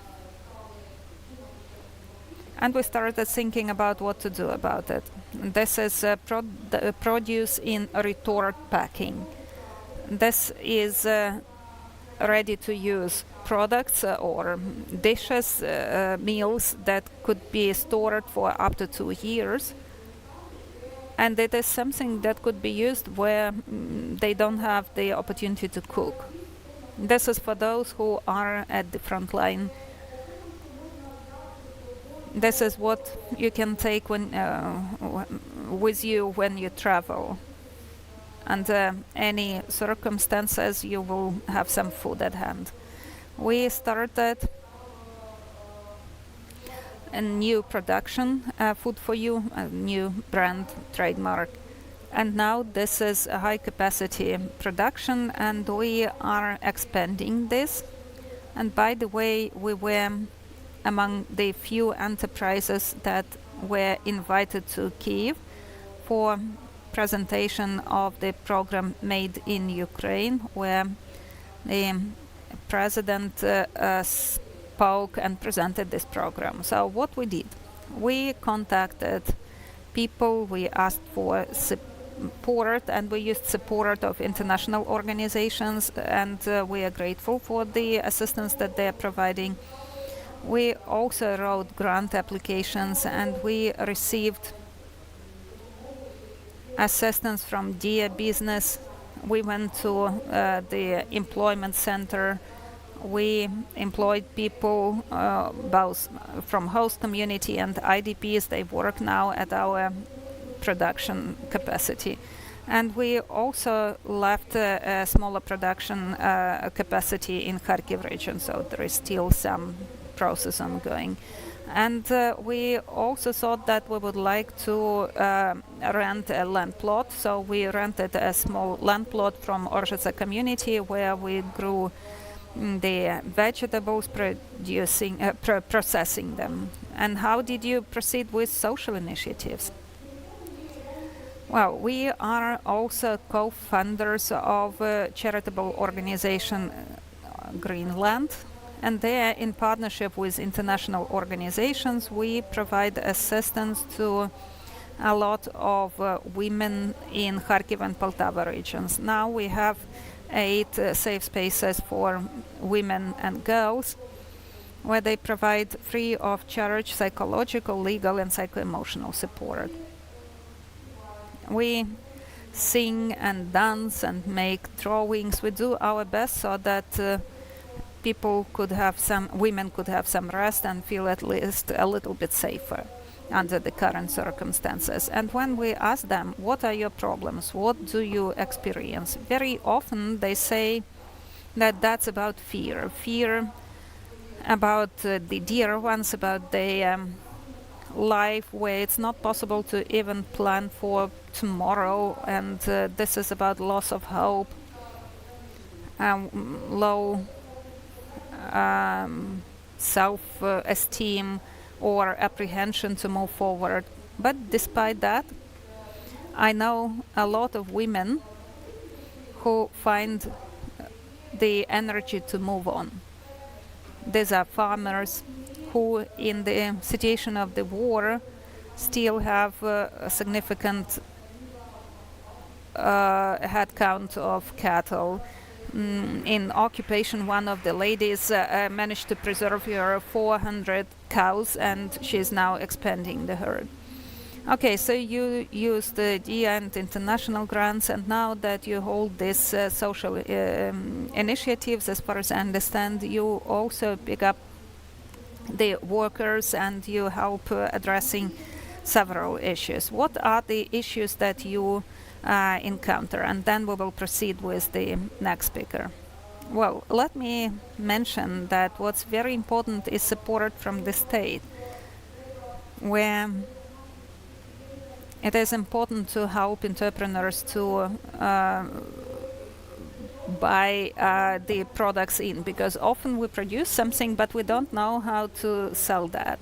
So selling out, that's a significant challenge at the local level, at the national level, because otherwise we won't be able to restore the economic development. That's what we are working for. Thank you. Thank you for this presentation, Valentina. And now let's proceed with Svetlana, because this is about small businesses, and Svetlana made use of one of the programs.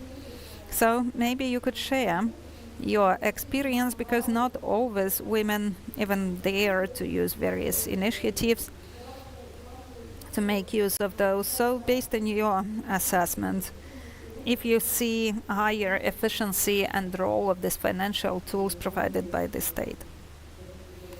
Thank you for this experience of being here with you, and I'm grateful to everyone here for your energy and the high level of your motivation and positive feedback, and thanks for participation in the Congress. So I started my business 10 years ago.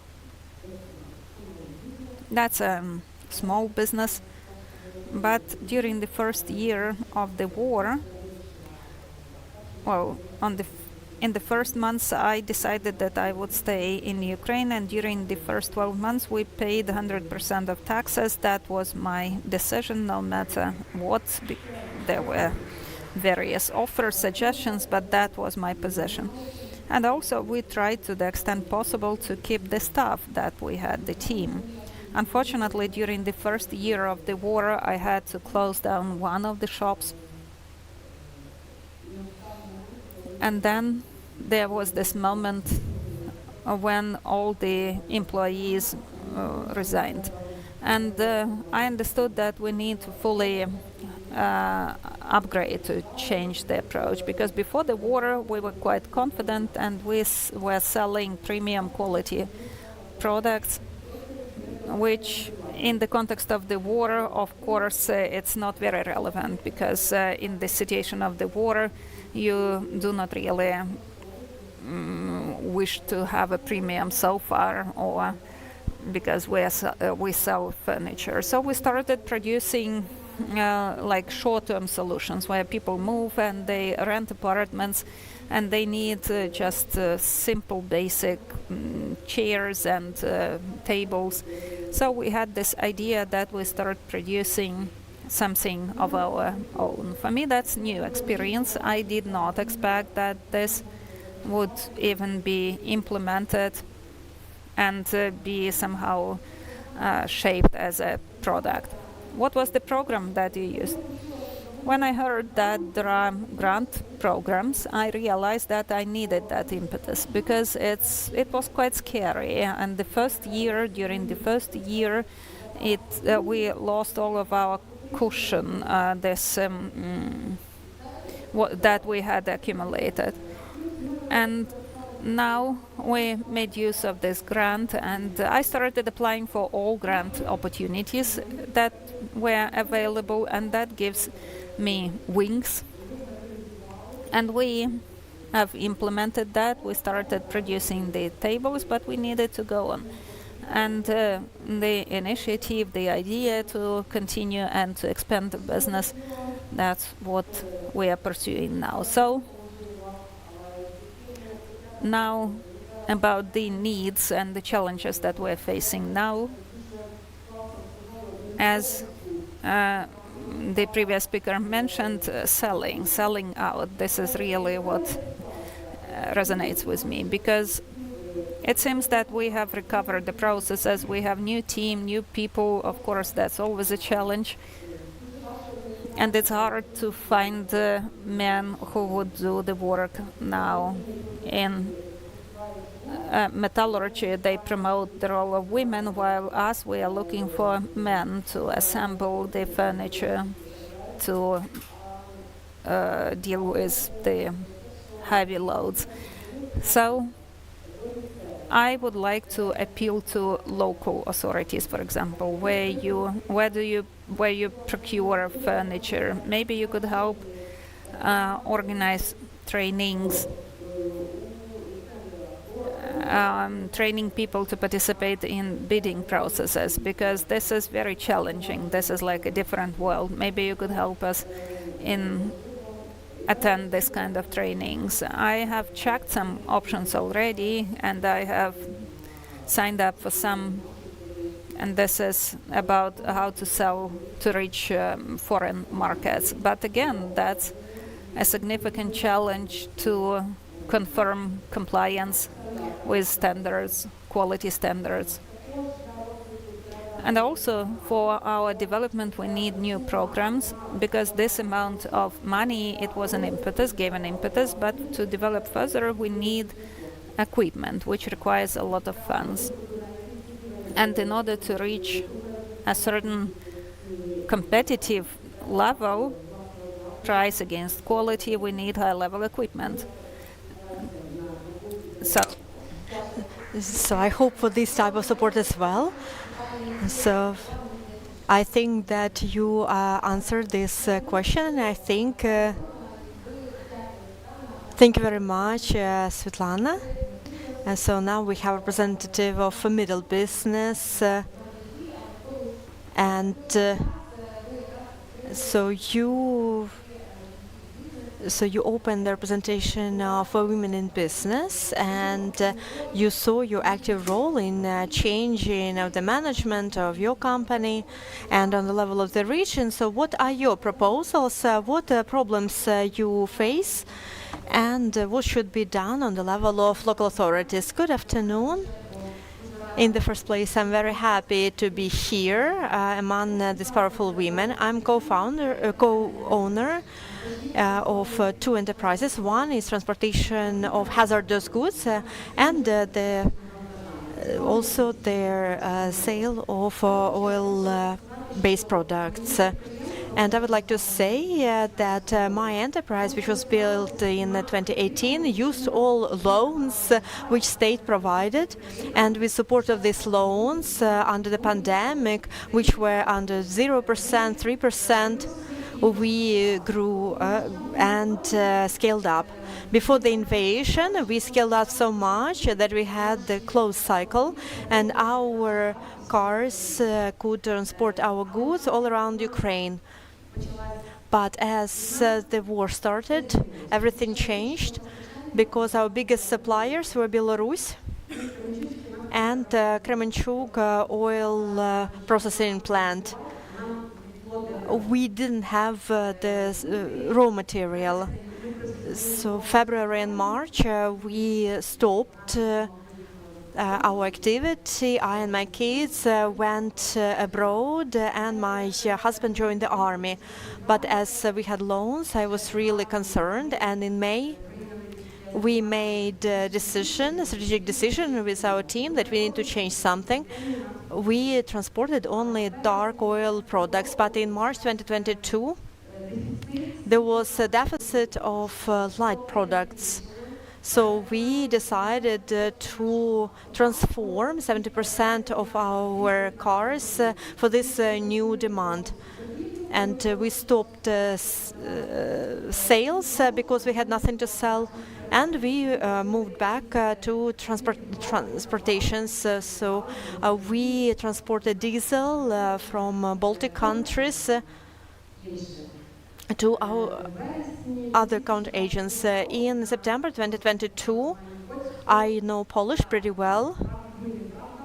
In all possible ways, I went to Poland and I signed a contract with Polish Orlen Bitum, and we went back to sales. But then all the problems at the border started. Everybody knows about the lines, and then the sales stopped being profitable. But step by step, because we didn't fire anyone during the invasion, we preserved all our employees, even expanded in some areas, especially accountants. So what challenges we face now? First problem, that we don't have suppliers, and the block of tax documentations, not my enterprise. So I'm the chief accountant. I know everything, and we follow all formulas, all indicators, and we pay high level of taxes. So I'm not blocked, but my suppliers are blocked. And now there is a huge amount of tax credit, and if it continues, it's going to be bad for my enterprises. And what should be done here? How can I check tax discipline of my suppliers? In no way possible. How to keep working? When will I get this tax credit back? That's the business problem. Now I would like to say a few words about my civic activism. As I have experience in my own business and being an accountant and in taxation, I talked to many women of Poltava. I saw that there was a problem that women have their own businesses, but they are not officially registered. Why not? Because they are scared. They don't know how to do it. They're afraid of taxes. And for donation, at my lunchtime, I started to organize consultations. When I informed them that they need to register, that Ukraine has the lowest level of taxes, we have so this private entrepreneur system, that's the whole new level, which is not available anywhere else in Europe. So I registered 41 female entrepreneurs in Poltava region. And before New Year, so it was all for donation, so it was for free. But now I don't manage to do it on my own. So now I have belonged the consulting center, and now it's paid services, which partly we donate part of the income to UAF, but now my assistants help all these women. And I saw that women were scared. I was a mentor of all Ukrainian platform women in business, and I decided to take a risk and to open this representation in Poltava. Why a risk? I didn't think people knew me in Poltava. Where will I find participants? How I was going to organize them? But on 27th of September, we opened the representation of women in business in Poltava. I have 41 members. Every month, we have 3 offline events where 70% that's business talk, and then 30% of women as women. We have trainings, masterminds, workshops, we look into cases and so on. And as a part of this whole Ukrainian platform, we launch a project of recovering the mental health of female entrepreneurs, because women leaders, these are those who lead, and they need to be motivated and whole. And there are many events as a part of this project all over Ukraine, where our civil society organization is present. We also cooperate with many European organizations, with donors, with international partners. And last year in Bilbao, EU, we received an award as the best women business association in Ukraine. Nadia Lisesko went to Bilbao, the president of the association. Yeah, thank you very much. I think that after this event, you will have even more members and you will have a lot more work. So we wish you all the best. So you can see that it's wonderful that we see results. I want to represent Ms. Yulia, who represents local council of Poltava city, and who is the head on Commission of Transport. And I would like to ask you to share your thoughts about opportunities and the challenges of this post-war recovery and the role of local authorities in this. I am cross-sectoral of the first panel and this one, because it's about cooperation of local authorities and business, because we cannot exist separately. It's all about cooperation and mutual support, because everyone has limited resources, but we face a lot of challenges. And it's not just on paper when we say that we just organize some working group or some advisory organ, but it's about real cooperation. And then we develop programs depending on who takes responsibility, and only by working like this we can meet the challenges of this time.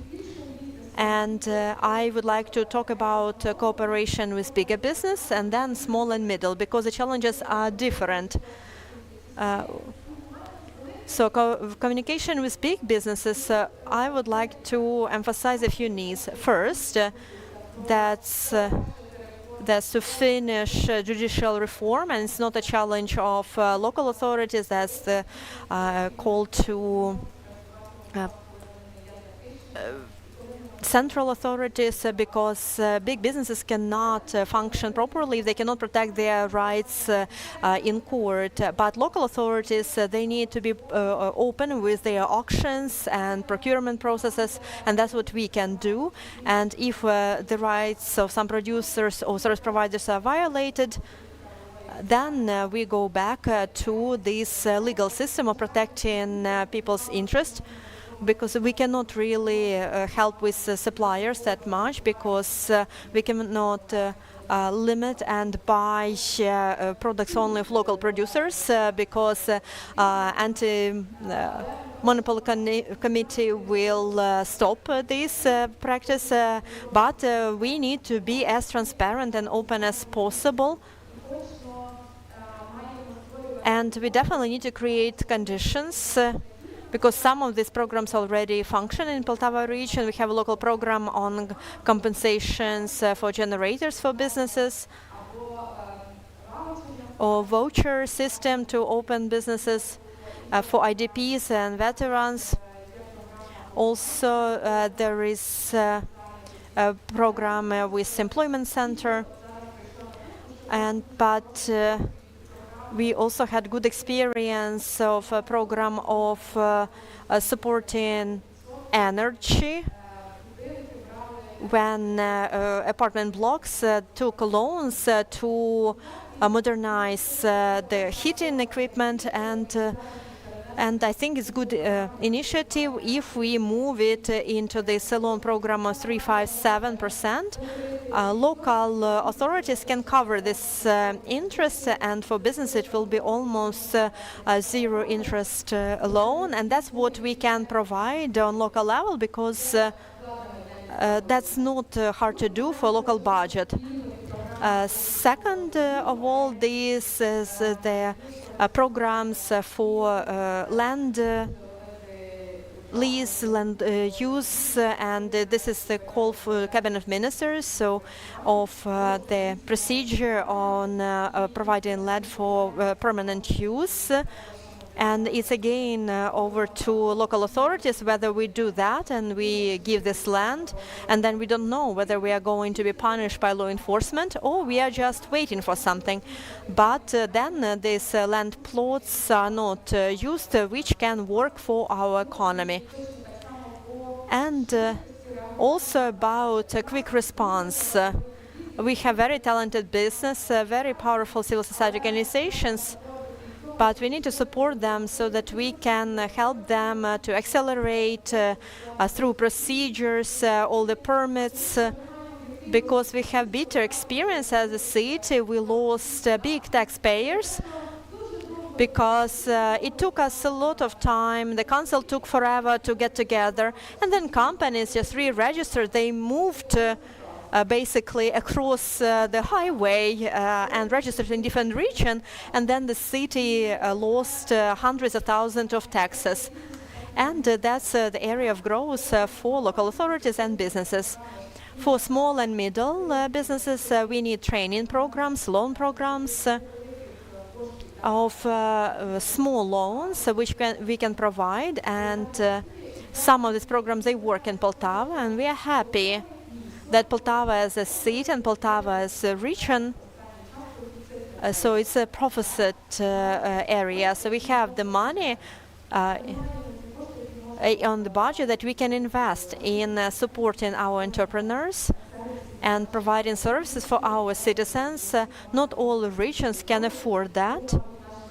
So our challenge now is to take on this responsibility and to do what others don't do because they cannot afford to do. And that's why that's the area where we can develop. And about employment, this is a big challenge, and about gender equality. I'll be short, but it's very important to mention. We have a huge shortage of kindergartens. So the population in community almost doubled. So one, it was about amalgamation of the communities. We added 25 communities, and then the second time we added 53,000 of IDPs. This is all only official number. So we critical shortage of kindergartens. And so a lot of labor force is just blocked at home with kids, and it's especially critical for IDPs, because if these are local people, they have grandmothers or grandfathers, but IDPs usually don't have this family support, and so schools and kindergartens are very important. Because yesterday I was coming back from Sumy region, where there was another challenge that all territory near the front line, so they will be evacuated. And in the first place, so schools will be evacuated.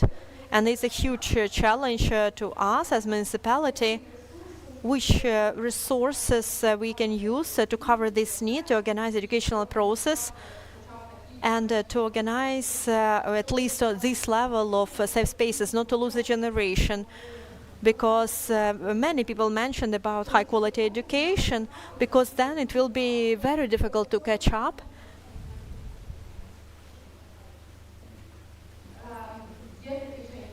There are initiatives to develop private kindergartens and schools, but we don't have enough of them.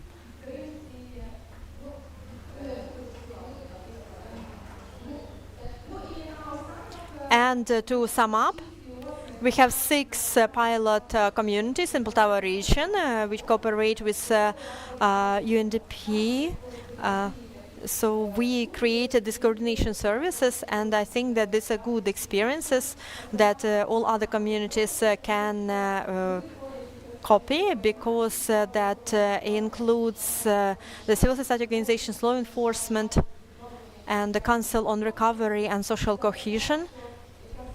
And these are the topics and challenges that nobody can do on their own. This is the tool that should be implemented now, if you haven't done it yet. And I hope that Poltava experience is going to be useful. Thank you. So about the gender component, Ms. Nina, as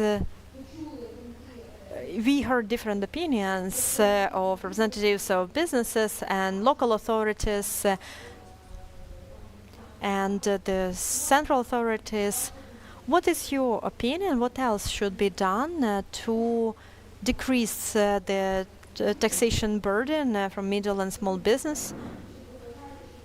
And do you think that Poltava use this opportunity to be a good hub for economic reconstruction and recovery? Thank you very much, Maria, Svetlana, Olena, so for organizing this panel. Because when we were listening to the first panel, I really wanted to hear how women feel who were represented here in the authorities, and for them to be critical, to present the barriers, so why women are not at the decision making process. And unfortunately, I didn't hear very sincere answers, even though the centralization program is developing. And there we need to include steps so that we have real power.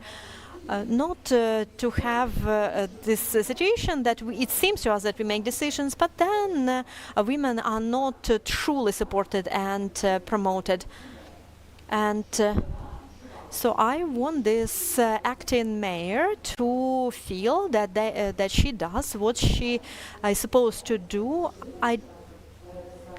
And I don't feel that that's the case. We need to be elected on the next elections, and we need to show how effective we are on high positions.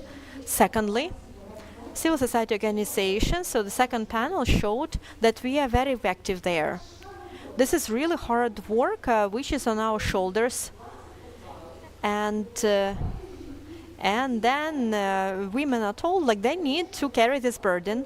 I also didn't hear the problems that they face, and there are problems because for over the past 5 years I work as a hotline by consulting and stopping fires during the invasion. But I have not heard from the CSOs, what happened with you after April 1st? What do you do with this humanitarian aid when it comes to you, if it is expired, or if there are medications that you can no longer use? You have now the a prohibition to sign documents confirming that you receive aid if there are issues like that. So please raise these issues, raise these challenges that you're facing. We need to discuss them. And another question: where will CSOs be taking money after our cooperation with donors will finish? And it will finish. We feel it today. And can we talk about the taxation regulations and norms which would encourage companies and organizations to give money to continue these activities? Because this work that you are doing, nobody else can do it, not government authorities, no one. But we need to talk about those things now, because you are being silent, and at some point those issues will be urgent, and 50% of smaller CSOs which used to work as volunteers and bring humanitarian aid from Europe, they have finished their activities due to the reasons that we could influence. We could avoid such situation now. It is not the time to say no to such activities of civil society. It is not the time yet. And talking about this panel, I have double experience, because I understand that yes, we have our life and we need to support the country economically, because all taxes they go our taxes go to support the army. But during the time when there are no enough funds to support the armed forces of Ukraine, and CSOs, when they get money from donors, mostly, that's one thing. But when we are talking about supporting the economy, I have this double feelings, because I insist that now all money should go to support the armed forces. Not ask pensioners for 50 hryvnias, but to put budget money to support the armed forces. And the Ministry of Economy is talking about 40 billion money. I hope that they have planned for their programs, and I hope they are talking about the donor money, not about this budget money, because I encourage you to use the programs available at the moment in your communities, because encouraging, developing some businesses, this is luxury for us as of today. So please use the opportunities that you have. That's one thing. Second thing is, what is the strategic mistake in the government policy in terms of providing opportunities, in particular for us, women, is that the government is targeting all the money to the agrarian industry, where only 5% of farming enterprises are headed by women. And the second area is your own business. But this program, your own business, is it accessible to all those who are looking for a job? No, just maybe 10% of such positive women and girls, they decide to start their own businesses. People have these fears about working with money, finding money to start their business. Having your own business, this is something which is relevant for a woman who has some experience, has some work experience. That is a good opportunity for them. But if people, they used to work at some factories in the territories which are occupied now, probably they will not apply for grants to start their own business. And again, what kind of businesses are we talking about? Services, well, there is a big supply already in the area of services. But as for production and things like that, that is more challenging. I'm really proud of you when you say that you are looking for the opportunities. But it's like, I remember this snail farm that was shared, the story that was shared during the last Congress that we had. But it was a failure. It was finished as a result because there was no promotion of the produce.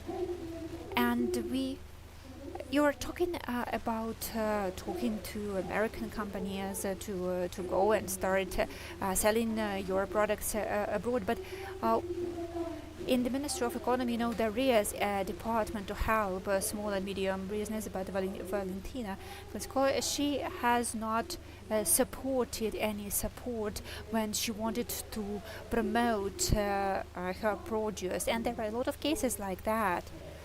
So we need to think about it. And I think, Maria, that we need to see this regional perspective. Why? Because the majority of laws and regulations which are good for the peaceful times during the martial law, they are not working. And the Poltava, it is full of IDPs, and it is important to make assessments, to look at the needs of the region. Schools, kindergartens, all those things are important. Jobs, what kind of employment are we talking about if women do not have schools and kindergartens to take their kids to? And we need to also remember about the security situation. We still are not in a safe place. We need victory to have security, but meanwhile we need to have some tools which would help us to survive till we see the victory. Thank you. We were talking with Nadia actually about this cooperation between the central authorities and the regional level. So Nadia, if you could please sum up this discussion, and then we will wrap up. Well, I will try to take a minute, but I want to respond to the questions. I'm really sorry that I'm not present there at the venue, because you have wonderful ladies among the panelists. Not only ladies, but also men. But okay. If we talk about the markets and about public procurement here, I want to say that when we state that we cannot set up some requirements to the local Ukrainian producers, that is not true. We can do it in the law on public procurement. There are different sets of criteria. One of the criteria is, for example, availability of some technical facility as a production facility. So if you want if you want producers to take part in your tender, you can state among the requirements that the bidders, they need to have machinery, equipment, etc. It can maybe it will not be the producer from Poltava region, from a neighboring region, and the anti-monopoly committee will have questions to you only if you only have one a producer like that. But if you have 2 or 3 producers, there will be no questions because it will be a competitive tender.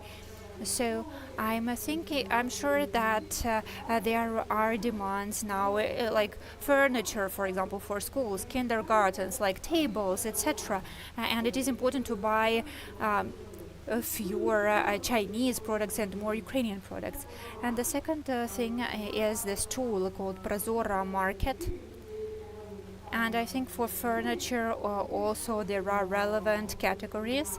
There are this platform, so we are simplifying tender procedures, and through the local authorities we can also exchange contacts with the agency which administers this procurement, so that local business could take part. And third thing is this marketing campaign that I showed you. That is about the markets, to sell the produce. Because at the local market, at the Ukrainian market, people buy quite a lot of goods which are imported, and this campaign is aimed at those who buy, so that people and enterprises are more interested to promote Ukrainian goods, to show Ukrainian products and goods to those who come to buy something.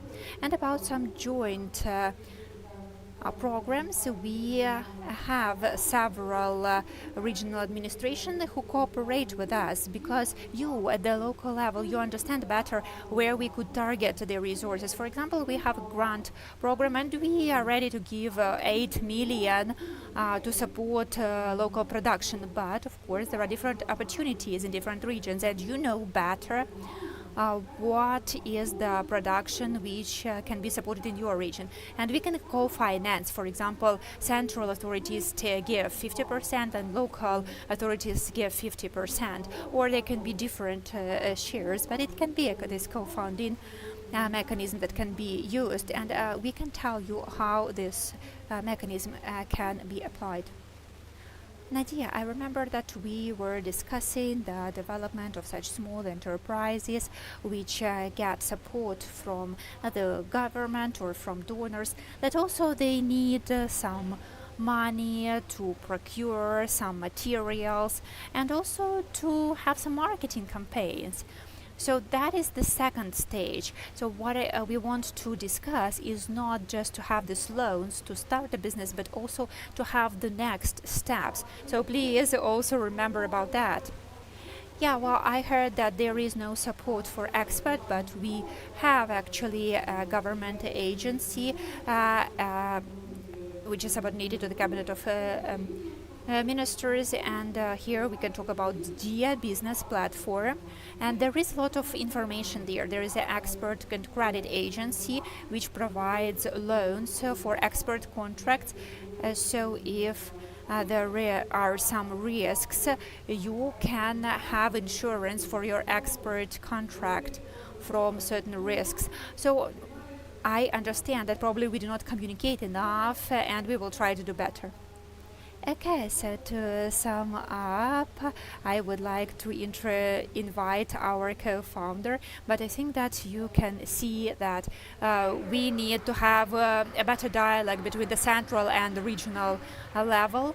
And we, as the Ukrainian Women's Congress, we are ready to be partners in this dialogue, because for us the results are very important, so that we not only talk about difficulties and challenges, but also about the achievements and results.